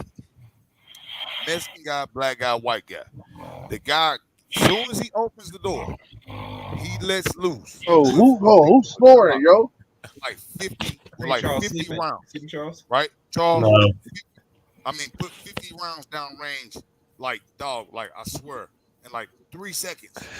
He was, whatever that switch was he had on that damn Glock, that bitch was on point, no jamming on it, just on the ring camera. So now, he hits the car, he hits the 2 cops, the Mexican guy, he gets out the car, and the white boy, they run not to defilade and cover, they run all the way back to the farthest back thing. It's a fence, a chain link fence, right in between the suspect and the brother. The brother gets out of his vehicle, runs to the fence. He was shot in the foot. As he was shot, he still, with his service pistol, 17, I think he had a 17 round, pursued. As the white and the Mexican cop went back, brother shot, pursued the man, okay, while his foot was shot. And I mean, like, literally, he was like, everybody else went to cover, and he went to cover, bounced out of cover with his 17, engaging as shot. He didn't even know he was shot. Like, he was shot in the foot. He didn't even know. What's up, bro? Can we shorten the story up? Basically, what I'm saying is that there is a war zone. The streets is not being said even right now. You see Oh what I'm yeah, saying? yeah, most definitely. Of Just like, course, yeah. and I'll say this. Now I don't know. I don't know a lot about the millennials generation, right? So I can't speak on that. I know the millennials that I'm one of the last millennials. But I'm 32. So when does the millennials end? 93 about. 94. Yep. That's where they start, right? No, that's where it ends. Yeah. Well, Oh, okay, 1994. okay, yeah. it's a whole but bottom line to mid 90. So some say 94, some say 95, but I'm born in 1994, so trust me, Yeah, I've so done a little say. you're labeled the final of the millennials. Yeah, Yeah. So or they say now, Z, or they now say that's when Z, because Yeah, Canada and other countries start Z in 94. So yeah, I'm gonna say however you yeah. want to this: define it. our culture was hyper violent, and our culture was all about who was the hardest and who was fucking the most bitches. That's real shit. Like everybody was trying to be hard. You had DMX, like DMX and 50 Cent. That nigga 50 Cent, everybody wanted to be 50. Like 50, I just remember when 50 came out. I just remember how you literally, like, there wasn't no duck and wreck. Like, you had to go in the street and box with niggas. Like, I remember that distinctly. Like, if you wouldn't fight, niggas wouldn't even be your friend. Matter of fact, every friend I got damn near, we had to fight before we became friends. Like, Yeah, this the is fist fight. real shit. Yeah. It was always fights. After Nah, school, niggas was fighting. I think you I'm guys talking missed about the from a point of what young I was age. saying. No. We hear what you're saying. I think there's a disconnect between the generations now because we grew up in a little bit more aggressiveness. Like it was still that aggressiveness going on. Like niggas wanted to be the best. Like you wasn't going like niggas wanted to be the best running back. Niggas, we lived in an era with LaDainian Tomlinson and Oh, you made the motherfucking competition. Edger and James. Like we had to compete, bro. We had to go out there like it wasn't no, you know what I mean? Nobody was getting spoon fed, nothing when we was growing up. Everybody had to really come up out the slums with that shit. Even the dudes like you, like so, it was a lot of competition, and it was a lot of dudes wanting to be the best. Everybody wanted to be the best, so that's why like it's hard for me to relate to the Z's and stuff because like we competed, like we wasn't given a trophy for competition. Hell no, the best played, the best won, the best got everything good. If you wasn't the best, you got to know to play your position and step back. You know what Yeah, I mean? well, I mean, I think that the disconnect is simply, I think I want to say probably my year, let's say 1994 and on up. Um, I kind of goes back to what Shatter said about the parenting thing. First and foremost, I think you guys came up in more of a time where a parent, whether or not the parents were the best, but parents are more involved, society was more traditional. But I mean, when I was 9 years old, I was already on the internet and using the computer in 2005. So when you grow up on the internet, Damn, you was you're only not, 9 in 2005. yeah. So when you God grow damn. when you when you pretty much grow up on the I thought you internet, born in '94, man. yeah. When No, you how you 9 in 2005? You should be like almost 11. oh yeah, my bad, 11, my So bad. y'all don't even remember 9/11, huh? No, I don't. But God damn. yeah, but anyways, it's when you grow up on the See, that's internet, what I'm saying, bro. See, that's what I'm one saying. The new generations won't. It's not gonna hit them the same. It's not the same. yeah, I don't even know. Like I didn't know about 9/11 until like after it, like maybe when I was in middle school or something. Damn, you don't remember. No. But but yeah, anyways, like I was saying, when you grow up on the internet, I think first and foremost, you don't not only do a lot of us grow up in single parent households, and that's many all races, but especially black. So you don't really have anyone, how do I want to put it? Not necessarily, especially when your father's not around. So there's no one inspiring you. There's no one really driving you. And then you throw the internet in there. It's easy to be sedated. And then two, you see all the competition like front and center. So like let's say back in maybe I don't know how it was for you guys, but let's just say I'm in 1994. I don't have access to YouTube and stuff and seeing all these different dudes, making games and running 1,000 Well, you miles an think about hour or YouTube whatever. was in So its it's infant yes. stage. Back So in it's 90, easier even in the late around thousands. 2005. So by the time you started to get Yeah. around at 11, YouTube just started to really come around. Yeah, so yeah, I like the late thousands from when I put my adolescence in. Let's say 2006 to 2009. Even then, like you would want to do something, but then you're on the internet and be like, oh, okay, well, there's like 20 other people already doing it, better than me. So the competition, it puts up the illusion Okay, that so this is what now, can I ask what, you a question? hold on, I'm just gonna finish the point first. It Okay. puts up, I think, for a lot of my generation and younger, it puts up the illusion with the internet that, like, wow, there's already 1,000 YouTube channels about this. There's already 1,000 people doing this. Already 100 people doing this. So you got that working against you. Then you've got the fact that you don't have the same parent structure that probably you guys had. The same traditional, people come over to your house and kick it and do that type of thing. So it was very isolating first and foremost. But see, that look, wasn't Hold necessarily. on. Let him However, finish. Let him finish. Let him finish, yeah. bro. Let him finish. However, that's not even really my original point of me bringing that up. What I was really originally trying to say is I think that, let's say, let's say the latter half of millennials and Z's and on up, I don't see them going to war for the sole fact that because we're very sedated. It's a very sedated generation. Not even the lower testosterone and all that is really, you don't really give a fuck about really that much in life. Period. That's like a whole Gen Z meme. Like, you don't really care about they anything give a fuck about because it's easy to be sedated. But yeah, if you want to talk about certain areas in Houston, certain areas in Baltimore, certain areas in Nebraska, certain areas in Detroit, yeah. But I'm talking about from the whole United States, not even just United States. I'm talking about France. I'm talking about Australia, everything. I feel like most of that generation is a very sedated, very non-violent generation. I don't see Can I ask you a no war question? coming out of that from those Can I generations. ask you a question? Yep. So you didn't used to see, like, because I know when I participated in stuff, it was always like we had I can't describe it nothing but like the eye of the tiger. Like, this nigga not about to outwork me. When I seen somebody faster and stronger, and our coaches always tell us, nigga, bigger, faster, stronger, bigger, faster, stronger. We all recognize that we was born equal, but what you do separates you. So what that there's 1,000 people doing it? Are you scared of the 1,000 people? Like, that shit made us want to go beat the 1,000 people. So bro, I'm trying to figure out where the disconnect happened. Bro, when I first got on the internet, it was like 1995, 96, like right up in there. Okay. And like, it wasn't like it is now, right? I remember AOL. You know what I'm saying? Yeah. We just call it AOL. No, but what I'm trying to figure out is, bill up so crazy, bro. And but look, hold on, Shatter. What I'm trying unknown. to figure out, what I'm trying to figure out is, where did they lose that will to fight?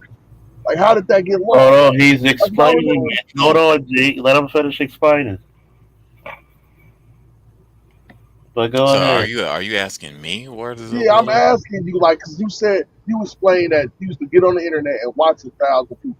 I remember the internet came out. I remember it, like, and I remember getting on there and watching Dan Gable wrestle, and I was a wrestler, and I used to think like, I'm gonna be the best in the world. I'm gonna be at this level, and I didn't feel no inferiority to nothing. I felt like all I had to do was put my mind to it and work hard, and I could get there. Well, Like, it wasn't. I wouldn't say it wasn't that you think that you're in fear or anything. It's just, again, first and foremost, I think I've heard many people say this. I think, again, it's a big sedation thing. I mean, we can get deep into the neuroscience and the dopamine thing, but when you're going from playing video games all day, then going online, seeing what's on YouTube, then going from YouTube to Twitter, and then watching porn, and then doing that, and then going back to games, like, you first and foremost, you burn yourself out mentally anyway. So a lot of Gen Z, they're worse than how we were in the thousands. They burn out mentally before they even decide to do something like that, because they didn't spend an hour on TikTok or an hour on YouTube. So your mind mentally is burnt out. So, like, oh, okay, you got that. You're like, oh, I'm done for the day. So you got that going against them. And two, I feel like, again, our parents and our family structure was so bad. You don't have anyone really, how how do I want to put it? You don't really have a support system. You don't. I know other generations didn't either, but especially our generation, because our parents were like the Gen Xers, let's say late 70s babies, and maybe some of Charles era. Shit, y'all They parents was didn't. better than our parents. Our parents was the crackheads. Yeah, Right. yeah, That's that's why true. you But rebel against it, though. That you rebel against that because you're showing them as a younger person. Usually, when you're younger, you always think in your mind like, I could do it better than my parents. They telling me to do it like this, and they old school. They don't know how I do it. I'm the young whippersnapper. I know what's going down. I'll put it to you this way. That's how what you think when you're young, right? Right. Yeah, it depends. Okay, so Yeah, now look. I thought that, brother. What I'm saying is this: I had to learn the hard way. Okay, see, everything that my OGs was telling me, I thought I was smart. I said, man, I'm getting these young bitches. Y'all niggas just mad because y'all old bastards can't fuck these young bitches like me. That's Hold what on, my dumb I ass don't was think that's. saying. I don't think that's what we're talking about.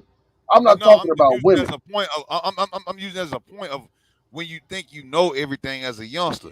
Now, when you got a person that's in your life that's telling you these things before you make the mistake, my main point when I come out parenting, you don't have to necessarily be a parent. It could be a coach. It could be just a strong role model in your life who reaches you. Okay, that's where I think you have the disconnect because see, you have not seen those different areas. And there's a lot of other areas besides just the cities, bro. You go outside, just in the outskirts of Houston. Yeah, Houston is a metropolitan area. You have a lot of stuff going on.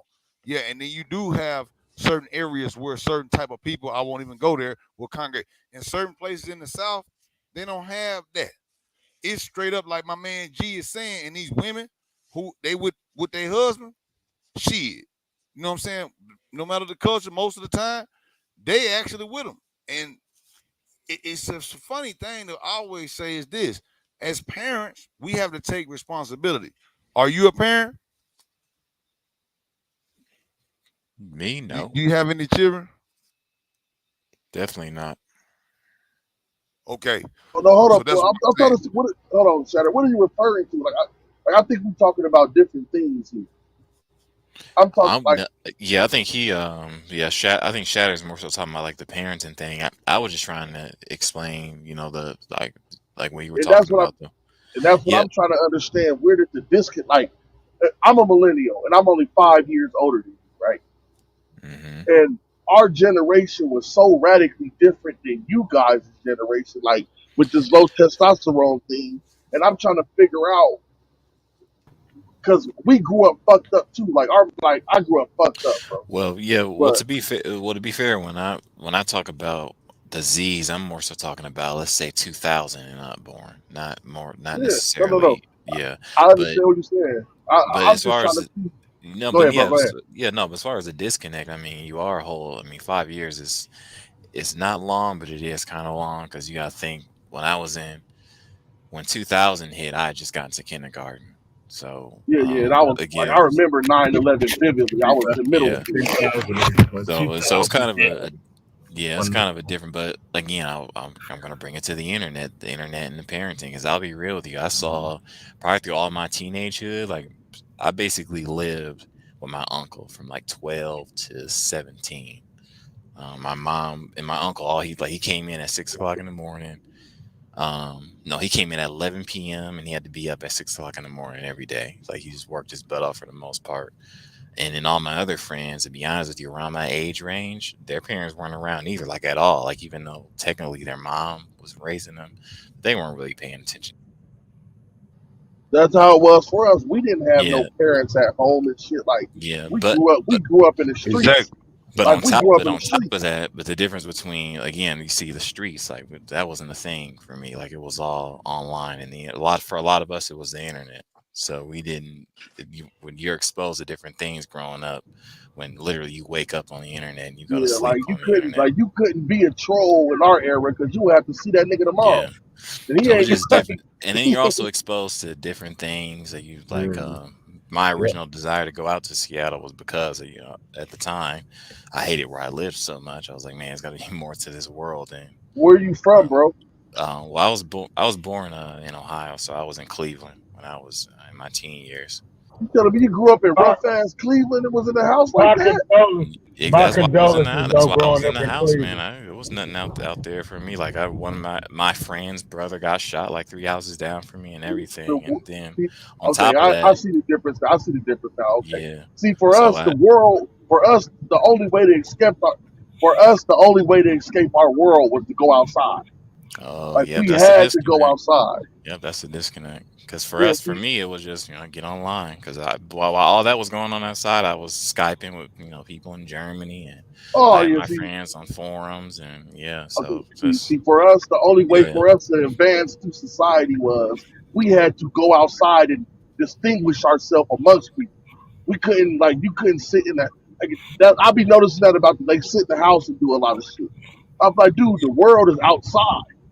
You know what I'm saying? saying Like the world. That didn't you're happen right. for me till like And that's the point why I 17. said you Yeah. couldn't stay in the house. My grandmother said you got to go outside. You cannot stay in the house. She in the house watching stories and cooking. You ain't finna be in the house with her. And then you know what? For the internet thing, like what y'all talking about, I had a Nintendo, right?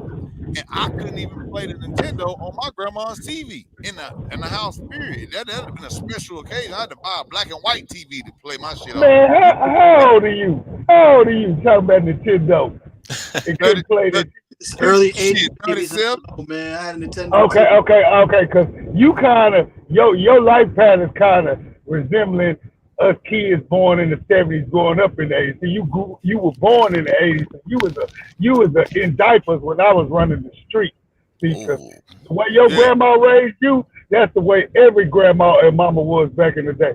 See, in spring break, summertime, your black ass better be outside, and you better not come back to them street lights. If street lights come on, and you better beat the street lights in. We had Atari, we had ColecoVision, we had Intellivision. And them motherfuckers wouldn't get on no old people's TV unless they were asleep, or they just did not feel like watching no news. And you was not finna interrupt them with shit. And you better not come in and tell me that you thirsty. If you thirsty, you better go get that fucking water hole. We didn't play that. Even when our grandparents or grandparents told us to go outside, there's some areas we got to play around also too. Wasn't that much, you know what I'm saying, unless you were certain age appropriate. If you, I'm just saying, I had to play around my local areas until I got older. When I was a teenager, then I could go across the street to the next neighborhood and stuff like that. But I'm just saying for us, in the country, I'm just saying. Right? Look, it's country right different. Like, okay, for saying that. Now, I'll take one of my best friends, G, like you were saying. All right, I hit him in the head with a rock. My grandma got a whole bunch of rocks in front of the house. I hit the dude in the head with a rock. You know what I'm saying? I get in trouble, get my ass whooped because I done stoned my neighbor. Okay, basically, he got a big old knot on his head. You didn't stone your neighbor. You damn near tried to kill your neighbor. I didn't know I was going to hit him in the head. My aim was too good, but I popped the man good. But look, your granny should have busted your ass to the white meat show. Bro, before I even got home, see, this before the internet. Before I even got home, I got an ass whooping 3 times before I even got to the house. And then look, me and that man, that's what you call good living back in the day. I don't know what the fuck these kids are going through today. Oh, I'm stressed. My mental this, your mental. Nigga, you not even old enough to pay a bill to be worried about your mental. You better learn how to be a kid and just enjoy your life and let adults do adult things. The whole thing where the disconnect is. Hey, yo, I'm back. I want to say something real quick, but then I'm gonna hop right back off. Can I explain your point, Seattle Sideshow? Because I think I understand the disconnect that G is talking about, and I think I could probably put it into a better way than you put it. Is that all right? If I try, and you can correct me if I'm wrong. All right, go ahead. Come on, PK. Come on with it. I said, come on with it, PK. All right, appreciate it. So I think there's 3 things going on, and I think BGS has kind of alluded to this, but I don't know that he has broken it down in the way that I'm about to.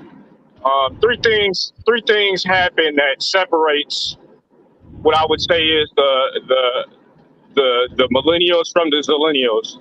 Those three things are, it is the environment, but those environmental shifts are in relation to technology. Bingo. They're in relation to a changing in the culture because of the technology. Okay. And the time that it takes for the society to shift and adapt to the changing of the culture and the technology. Bingo. So the entire environment has shifted now for the millennials. And so that disconnect has been, that rift has been formed because of that. Now, when you have essentially a group of men who have not experienced the rites of passage as well as the same traditional backgrounds and experiences of the groups before them and have been essentially relegated out of manhood, and essentially raised without two-parent households to a large degree, and essentially conditioned to become much like inadequate females, or essentially, units in a lot of ways. And conditioned in this way, it's to be expected. That's what's going on here. So I mean, that's why I think that Sideshow is trying to tell you, they're being raised on video games, porn, and not much else, and they're frying much of what their drive would otherwise be, and that contributes to the lack of testosterone as well as eating habits, and societal pressures, and because our society has adapted and allowed for this change to happen because of feminism, because of technology, it is what it is. I mean, you could try to push back against it, but I don't know how you would do it. But anyway, that's my thought. Hold on. But that's the thing, PK, and like I can't understand. I remember my first time being victorious in that feeling, like you remember your first time dominating something? Like I remember my first real fight, like, and I won, and I was standing over that motherfucker, like I just screamed. I couldn't explain the feeling. It was just like a release, like like you know what I'm saying? Like y'all don't feel that shit. Yeah, exactly. Yeah, I mean, it'll be the same thing. It's the things that I've experienced when I was youth. That little piece of white trash, don't have that in your picture right there on the thing. Good. That's what I'm saying. And I remember the first time. I remember the first time I hit a big booty bitch, and I was clapping that shit like, God, like I'm hitting this shit. This nigga thought he had an epiphany when he was in the booty making the clap. Like, I'm the only nigga who's making this happen. I just remember, I remember when I came out, my homies was waiting on me. They was looking. I was like, yeah, I hit that shit. They were like, yeah, nigga. Like I just remember congratulating you. They was congratulating you. Like we was all. I think there was one other thing I wanted to address too, if I could, and then I'm for real going to hop off. I'm trying to drive. Another thing that's interesting to me, and I think it's probably ought to be addressed, man, is aggression has its place, man, but that isn't all that masculinity is about, man. Let's keep it real. 100 years ago, man, motherfuckers was having duels. And they wasn't having regular fights where they was just fighting just to fight, nigga. If you fought a motherfucker, you was fighting to the death. And if they spared you, they spared you. That's how that works. Yep. So I mean, we can talk about hands and whatnot. That's cool. I mean, I appreciate a good fight just like the next man, but we've actually civilized as a society rather quickly in the last 100 years. Like really in the last 100 years. I don't know if you guys realize this, but 150 years ago, they had to outlaw duels because white dudes was killing each other too goddamn much, basically, was fucking each other up. That's what was going on. I think that's going on in Chicago right now. You shame my other white man? I want a duel. Yeah, wait. You break it up, Al. Hey, can you hear me? I can hear you, Al. The best man win. Hey, well, he just Am I breaking up or is that Al?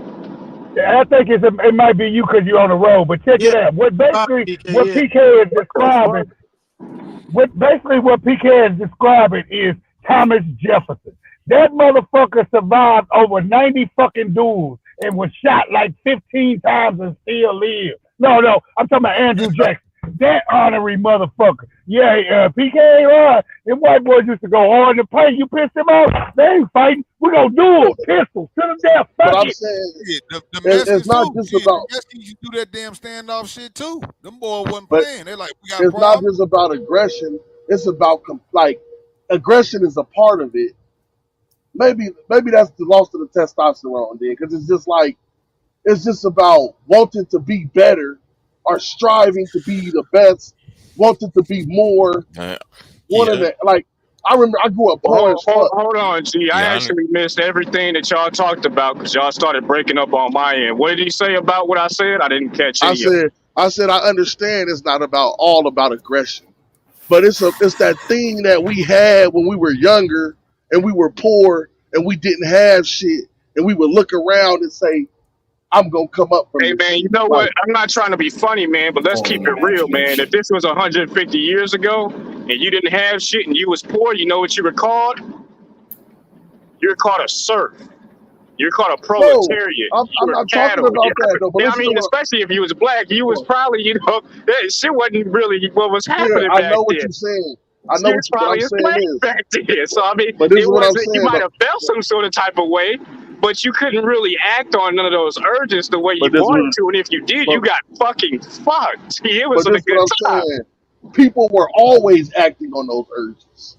Men even if men was fighting, niggas wasn't just. Everybody wasn't just docile getting like, bro. I'm not talking about that. I'm talking about the inside feeling of wanting more.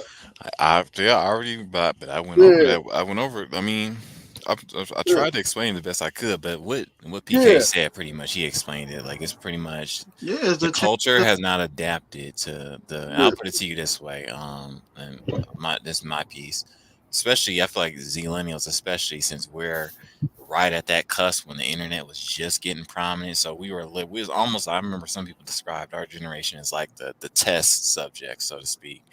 Because even now, we're just now getting to awareness of like dopamine overdose, the effects porn has on your brain, the effects gaming addiction. That wasn't a thing in the thousands when I was a kid and a teen. So for like my mom or various other Gen X parents at the times, I was like, oh, it's 2008, it's 2009. It's nothing wrong with, your kid using the internet. A lot of people didn't even know back in those thousands. Like I remember when I was 12, 13 years old, the stuff I was finding on there. So just the things that you're exposed to, not let alone the things that you would rather do on the internet versus going outside. And then I want to put another, now I think about it too. It was still out there. Parenting. Yeah, the parenting knew about was another factor too. Yeah, the parenting was another factor back too. then, you didn't have enough money for all of these games and entertainment. See, that's one thing a lot of people forget about. Yeah. Look at the money that you have now versus the money back then. There wasn't a whole lot of money to make video games. You had, look at the library from all of this, all of the consoles, and look at the money that your parents were earning from what you're earning now from what they were earning. There was no DLC to keep, there was no DLC to buy and keep playing the game over and over again. There was no large internet. There was, hey, here's these 4 games. You play them. You don't want to play them, go outside. You can't tell these kids to go outside because guess what? There's nothing to do out there. Not only that, especially when we have video stores. So, how is there nothing to do outside? Yeah. I got pushback. How the hell you gonna say there's nothing to do outside? That's why I call outside. Hold on, one at a time. You know why there's nothing to do outside? When we have the rent stuff, you don't have the next day and stuff. So nothing wasn't like affordable as then back it is now. Like I'm 41 years old. Most of the stuff came out when I was in high school. And even before that, having game consoles, I was in elementary school and junior high school and stuff. The little games that my mother had, my parent, my aunt and uncle had for me to play when I was in the house, that was my entertainment. But we still was able to have to go out.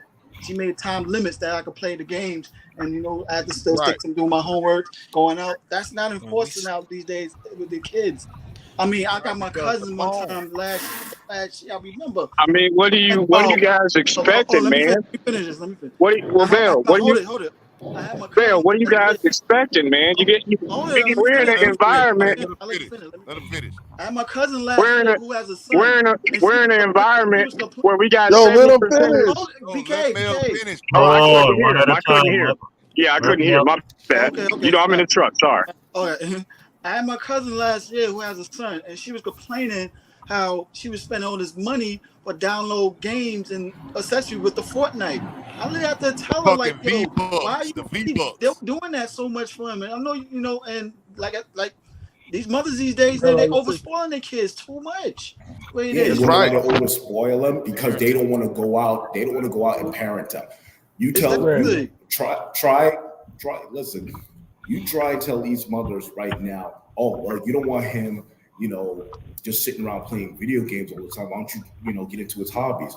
You know, go to a game store or Barnes & Noble, buy him a robot model set and everything. She don't want to go out there and do it. She want to look for it online, and if she can't find it online, she's going to say, F it. Yo, here's Angry Birds. Mm-hmm. These mothers don't want to mother. They don't want to do anything. And it's not even just the mothers themselves. It's also these so-called, I'm going to give finger quotes, fathers in the household who are just as lazy as the mothers. Thanks. And I'll tell you this one, even back in. Can I say something real quick, bro? Charles. Hey, can I get it? Can I get in now? Am I good? Am I clear? You clear, but hold on, PK. Go ahead, bro. Ask Charles something. Segue, Charles. I got something posted in the back. What I just said to you. Black officer on point. No fear. Young brother. You feel me? Now I want you to look at that and you tell me who is the battle buddies, who's supposed to be with the man, and who had the no fear and to protect and serve versus the counterpart. Just as a case study, we talking about black excellence. You feel me? And some of these younger brothers, the younger officers, going into the field of fire. Look at that, and look at the other officers. Just look at the tech. You combat vet, you know. Just look at that tech. So am I clear now? Go ahead, PK. Appreciate it. I'm sorry for interrupting. Like I said, I'm in the truck. It ain't on purpose. No, you're not. You're not sorry. You love to interrupt. Hold on. Can you hear that truck, bro? And I'm in the truck. I'm in the truck. Yeah, we all in trucks. Yeah. I'm in a truck. I don't know how the fuck y'all can't hear that shit, man. That shit loud as fuck for me. I hear it. I gotta hold up the fucking phone. Hold up.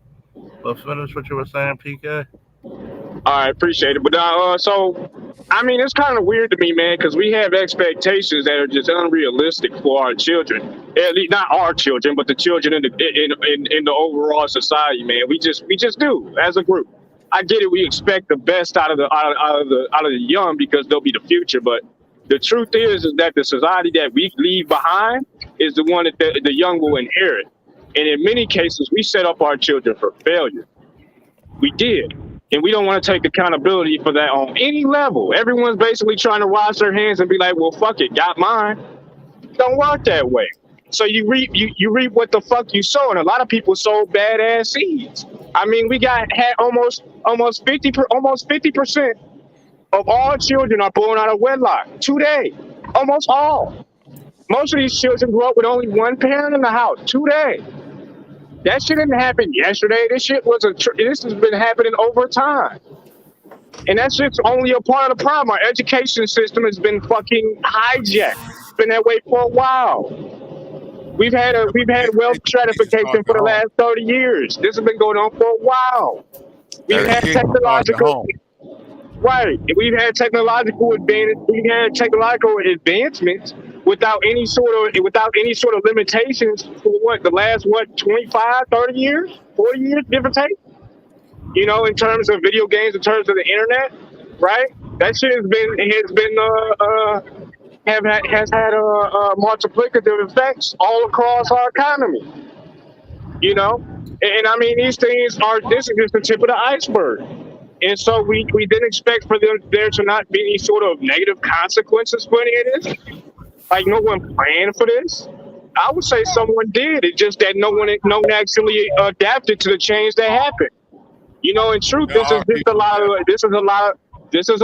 fault of the generations that came before the children that are born today, and no one wants to take accountability for it. We all want to wash our hands and say we're not responsible. Everyone wants to wash our hands. Not you. I'm just saying. This ain't to anyone on the panel. I'm just saying, as a general statement, everyone wants to wash their hands and not take accountability for the fallout that we're getting today with our youth. Right, you get what you hold on. I'm almost done. Let him finish. Let him finish. Hold up. You gotta let him finish. So I want to say something. Oh wow! I want to say something after PK. So ultimately, we get what we fucking deserve. That's it. You know, if the truth is, you know, we expecting for fathers to be fucking part-time fun dads and cleanup men. Well, you get what the fuck you deserve. This is where we end up. So no, there really shouldn't be no complaints for where we are today. But I'm saying but this is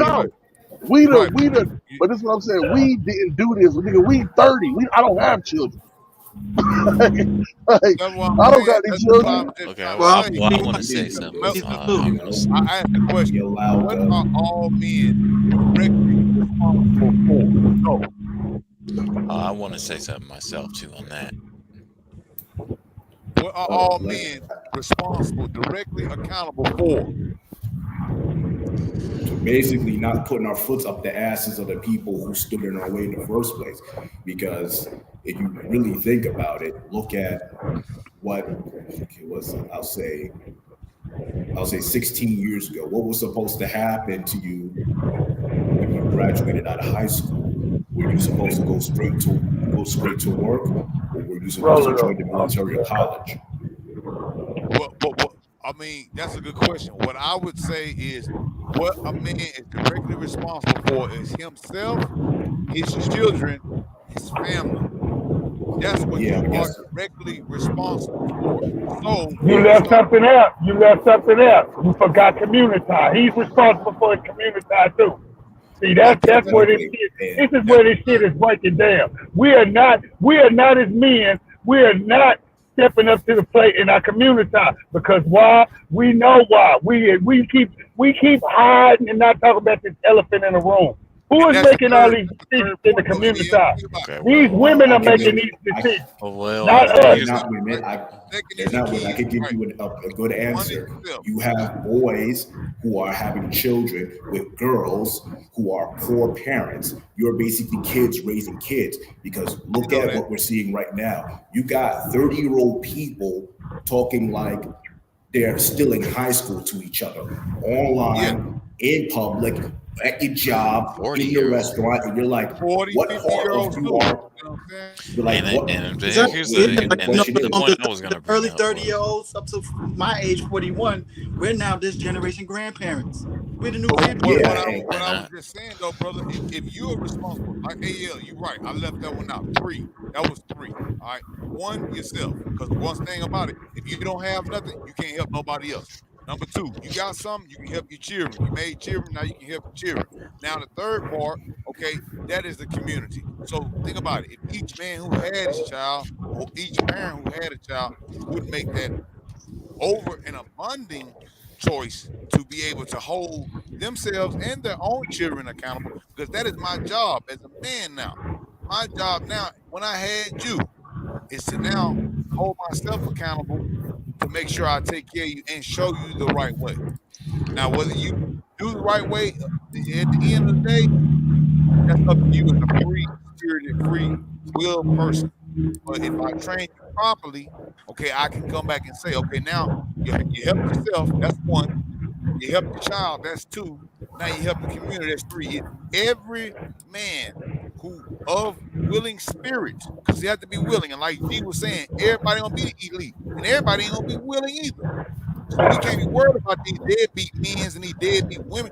We talking about people. If you on here with some kids right now, you take care of your kids. Your kids are arguably better than what you was at that time. because you have been in their life and you helping them learn and do. We must be accountable for them first. Then we can become the stewards of the community, because now we can afford, and not only can we add by giving money to the community and actually doing work for the community, but our children now are involved in the community as well, because we are holding them accountable, and we're holding ourselves accountable, because we're showing them every day. We're working with brothers. We're working with sisters. I'm gonna tell you the truth, bro. Also, too, I want to say this real quick. What do we have now that we did not have many years ago? The revenge. Access to high-speed internet, because last time I checked, I needed that's a phone part of it. line Exactly. to get on the And internet. Communication. That a platform now for men to tell our side of the truth, because females had their version of the truth for so long, and they was making money out. Those was making money out of it also too. Yeah, you got men to tell their side of the truth. We got our side. Hold on, you want men to tell their side of the truth? The minute you try to tell your side of the truth, Anton Daniels is over here trying to make an example out of you. Isn't that right, Charles? Man, we ain't worried about no Anton Daniels, bro. We over here talking real shit, man. I just said, what lawyer in the space right now, we can get ready and create a corp and sign the chairman. We finna get ready and make some money. And for the people, like I say, it don't even have to be no $1 million brothers. Like G was saying, you can have $50,000 brother, $35,000. Hey man, somebody just want to give $20. We got a treasure. We finna make that money mean something. And we're going to do something with it. We're going to do exactly what we said, the edict that we put down to do it. If that's a ride share for our communication satellite, or for an experimental scientific satellite, telescope, whatever the hell it is, we going to put the money down and do it. And guess what? That money ain't going to get sucked up and go into somebody's Lamborghini fund or somebody's Versace smoking jacket fund. No. We're accountable for this money. And look here, I'm willing to even put my intellectual property on the line to even put it in there and have that as an asset to the company. Well, like you guys pretty much been saying, it's a generational thing. Like, and I know my mother and like family members and other people on the internet that complain about Gen Z all the time. I always ask them, well, who raised Gen Z? And like if you think about it, right? Like I know. Like pretty much right now we're dealing with the kids that Gen X raised for the most part, and some maybe the lack thereof, lack thereof. Yeah, because I know like I told you guys earlier, like I admit with you guys, I probably didn't have the drive of, let's say, a 1986 or a 1976 born kid, because all I knew, because of how I was raised, like I said, by the time I was 11 years old, all I did was sit on the computer all day, because my mom, she worked, but she was never really home. And most of the kids in my neighborhood, we all did the same thing. And this isn't just a black kid thing. It's just a Spanish, all of us, white kids, black kids, Asian kids, we all did the same thing. And all of our, let's say. Ain't nothing wrong with you though, bro. You still young. You 27. You young as fuck. Yeah, I understand that. But I'm just saying that what I'm basically trying to say is it's regardless of why things are the way they are, I do feel like it's a trickle down effect from, like you guys are saying, from how the parents have raised us. And I can't necessarily say, why or how it came out to be that way. All I know is that before I was even 14 years old, all I knew was to sit on my computer all day, be on the internet and game, because that's pretty much what we did. And our my mom didn't do anything about it. My parents' moms didn't do anything about it, and that's how we came up. But now the Gen Z's coming up behind us, they're more into it than we are. Like, our attention spans was definitely worse. They can't even watch a 1-minute video. They're watching 10, 20-second videos, and their attention spans are cooked. So, but whose fault is that? Now, the millennials, you got my generation that's going to be raising kids. So. When it comes to the millennials, you have to remember there's an air right now hopelessness that came with what we're dealing with right now. I want to take it back to what you guys were talking about with where's the drive and what happens with this low testosterone and with all the soy in the diet. Right now in New York, what's going on is you have a high male homelessness rate, right? Mm-hmm. And all of the males are in these homeless shelters with no resources to do better. They're all sitting in their dorms 20 people in one giant room smoking K2, fighting each other, and peeing in cups. Mm-hmm. What kind of drive can you give any of these men in these dorms without them getting angry and telling you go F yourself? Last week, personal story, one of these guys actually came at me. He didn't like the fact that I was walking in the dorm doing my patrols. You know, he kept coming at me. So you work security in the shelter? Yeah, I work security in the men's shelter. Oh, okay. I'm from New York. Then you know what's up. Later in the day, I went to the bathroom to do a patrol in there. He was in there and he started spazzing out. The son of a bitch actually swung on me. I don't know what the hell was on his mind. He swung his hands. I'm like, wow, big mistake. And knocked him on his ass in the bathroom. The first thing he said to me is like, I'm gonna get you fired because you defended yourself.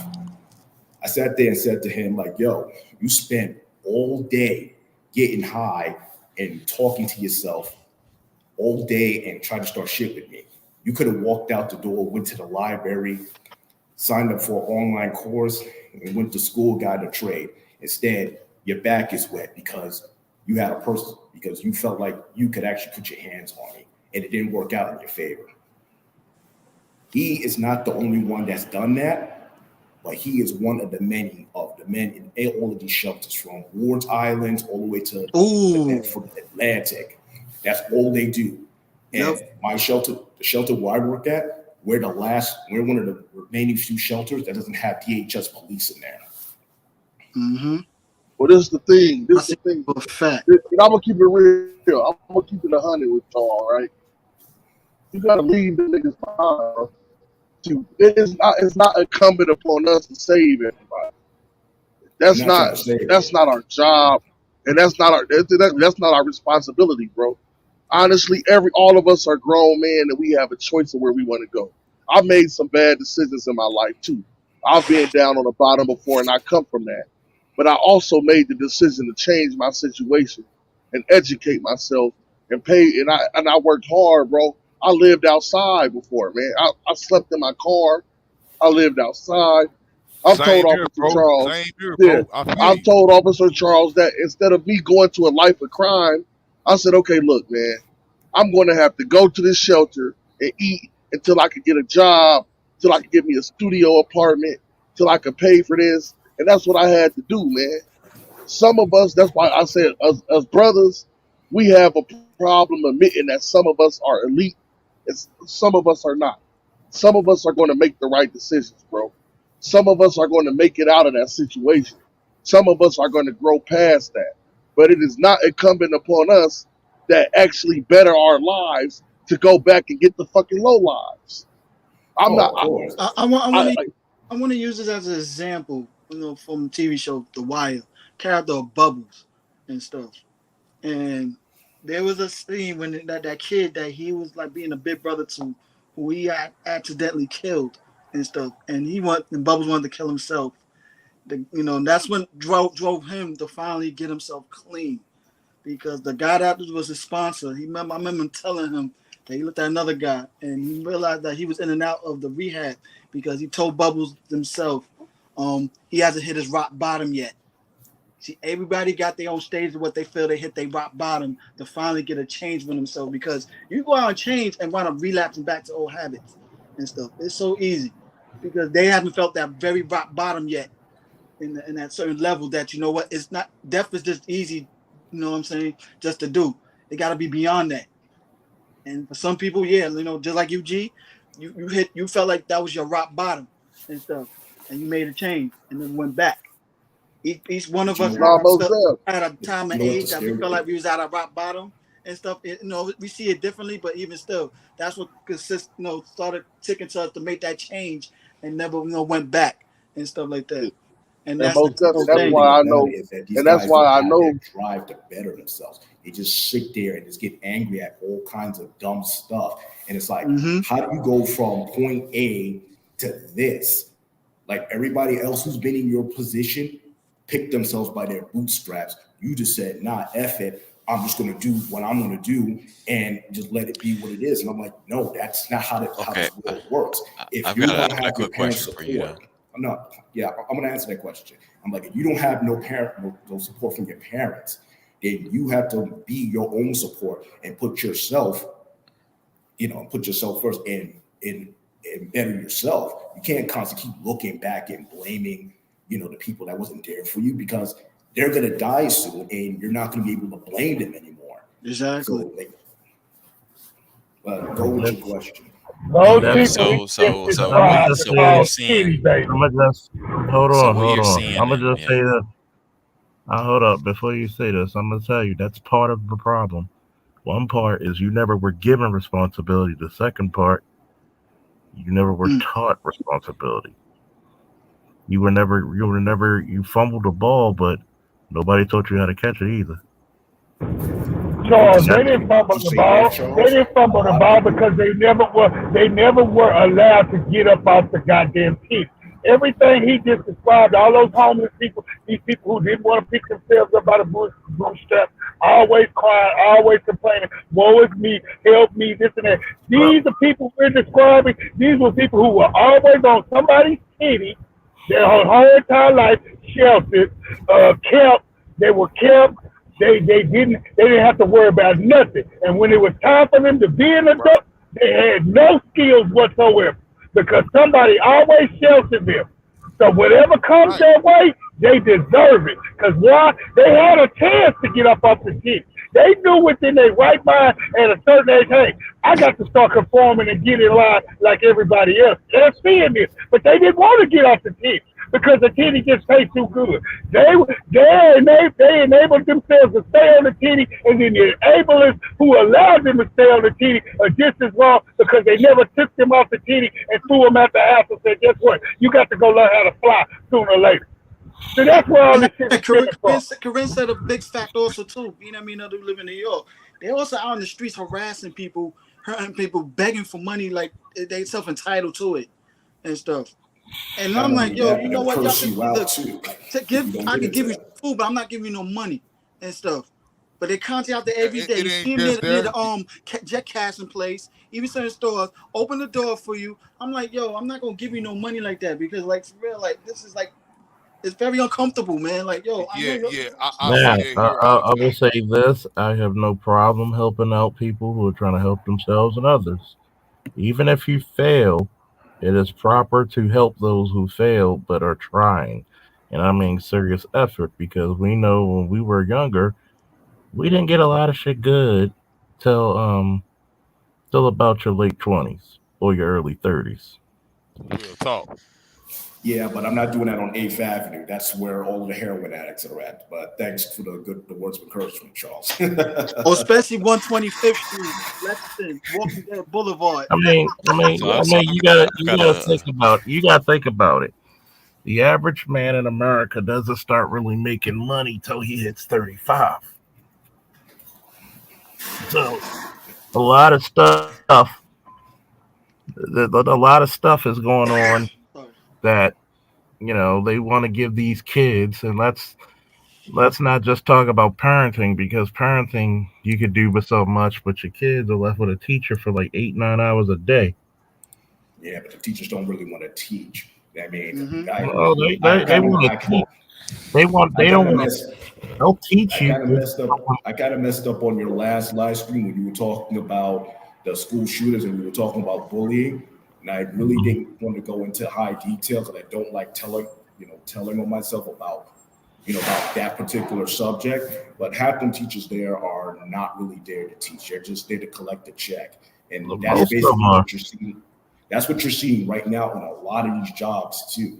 They don't teach the kids to engage in. So wait, so the guy that's in New York City, one that sees all the homeless, do you think that if you were in 1972, you would see that?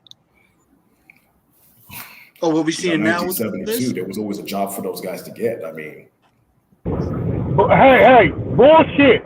You had a lot of homelessness in 1972 too. I was born in 73, but I like going back and doing research. Man, unemployment was at a fucking high in 72. In New York City, crime was bad in '72. There was a lot of shit going on that you guys, hey, go, if you want to go back and talk about the past, do some research. This homeless shit been going on for a long time, and it started with the fucking veterans. We did our veterans bad. Yeah, we did them bad. They were the started. There's plenty of jobs out so here there's in plenty just of a jobs, t-shirt and no underwear, and yeah, plenty of jobs if you're a Caucasian, if you're a Mexican. I mean, I can't speak to your time, but I shouldn't be seeing a 20-year-old, getting high in the middle of the night, and everybody is just that's what I'm asking. That's what they want to do. In 1972, if we were in 1972, I literally walked into the store one day and people hiding behind a cardboard box, sticking a needle in one person's neck, and while the one with the needle in their neck is crying and shit. I'm like, yo, you was like only 23. What are you doing? Nothing happened to you that bad that you're living out New Jack City right now. Hey, they want to do that. They want to do that. Listen, hold on, Al. Listen what I'm saying. But exactly, they do that shit, bro. This is what I'm saying, bro. There's plenty of jobs out here, man. There ain't. They having a labor shortage right now in the United States.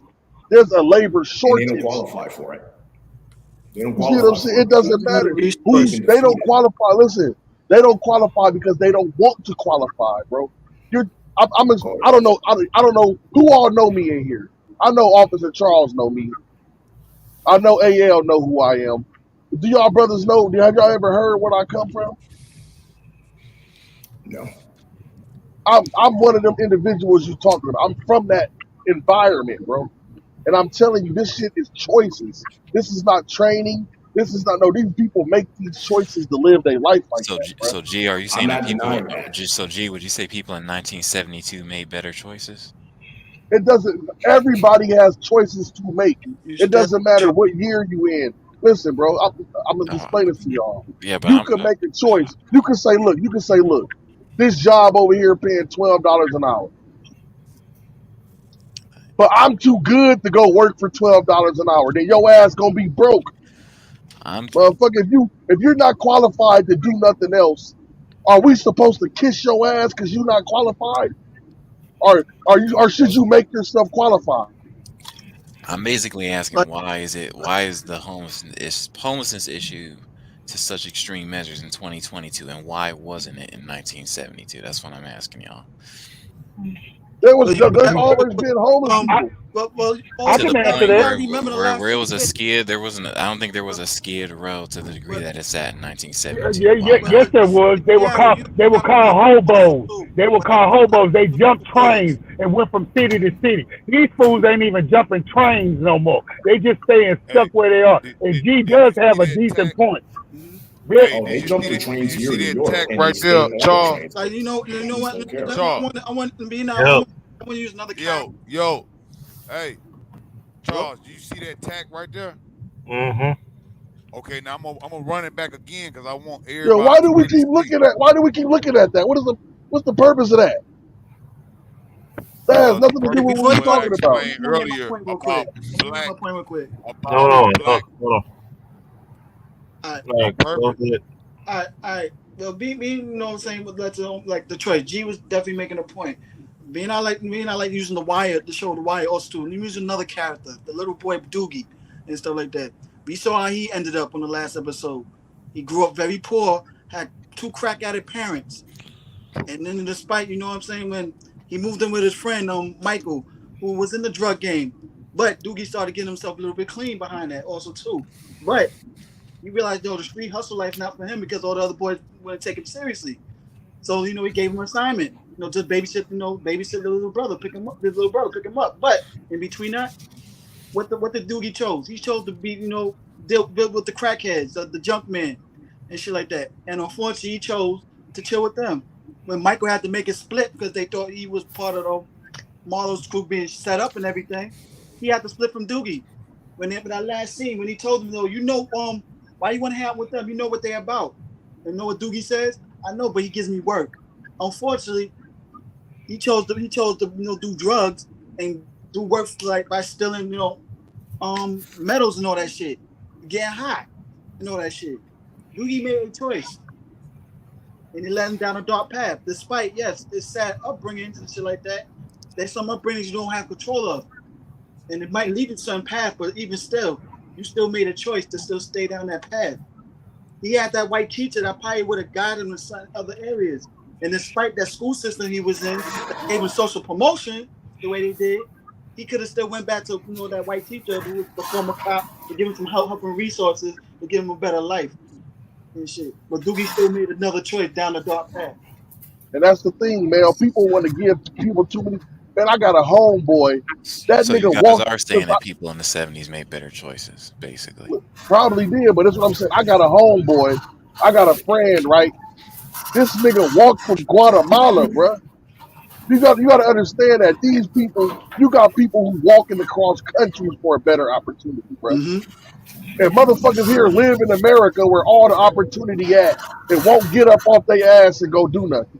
That's a choice, bro. If you got a motherfucker, if you got a person that's walking here from Honduras, nigga, they're walking. I get the book bag. I want to respond to you. I want to respond to you. Hold up. Go ahead, Charles. Go ahead, Charles. Number one, things happen to a person's life. There's three things that happen. There's timing, there's training, and then there's just good old-fashioned luck. Okay? A lot of us are just fucking lucky. And as the old saying goes, I'd rather be lucky than good. Mm-hmm. When we look at the immigrants, right? How much money does it take to get to the United States? Couple million dollars. About $2,000 if you're in Mexico, if you got the right coyote.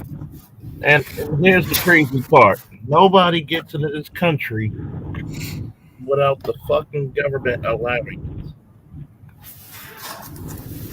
So when these people are just coming over here poor, of course you can come over here poor. We need a working class. We need people to, pave the streets, wash the clothes, work in the hotels as maids. Because hold up.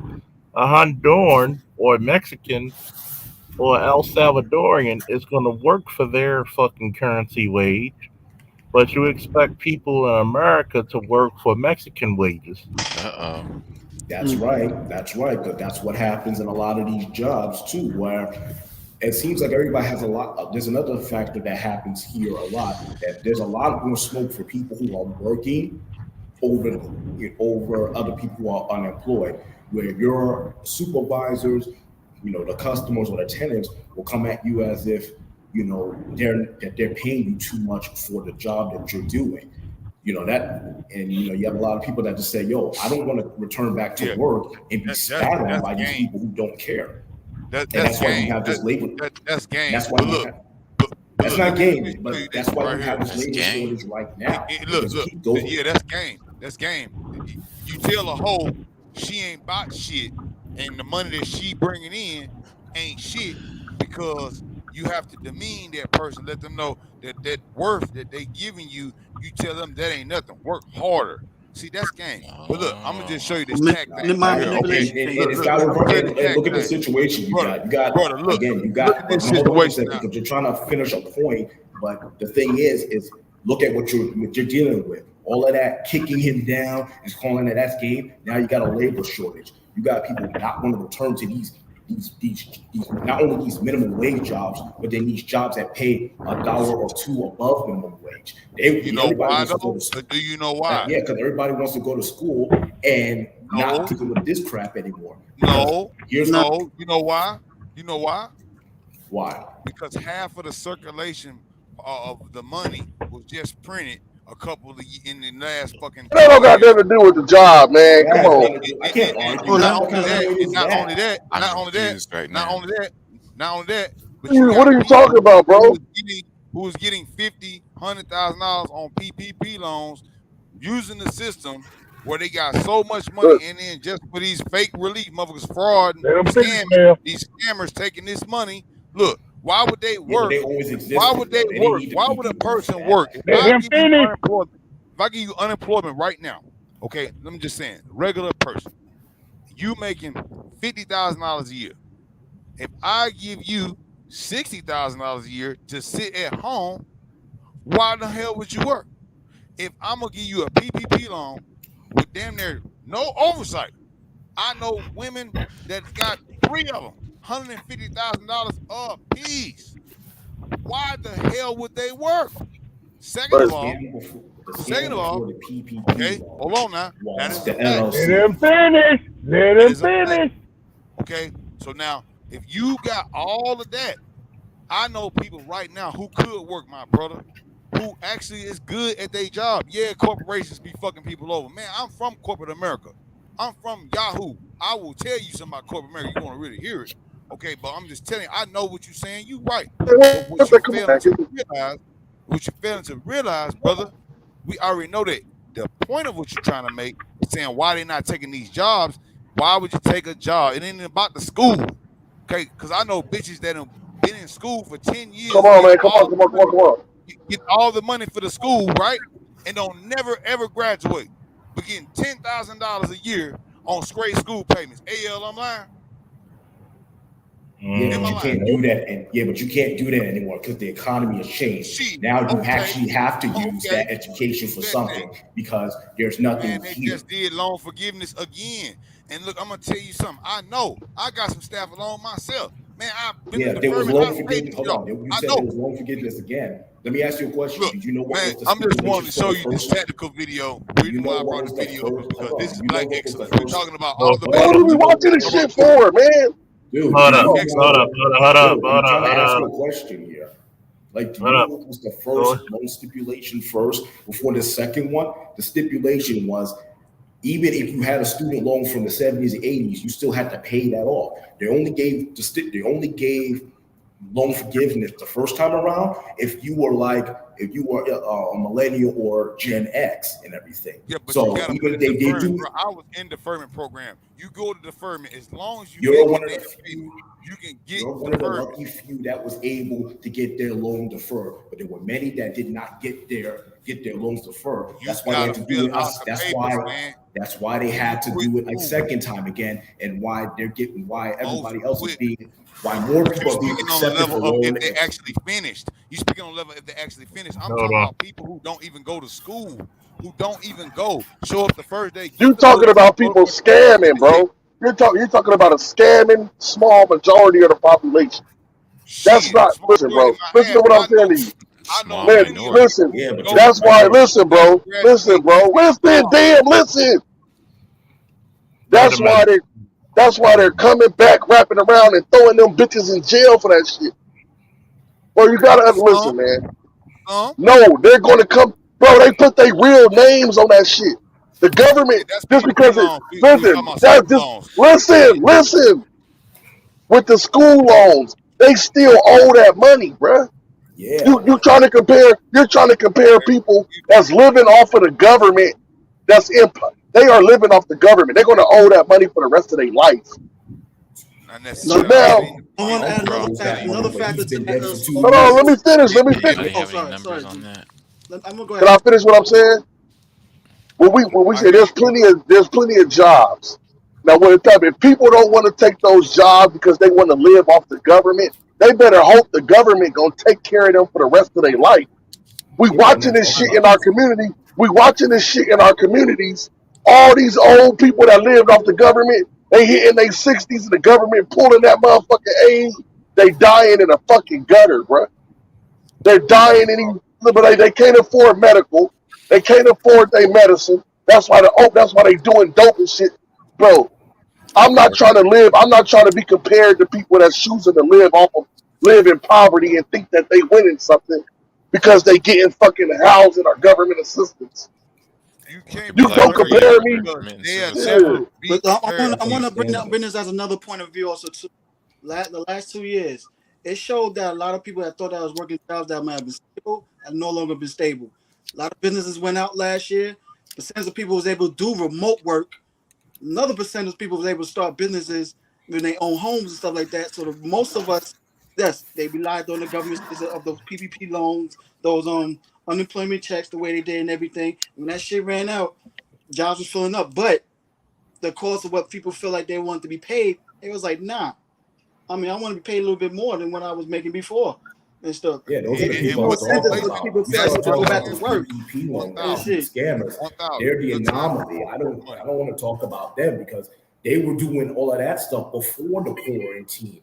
They're just, they're gonna find another way to, survive because they're scavengers. I'm talking about the regular Joe who needs to make a living, not doing shit illegally. That's who I'm talking about. I don't care about PP, Brenda, and the scammers. Like, Like, screw I'm gonna them. use this as the I'm perfect just telling you example about. with the We ride shit. obviously is not the people that's living off of this I bullshit. want to use this We as a not perfect. there. But I don't We're want to talk slowly about those mobile, people because successful when men. you Right.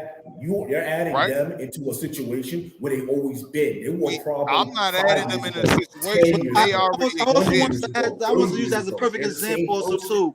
Already I want to use the perfect example also too with the ride share with Uber, especially in New York. Uber has a hard time trying to get a lot of the old drivers to come back to work for them. They can't get new drivers, and most of the old drivers that they deactivated forcibly, they ain't reactivating them. Now their numbers is down. Tell me they hit their peak and stuff. The ride share industry is slowing down more and more, and they trying to overcharge even more for the customer fare and still underpaying the drivers and stuff. And they was doing that even before the pandemic. So now with the pandemic that hit like crazy, Okay. crazy. A lot of people Okay. they don't feel Okay, I want everybody to hold their thought. up? Play the video real quick. All right, brother. Now you do your tack. You do your tack on it now. Now look at the brother here. Can you hear it, or is the audio not on? It's low, but I can hear it. All right, I'm gonna play it again from the top. You look at that tack and you tell me who is at the precipice and who is not.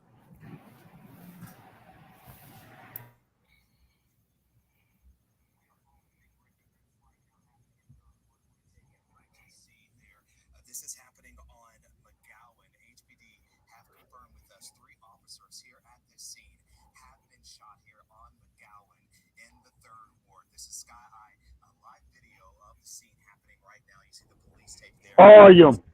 They are blocking off here on McGowan.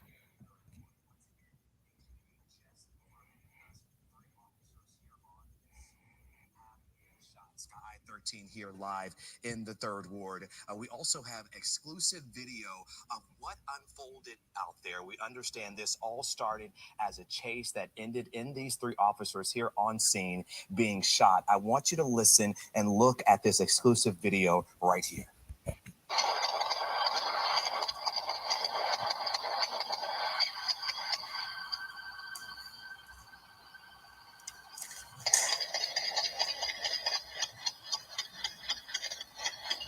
Wow. Wow, you see that video there, just telling right there as you see those officers behind that. Now, do you see those 2 officers there, Charles? Mm-hmm. Do you see what they are doing? Let me back it up one time for the people in the back, my brother.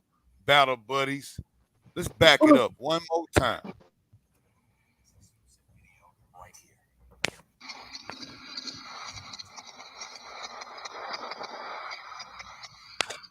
He just put 50 rounds downrange into that vehicle.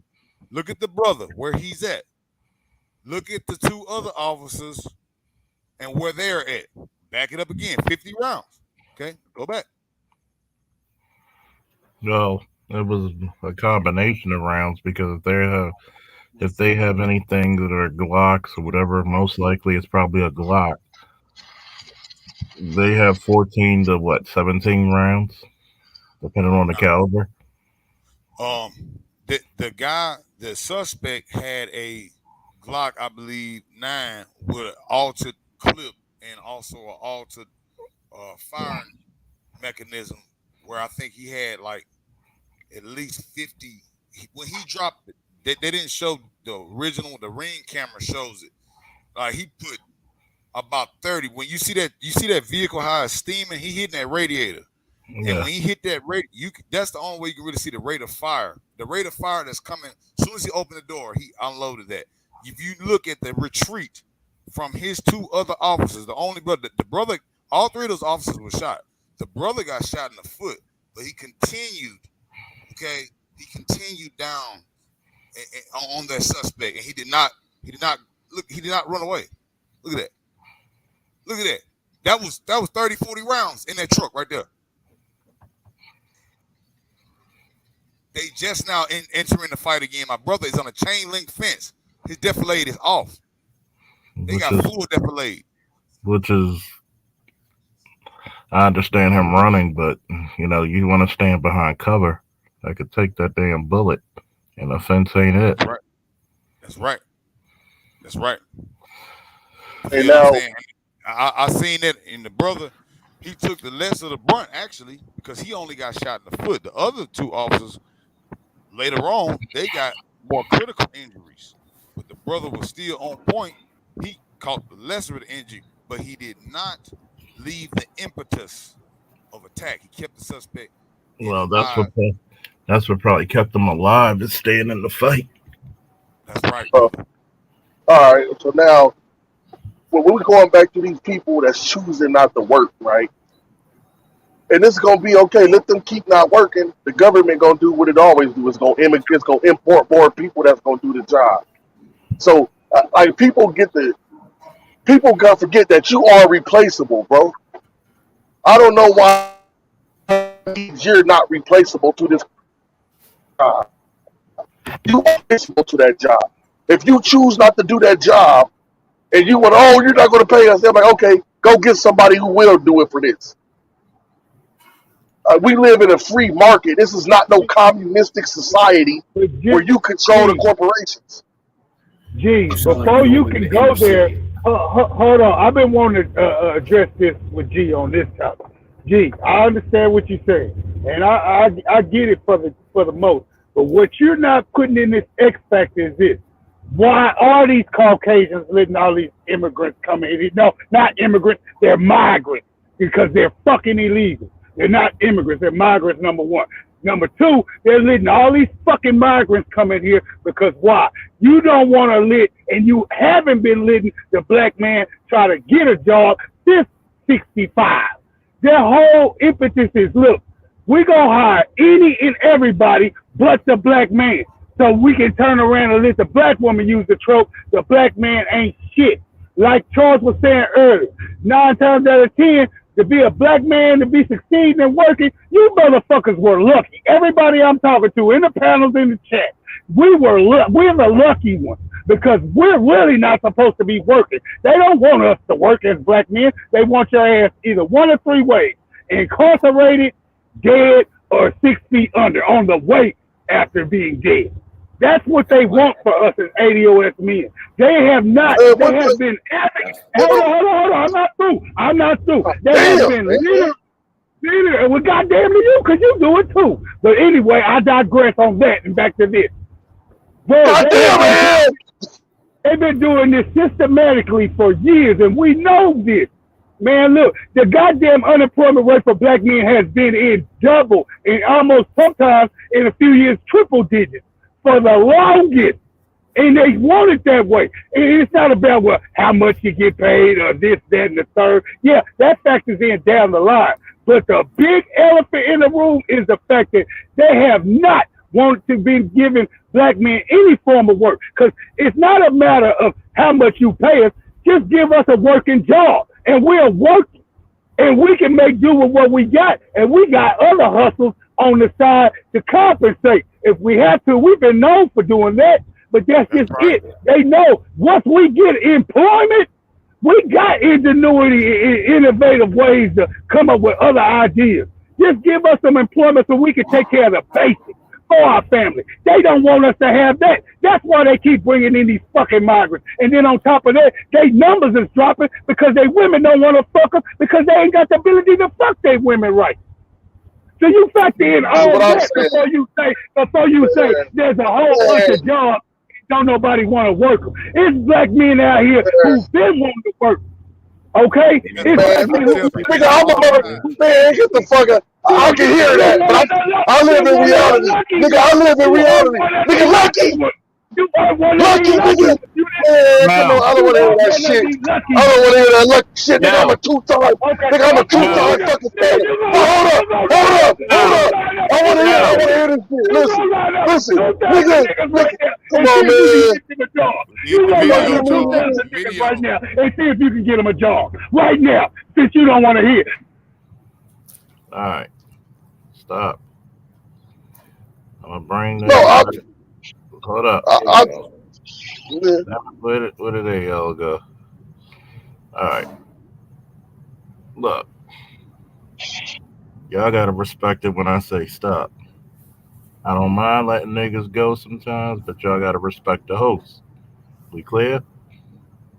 It's totally understandable, John. Crystal clear. I did want to bring in one point that you mentioned. You stated something about, that they refuse the responsibility. Did you know there's a new factor? It's been going on for quite some time, where responsibility is actually being taken away from these kids, so that they're basically grown adults that are gimped.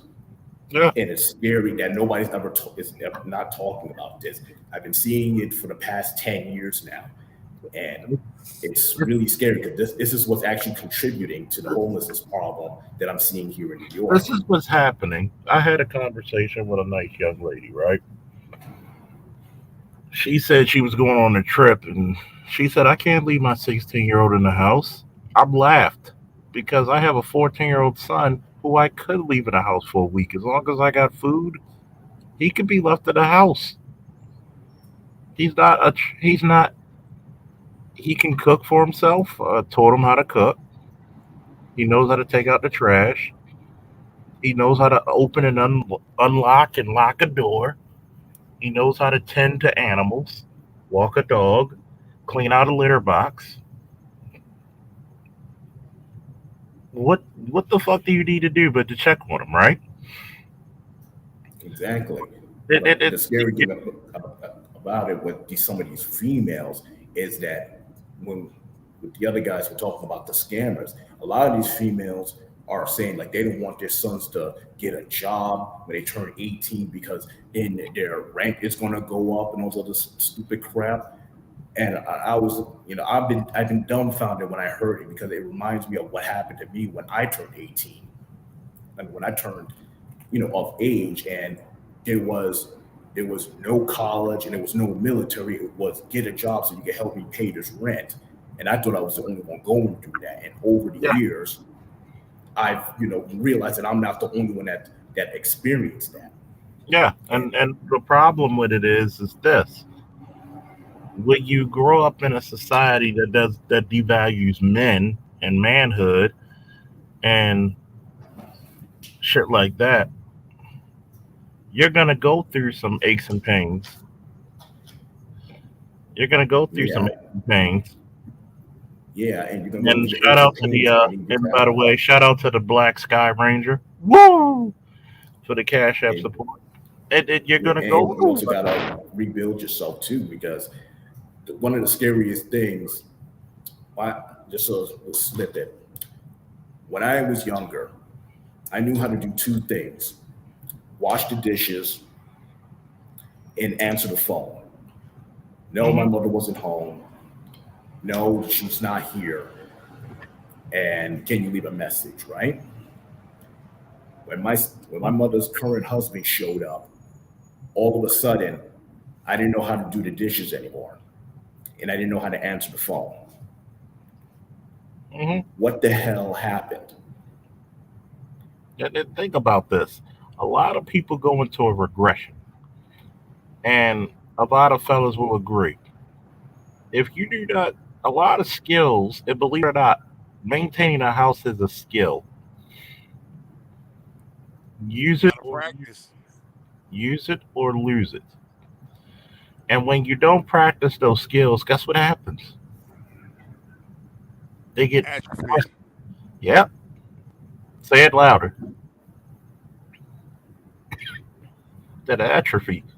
And then you got to realize If I can't leave a 16-year-old in the house alone for a couple of days to a week, I failed you as a parent. Because in Maryland, 16 is the age of consent. 16 is when you can emancipate yourself. You're basically a grown fucking adult. 17, I was in the army. So when you saying I can't leave him here by himself, so you're telling me, so I laughed at her, and this is a woman who's a teacher. Cool chick, but once again, some people let their education get in their way in some of their things. I'm like, I understand you care for him, but at 16, you should be running a fucking house. I said it's funny how your grandparents at fucking 10, 11, and 12 can run a whole damn house, but at 16, you can't be left by yourself. Right, man. Look, But I'm gonna say this. Hold up. I'm gonna say this real quick. Then I'm gonna give it to whoever was next. It's funny how so many of these parents at 6, 15, 16 were having babies, but can't trust their 15, 16-year-old to maintain a house. Make that make sense. Who was next? Because they want. Yeah, I was trying to respond. Charles. Can I respond or? Who was first before that? But you can respond. Well, you were saying something. Speak your mind. Now, AL, you know I got love for you, bro. I didn't mean to. I was just talking shit, but I got love for AL, right?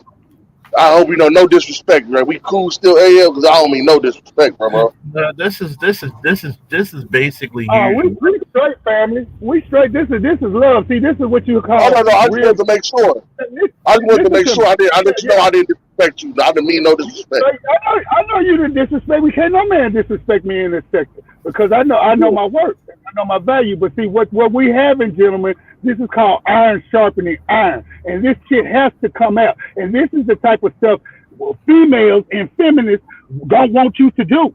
You know what I'm saying? They want to keep you docile. They want to keep us in these states where, like we discussing, why, like Charles said, why can't a 16-year-old boy take care of a house and his mama be able to leave and go on vacation and go somewhere? You know why he can't, Charles? Because God bless that woman and all her attributes. She mighty coddled that boy. She kept up. We talked about this earlier. But men staying on the titty too goddamn long because these women allow it. They want it. They want to be able to, like old boy said a while ago, raise you to when you grow up to be you have to contribute to my household to pay my bills. These are your bills.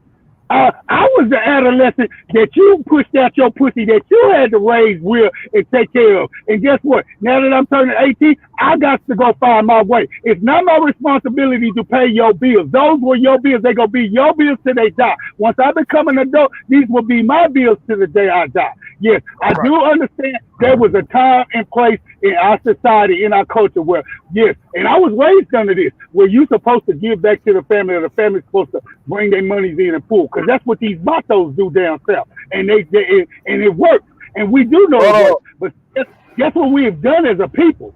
But when that woman got that dole offer from LBJ and society, and she took it, she turned her back on this system. She turned so she went to a place of me, myself, and I, but she realized I can't do it by myself. So I got to lay on my back and spread my legs and make some of these, but yet and still, I'm still gonna use some of that old wisdom trope to where these kids I made, they gonna turn around and still take care of me, because in the back of my mind, I know I am gonna die alone, but I'm not gonna die alone. I'm gonna show people like Kevin Samuels, I got my kids, but Kevin Samuels gonna tell you, bitch, you cannot have your kids like that. These kids are gonna leave you eventually. No, they not, because I got them brainwashed and booby trapped in the mind to think that you got to take care of me, all supreme the mama. You know what I'm saying? This shit.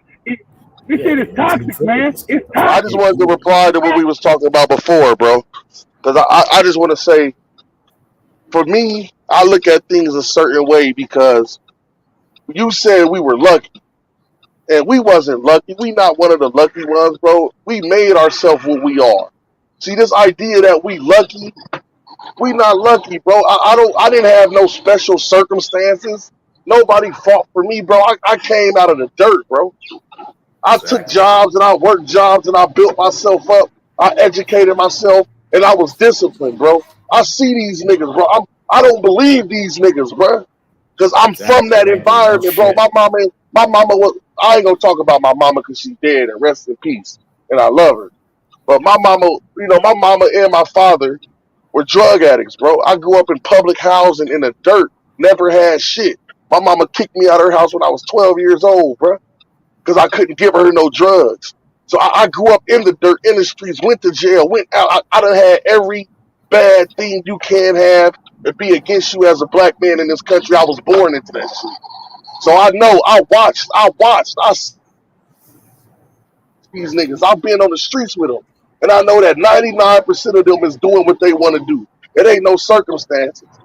It ain't no circumstances to that shit. It's a choice. That's what I'm saying. I understand some people get caught up in a rave, but it's a choice if you become a drug addict, bro. That's a choice if you become an alcoholic. You had to pick that bottle up and put it to your lips. You had to pick up that pipe or pick that needle up, bro. You chose that lifestyle. I came home, I could have been like, fuck it. I can't get certain jobs because I'm a felon. I can't do this. Motherfuckers don't want to hire me. But I knew if I wanted to survive and be better, I had to make different decisions. I had to fight for that shit. I had to sleep outside. I had to sleep in my car, my nigga. I had to save. I had to work and go hard and educate myself so I wouldn't be a statistic, bro. My whole life, I've been hearing these excuses from niggas, and it gave me low self-esteem. And then I had to sit back and say, no, you got low self-esteem. Nigga, I don't have low self-esteem. I'm not lesser. I'm not inferior because of how I was born and how I was raised and how these motherfuckers is trying to stop me because they hate me. What am I supposed to do? Stop being a man?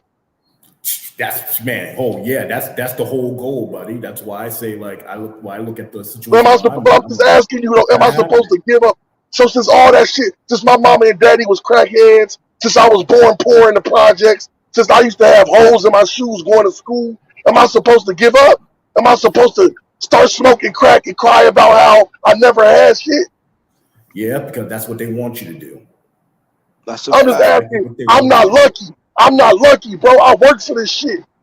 Nigga, I got up and I worked 12 hours a day. I walked an hour through the bus in the snow. I slept outside on benches and shit. Ain't nothing lucky about this shit. This is preservation. Bro, you ain't the only one that been through them circumstances, bro. I understand this shit. I was 13 when I got kicked out, bro. So I'm on the same boat with you. My mom and my father wasn't addicts or anything like that, but you got to look at it like this. Around me, my best friends' moms was addicts. You know what I'm saying? My aunt was an addict, bro. You know what I mean? People in my family, bro, like, see, yo, we always have this I attitude. I know I'm a son of a bitch, straight like that, especially when I'm going through what I'm going through. I'm in war mode right now because I'm from the Coliseum era. And then the Coliseum was actually in my real life, yo. Me getting kicked out at 13. Me got to go live with my brother. Me got to go sleep on the couch at his house. You know what I'm saying? Because he had his homeboys got all the spots. You on the day? I'm 13, 14, I started working because me and my mom boyfriend got into a fight. So she chose that nigga over me. Granted, that's granted, bro. I'm 13, 14, working a job, living with my brother. He charging me $100, bro, for rent. How the fuck can and I feel your struggle.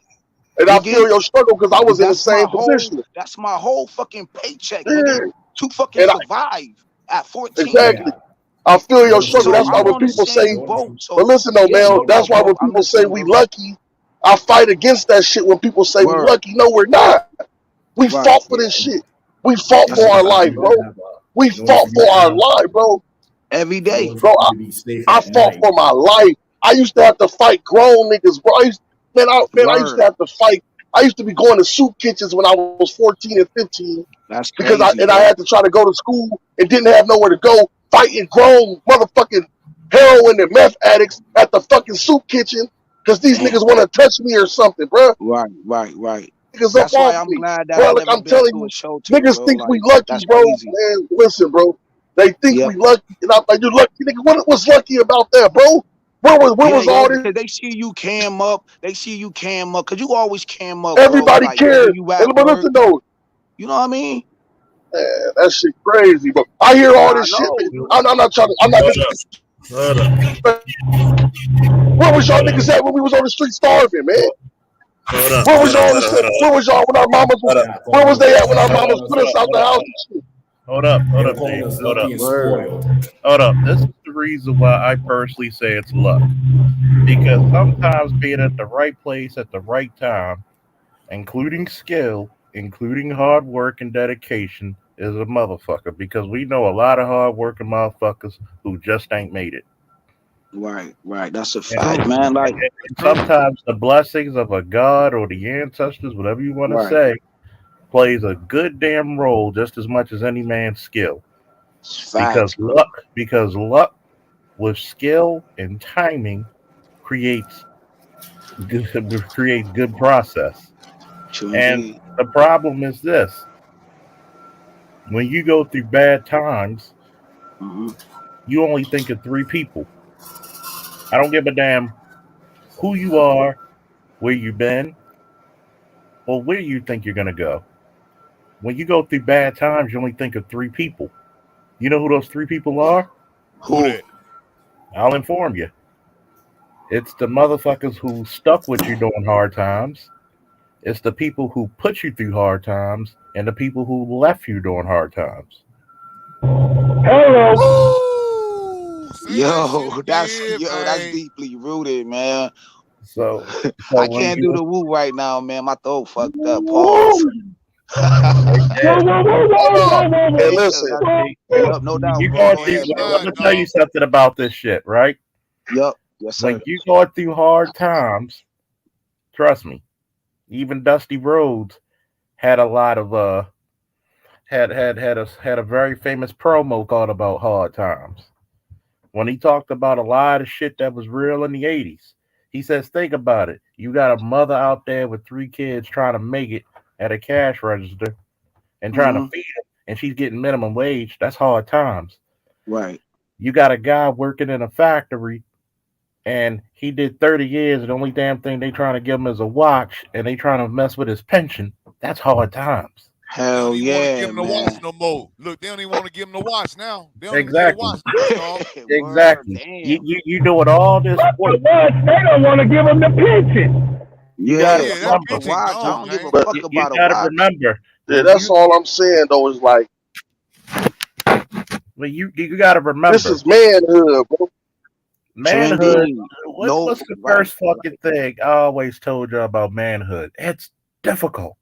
Is it great to be a man? Yeah, but it's. What you always say, Charles? Give me a stronger back, yo. How you put that thing together, bro? It's like don't go to God in life.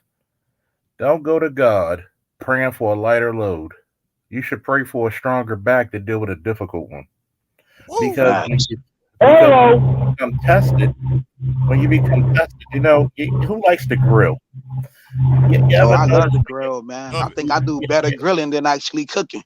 You know, I like that smoking, that pit master. I like that smoking, but I love a good grill too. You ever notice when you taste a steak, it's okay until you let it marinate and sit for about 2 to 24 hours, and you let it get seasoned.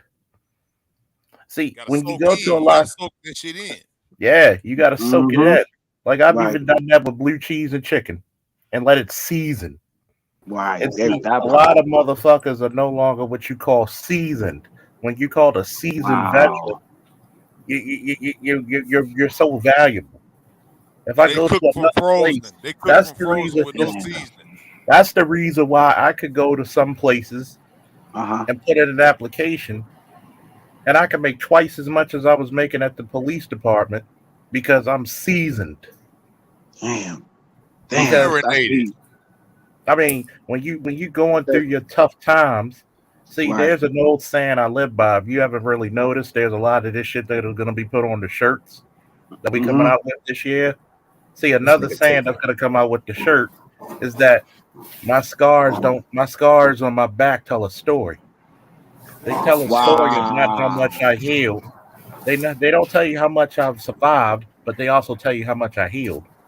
And most definitely, Officer Charles. And that's why when we started the stream, it's like I struggled through these thoughts and I fought my way up out of certain situations. And I see a lot of brothers have too. A lot of us have struggled to make ourselves be something. And damn, I'm a man. Like I take pride in being a man. and I don't even Man really first. talk about my past circumstances like that. And I don't even people be like, black man, this. I don't even get caught up in that because regardless of that, I'm a man, bro. I don't feel Yeah. inferior to no other men.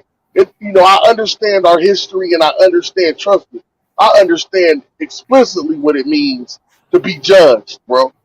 I understand explicitly what it means to always be behind, to never have the new shit, to never be the best educated.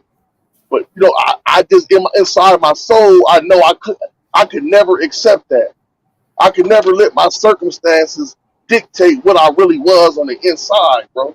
Because I would have killed myself with that shit. We struggle with these suicidal thoughts and just trying to make it every day. And then it's like people beating you down and making you have low self-esteem. Like, no, I'm not. I'm determined. I'm working hard, bro. I'm sacrificing my time and my body. Word. You know what I'm saying? That's why. I'm using That's my why Charles mind. Yeah. Right.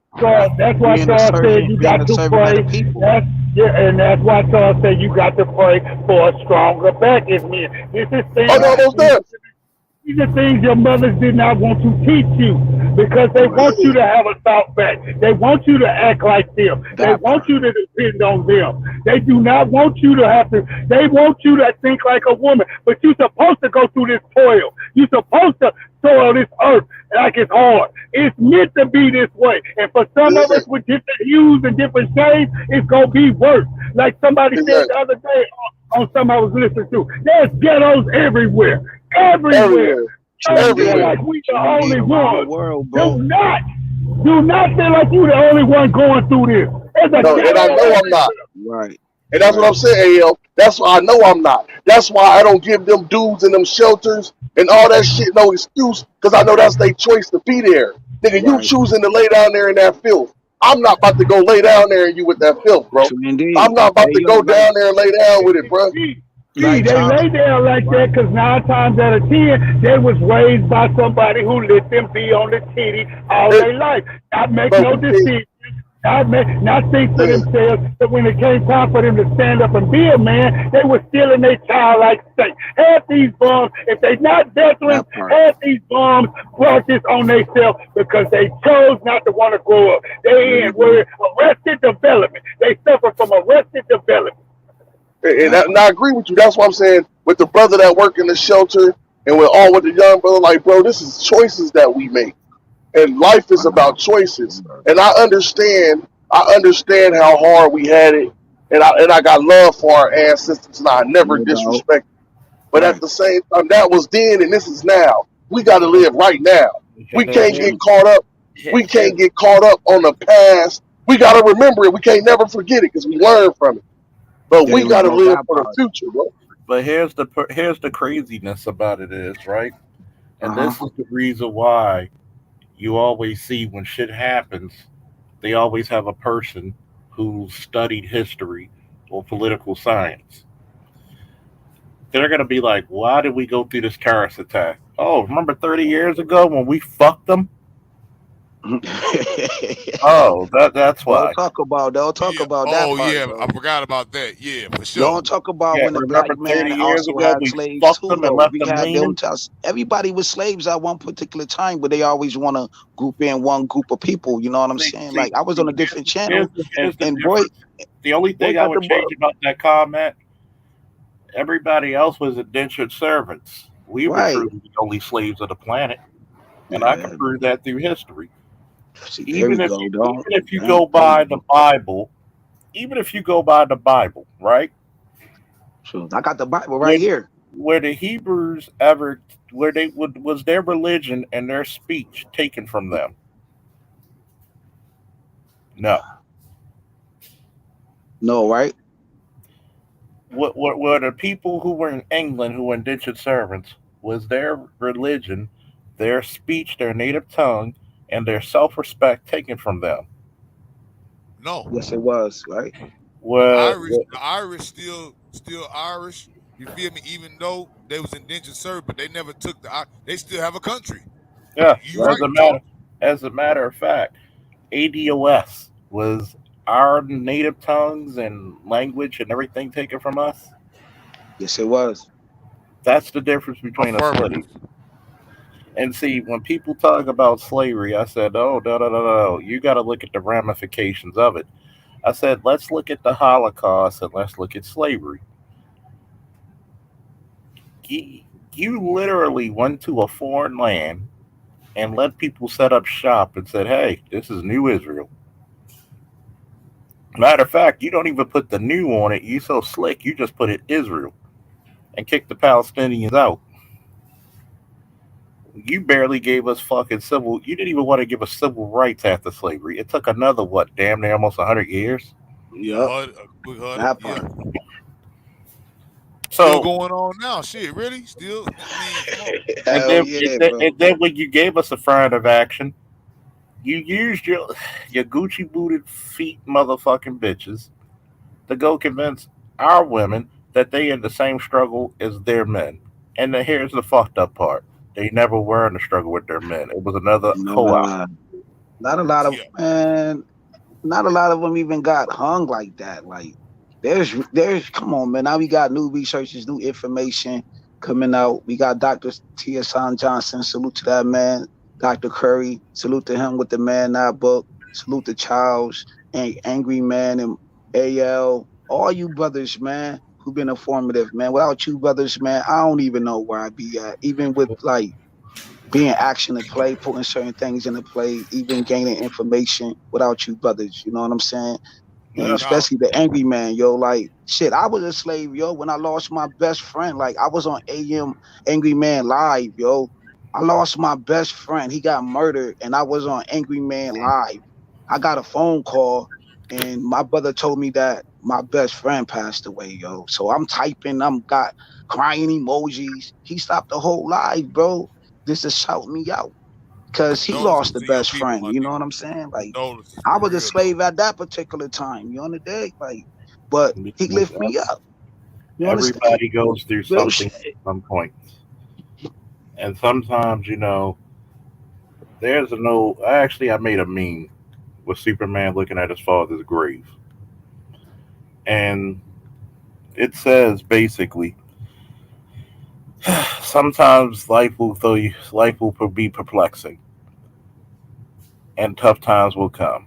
Either settle and grind through the moments, or you accept life for what it is when you see it as the precious gift that it's going to be.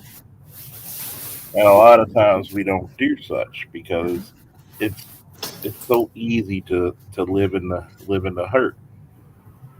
There's no atheists in foxholes, Charles. Remember that. None. There's no atheists in foxholes. I've yet to meet one. Hey, look here. When you see your people die in combat or indirectly, you feel me? It will. If you're not ready for it, it will bring you to a new realization. Matter of fact, I just found a meme. It says, "Bad things do happen. How I respond to them defines my character and quality of life. I can choose to sit in perpetual sadness, immobilized by the gravity of my loss, or I can choose to rise from the pain and treasure the most precious gift I have, life itself." That is the gift. Every day we receive, we gifted that. That is a gift. Knowing other men, I always say it's brothers of mine who I feel like, and like I say, I'm totally honest. There was a better men than me killed before they could realize, before they could even see, before they could even leave from Mississippi or leave from the south side of Chicago and see somewhere else where they could make it and didn't have to do what they was doing. Killed off. But some of their words still stick to me now, just like with some of the ancestors. The people only die when you forget them, my brother. You know what I'm saying? $3, Jack, move to an ant. I don't know your name. But the people only die when you forget them. If that person told you something in the course of your friendship with them or family member, and they told you something, and guess what? I'm betting you that something they told you way back. Now you hear their voice echoing in your head when some finna get ready to go down. Like, man, this person, my partner, told me this was gonna happen. He did, but his voice is louder now that he's dead or they are dead than it was when they was physically telling you. Because it's like, dude, you know what I'm saying? And then like you Yo, will that's not epic move in right that there, bro. direction no more. You will not move. If you got respect for your ancestors and respect for your fallen, you're gonna respect what they said. And they'd never die. Because what they said was righteous. And then on Righteous. top of that, what bro was saying, how he lost his man. Like, I lost so many friends over the years, bro. One of the hardest things I ever had to do, and we don't speak about it a lot, is I had to walk away, man. Because the way I grew up, man, it was expected for us to trick our lives off over this shit, bro. Right, And facts. I've seen so much death and pain, and like, man, like that shit be in my heart. I can't sleep sometimes, and I be telling motherfuckers like, I be telling the little dudes like, man, you don't want that shit. You don't want to really live like that, bro. You ain't never inflicted no pain on nobody. You ain't never really did nothing. You still young, bro. You ain't never been hurt before. You ain't never been nobody's that like. I be trying to explain that to the young dudes. Like, you don't even know what that feel like, bro. To feel heartless. You don't know what that. You don't know what you lose in them moments. You don't want that. You don't know. So yeah, you don't want that. And when I explain to people, the hardest thing I had to do was walk away from everybody I know because I chose a different way. I had all the people that I knew my whole life, I had to turn my back on them, bro. Because I wasn't about to die in the fucking streets, in the gutter, over no petty shit. I had to walk away from my family because once I started my own business, they only called me for money. They didn't even care about me. They only see me as a paycheck. So I had to turn my back on them. I had to turn my back on my brother, bro. On my blood relatives because they want to stay in the gutter and I can't. I refuse to die down there with them, man. And people look at me like, you walked away. I had to walk away, man. Because if not, it would have consumed me. Because they made me feel like I owed them something when I'm the child. Y'all supposed to owe me. But since I made something better of myself and I got myself out of that situation, the people I hadn't talked to, and when I started my business, man, people I hadn't talked to in 10 years called me asking me for money. Wow. And people like, man, you being Not stingy. even calling you to ask you if you still alive today. How you feeling Yeah. today? That's crazy, bro. I can't stand that shit. Sanity over insanity. So you should never feel guilty about choosing to be sane versus choosing to be insane. You bogging out, baby. You bogging out. Yeah. And at the same time, I'm not greedy. I'm not a greedy person, though. I don't want y'all to believe I'm greedy, but these is people, I hadn't seen these people in 10 years. They don't know. Like, man, this shit was hard, man. Let me give you one quick one. What you say? Do not let the inequities of what others have done sour you in your quest to provide. Oh no, I'm not sour. I'm not sour because I'm not a stingy person. I'm not saying you. I'm just saying. Oh yeah, yeah. No, I'm just saying, yeah. I break bread with people. No, I'm saying this. I saw that quote as being something poignant because I saw it in myself. Where I was, you know what I'm saying? What was it? One philosopher said, Charles, you might know because you're a little more better on history. I can't remember the names. One philosopher said the average person is good. And then one philosopher said the average person is evil, right? What was that? Was it Confucius? What was it? Because one of them was like the average person. It might be. It might was be it Confucius. Okay, I was just saying, the average person is good. The average person is bad. Okay, so you know what they're gonna do. So we already know that. So I'm gonna go ahead and give you that long spoon. Try to help you. Okay, I see what you're going through. I'm gonna try to help you out. I might even leave $20 on the ground. Let me use this example. I might even leave $20 on the ground. Okay, just to see if you pick it up and tell me. True indeed, bro. Yeah, but the thing is, I express this to people because when you first be doing things, you believe all the preconceived notions and the nonsense you got taught. Right. And then you start to understand, like, nigga, I'm not acting different. Y'all acting different towards me. That part. You know what I'm saying? And a especially when person, I got baptized, bro. When I got baptized, started changing my life, yo. Cause I got 5 years, 6 years sober right now. You know what I'm saying? Mo, Charles salute. in certain I'm people in the proud of you. space really Salute, know a bro. lot about Salute. me, man. But yeah, yo, I understand what you're Salute, talking about. bro. Go ahead, bro.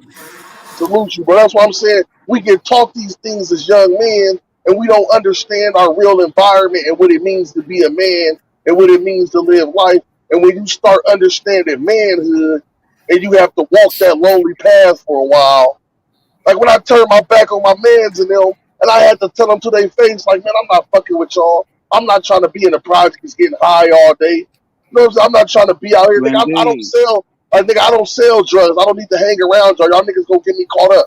Like I'm And you not know out what here. real? I don't do. You You know, know what I'm saying? Like, Hey, yo, my best friend, right? This nigga never had a job in his life. I just got done watching his live on Facebook just a few minutes ago. Now he found him a shorty. You know what I mean? He chilling. I don't know what he do on his extra time or whatever. But this nigga know I don't drink. He drink, bro. He don't even come around me because he know that I don't want to jeopardize my sobriety, yo. That's how much respect. Like me and him, yeah, he a real like friend. yo, he my brother, bro. Yeah, When I he a real found out that he friend. was locked Yeah. up, I put money on his books, everything, yo, because I didn't want his mom to go downtown and find parking and do all this. These are the things that I don't talk about. Like Charles know that I mentioned a lot of shit, even this shit. Know what I mean? But he give me that much respect not to come around me because I don't want to fuck up my sobriety, bro. Like real shit. Like Nah, he a I had a real lot of friend. crew members, yo. Like he one of the few ones, him and another one, that actually give me that respect, bro. Like they don't even come around me. Like we talk on the phone or we may message each other, whatever. But far as them coming around me, bro, nah, bro. They understand this shit, and I'm thankful to have them in my life, bro. Like that ass, cause I don't got a lot of people in my life. I got these brothers right here on these platforms who I listen to, cause you know, brothers in my community, they all about chasing these young girls. They all about drinking, same shit like you, bro. Like motherfuckers don't care. All they Hey, care about is like, how do he still get up in the morning and how do he still win? He keep on winning every day. Like he lose, like I lost everything. Like some of you brothers lost everything. Know what I mean? And still wake up and still win. They don't understand that fire y'all brothers got. They don't understand that drive y'all brothers got. That determination you brothers got.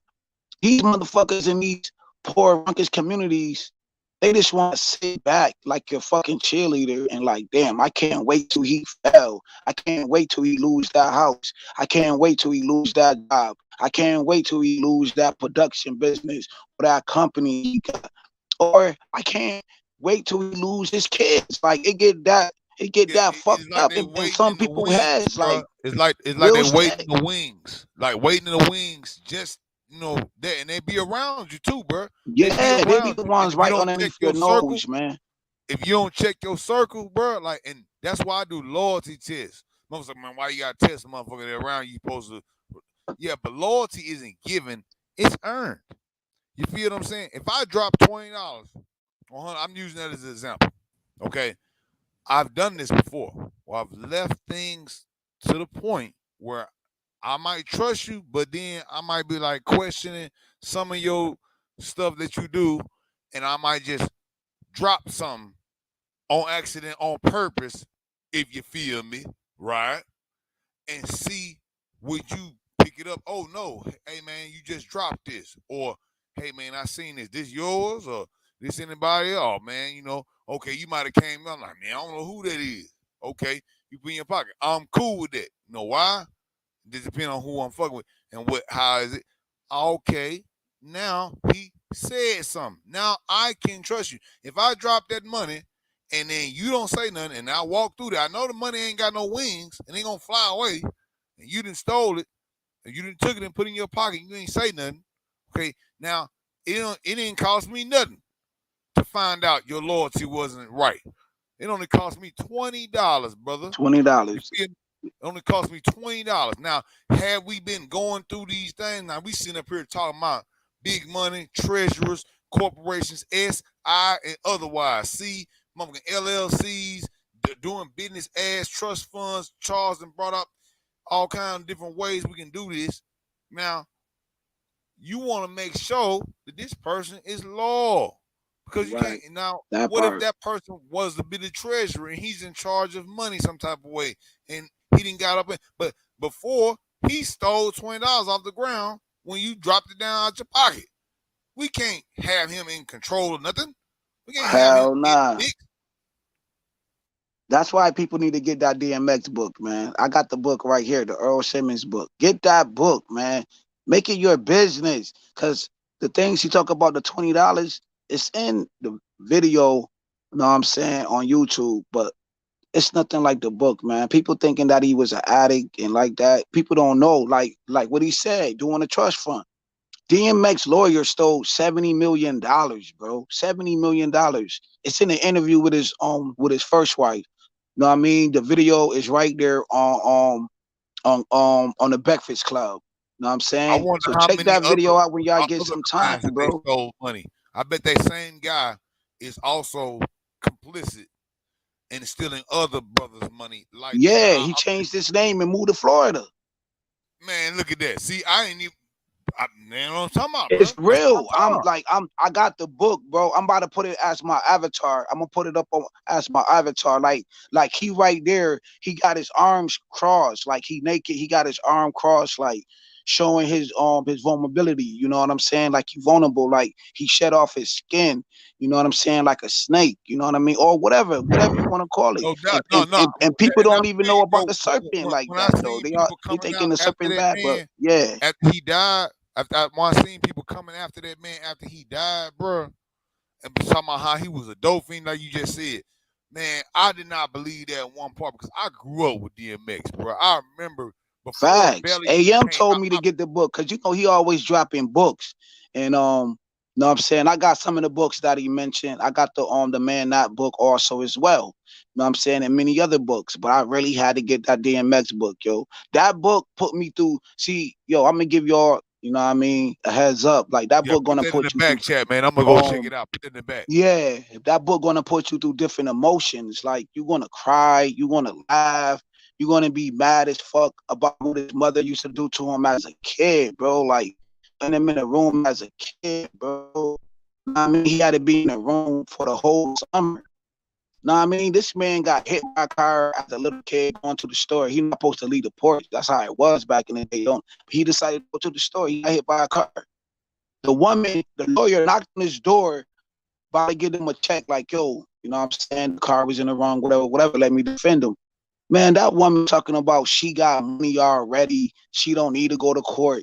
Like, how you don't need to go to court and you broke? Y'all don't got no food in the house.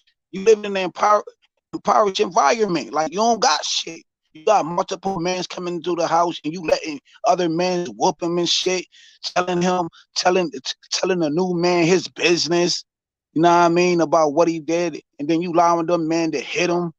Like people really, then you make it so bad. You take him to a group home and you leave him in a group home with no clothes, only the clothes on his back, and you bounced on him.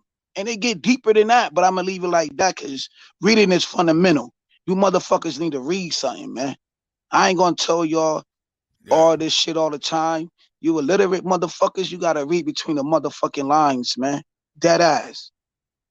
Real talk, bro. Hey, another good one, man. If you ever check it out, read Bernie Mac's book, Maybe You Never Cry Again.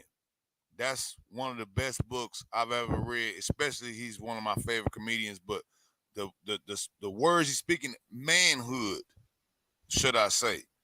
Just, you know what I'm saying? Just reading it, you know what I'm saying? How he was speaking on how at Def Jam, when he first came out, when everybody know, like before he was the Bernie that we know him now, you know what I'm saying? He was vulnerable. Like we talking about vulnerable, how DMX, he's speaking the truth. He's telling you what his real life is about.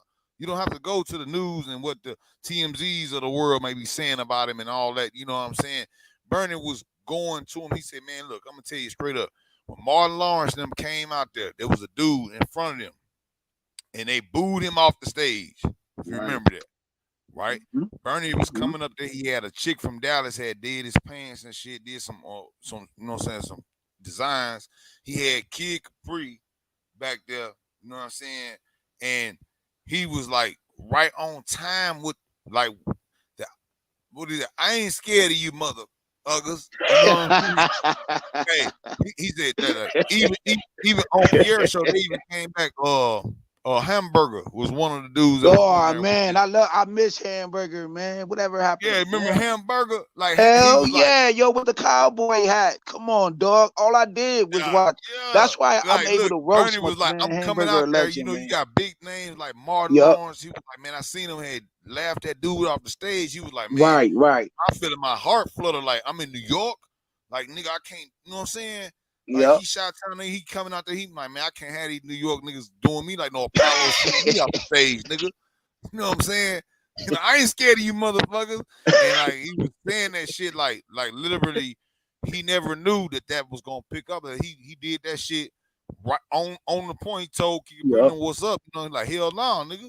I'm not gonna, hell no, nigga. I'm letting y'all know I'm the black ass nigga from Chicago. Chicago, you know man.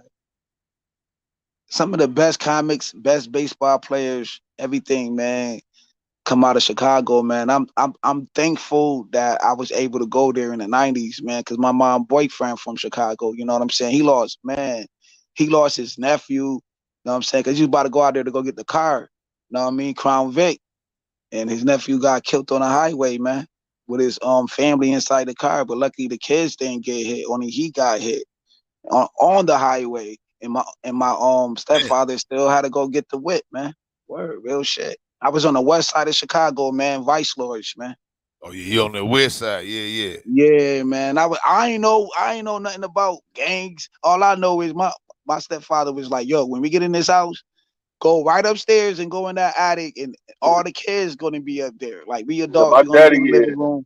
I'm my going daddy up from the there, west man. side of All I Chicago. see is red. I don't know what the hell going on. I'm sitting on the bed. It's some young gangbangers.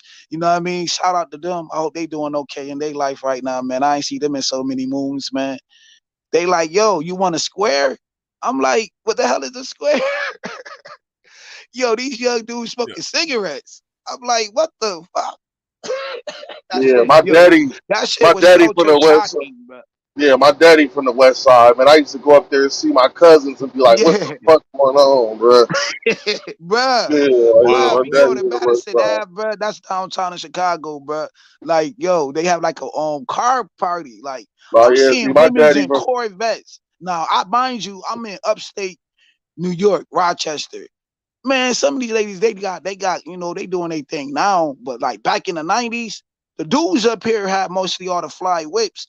I'm going down there, man. I'm seeing women's in Jags, Corvettes. I'm seeing them got Chicago shot, different. owning shit. Chicago different, bro. Chicago different. Yeah. Listen, man. I said, what the fuck? This a whole nother world, bro. This the 90s. But listen, I'm gonna put y'all up on the book, right? We talk about books. There's a book called Standing at the Scratch Line, right? Mm-hmm. It's by Guy Johnson. That's Maya Angelou's son, right? Oh shit. Okay. Yeah, it's called Standing at the Scratch Line.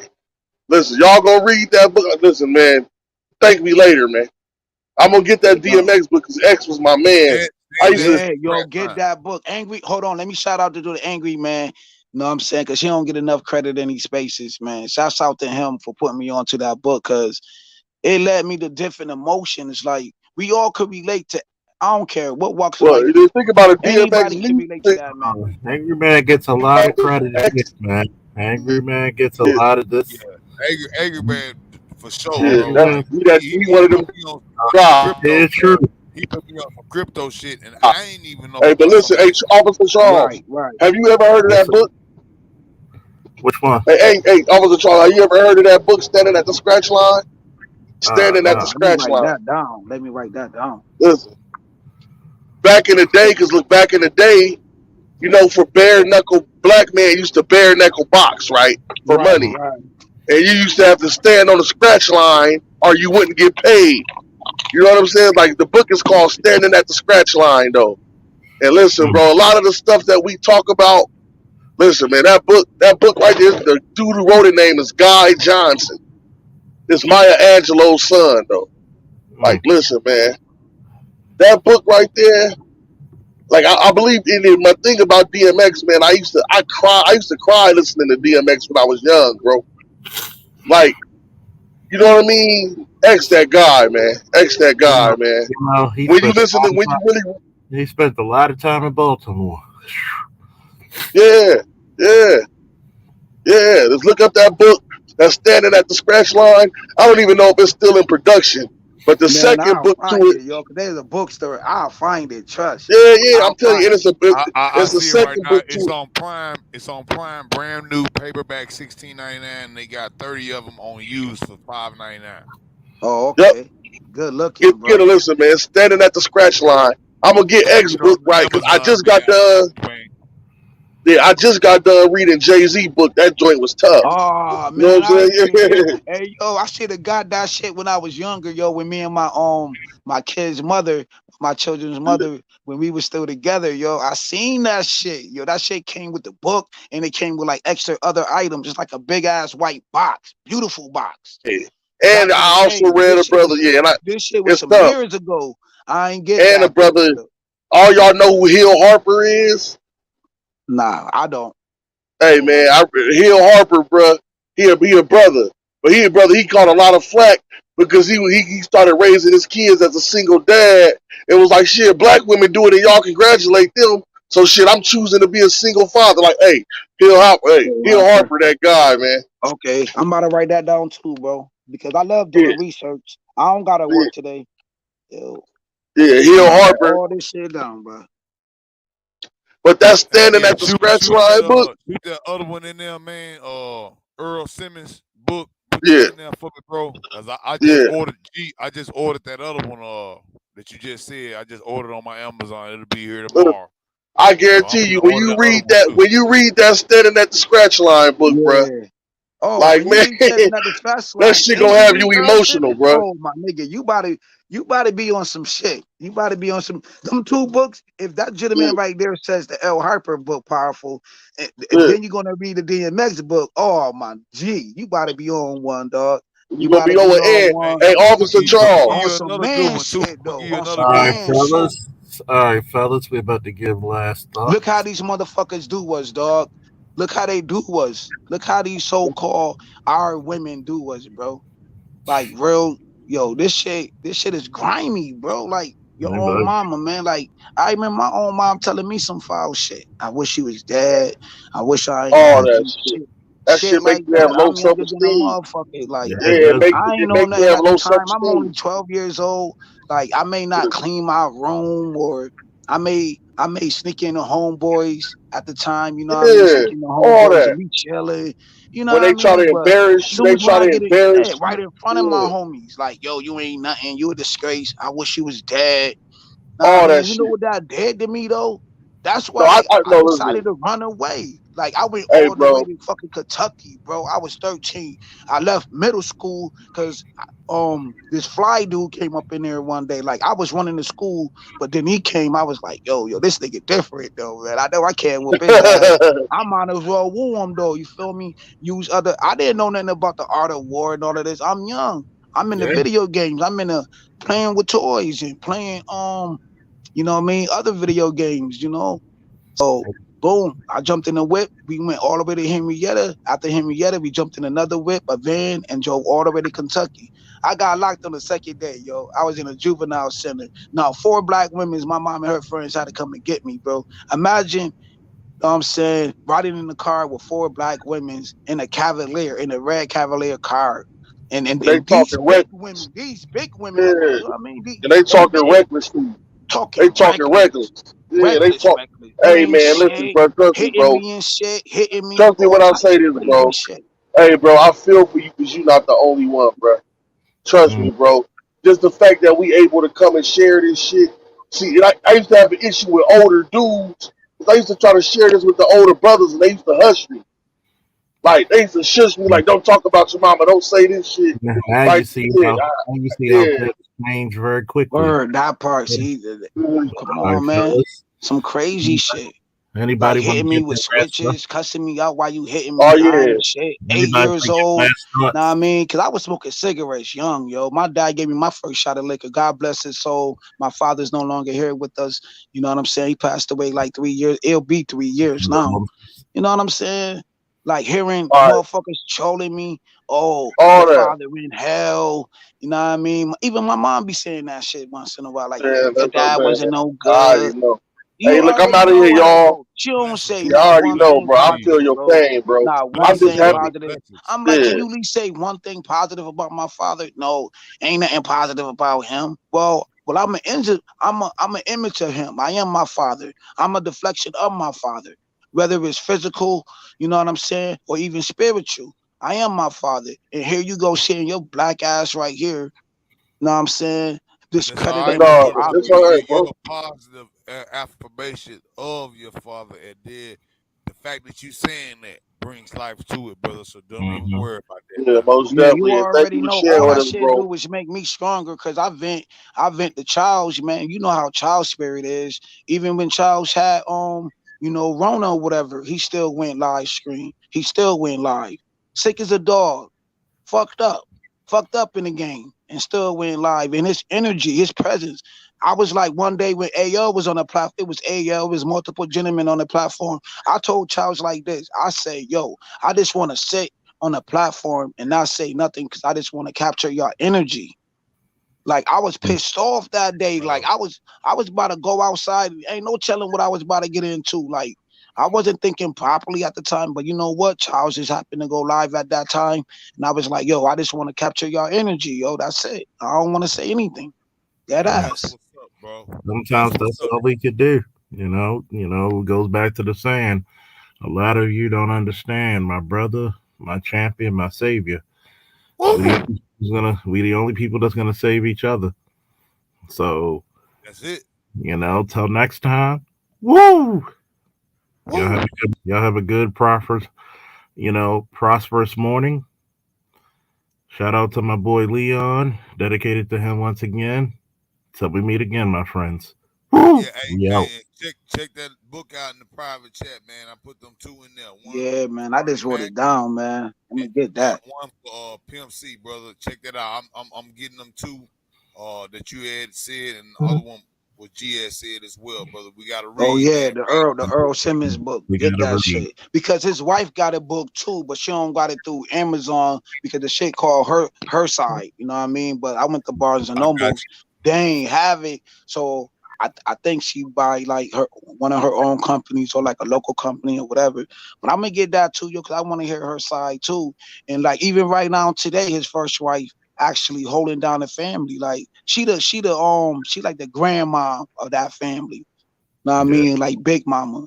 She hold the whole family down. Ain't no gripe because he got a whole bunch of kids. She makes sure they all still come around each other. They still all know each other because you know how it is. If you don't meet your siblings, man, you might end up sleeping with one of your siblings. You know what I'm saying? That part. They don't talk about that though. Yeah. Fact. You no matter what that man did, you still need to bring them kids around each other so they can know each other, yo. Because you never know. And then now you're gonna have a bunch of kids that have disabilities running around. Like no matter what that man or that woman did to you, yo, you gotta put that to the side, man. Know what I mean? And raise them kids. Yeah. And on that note, woo! We are out. Out.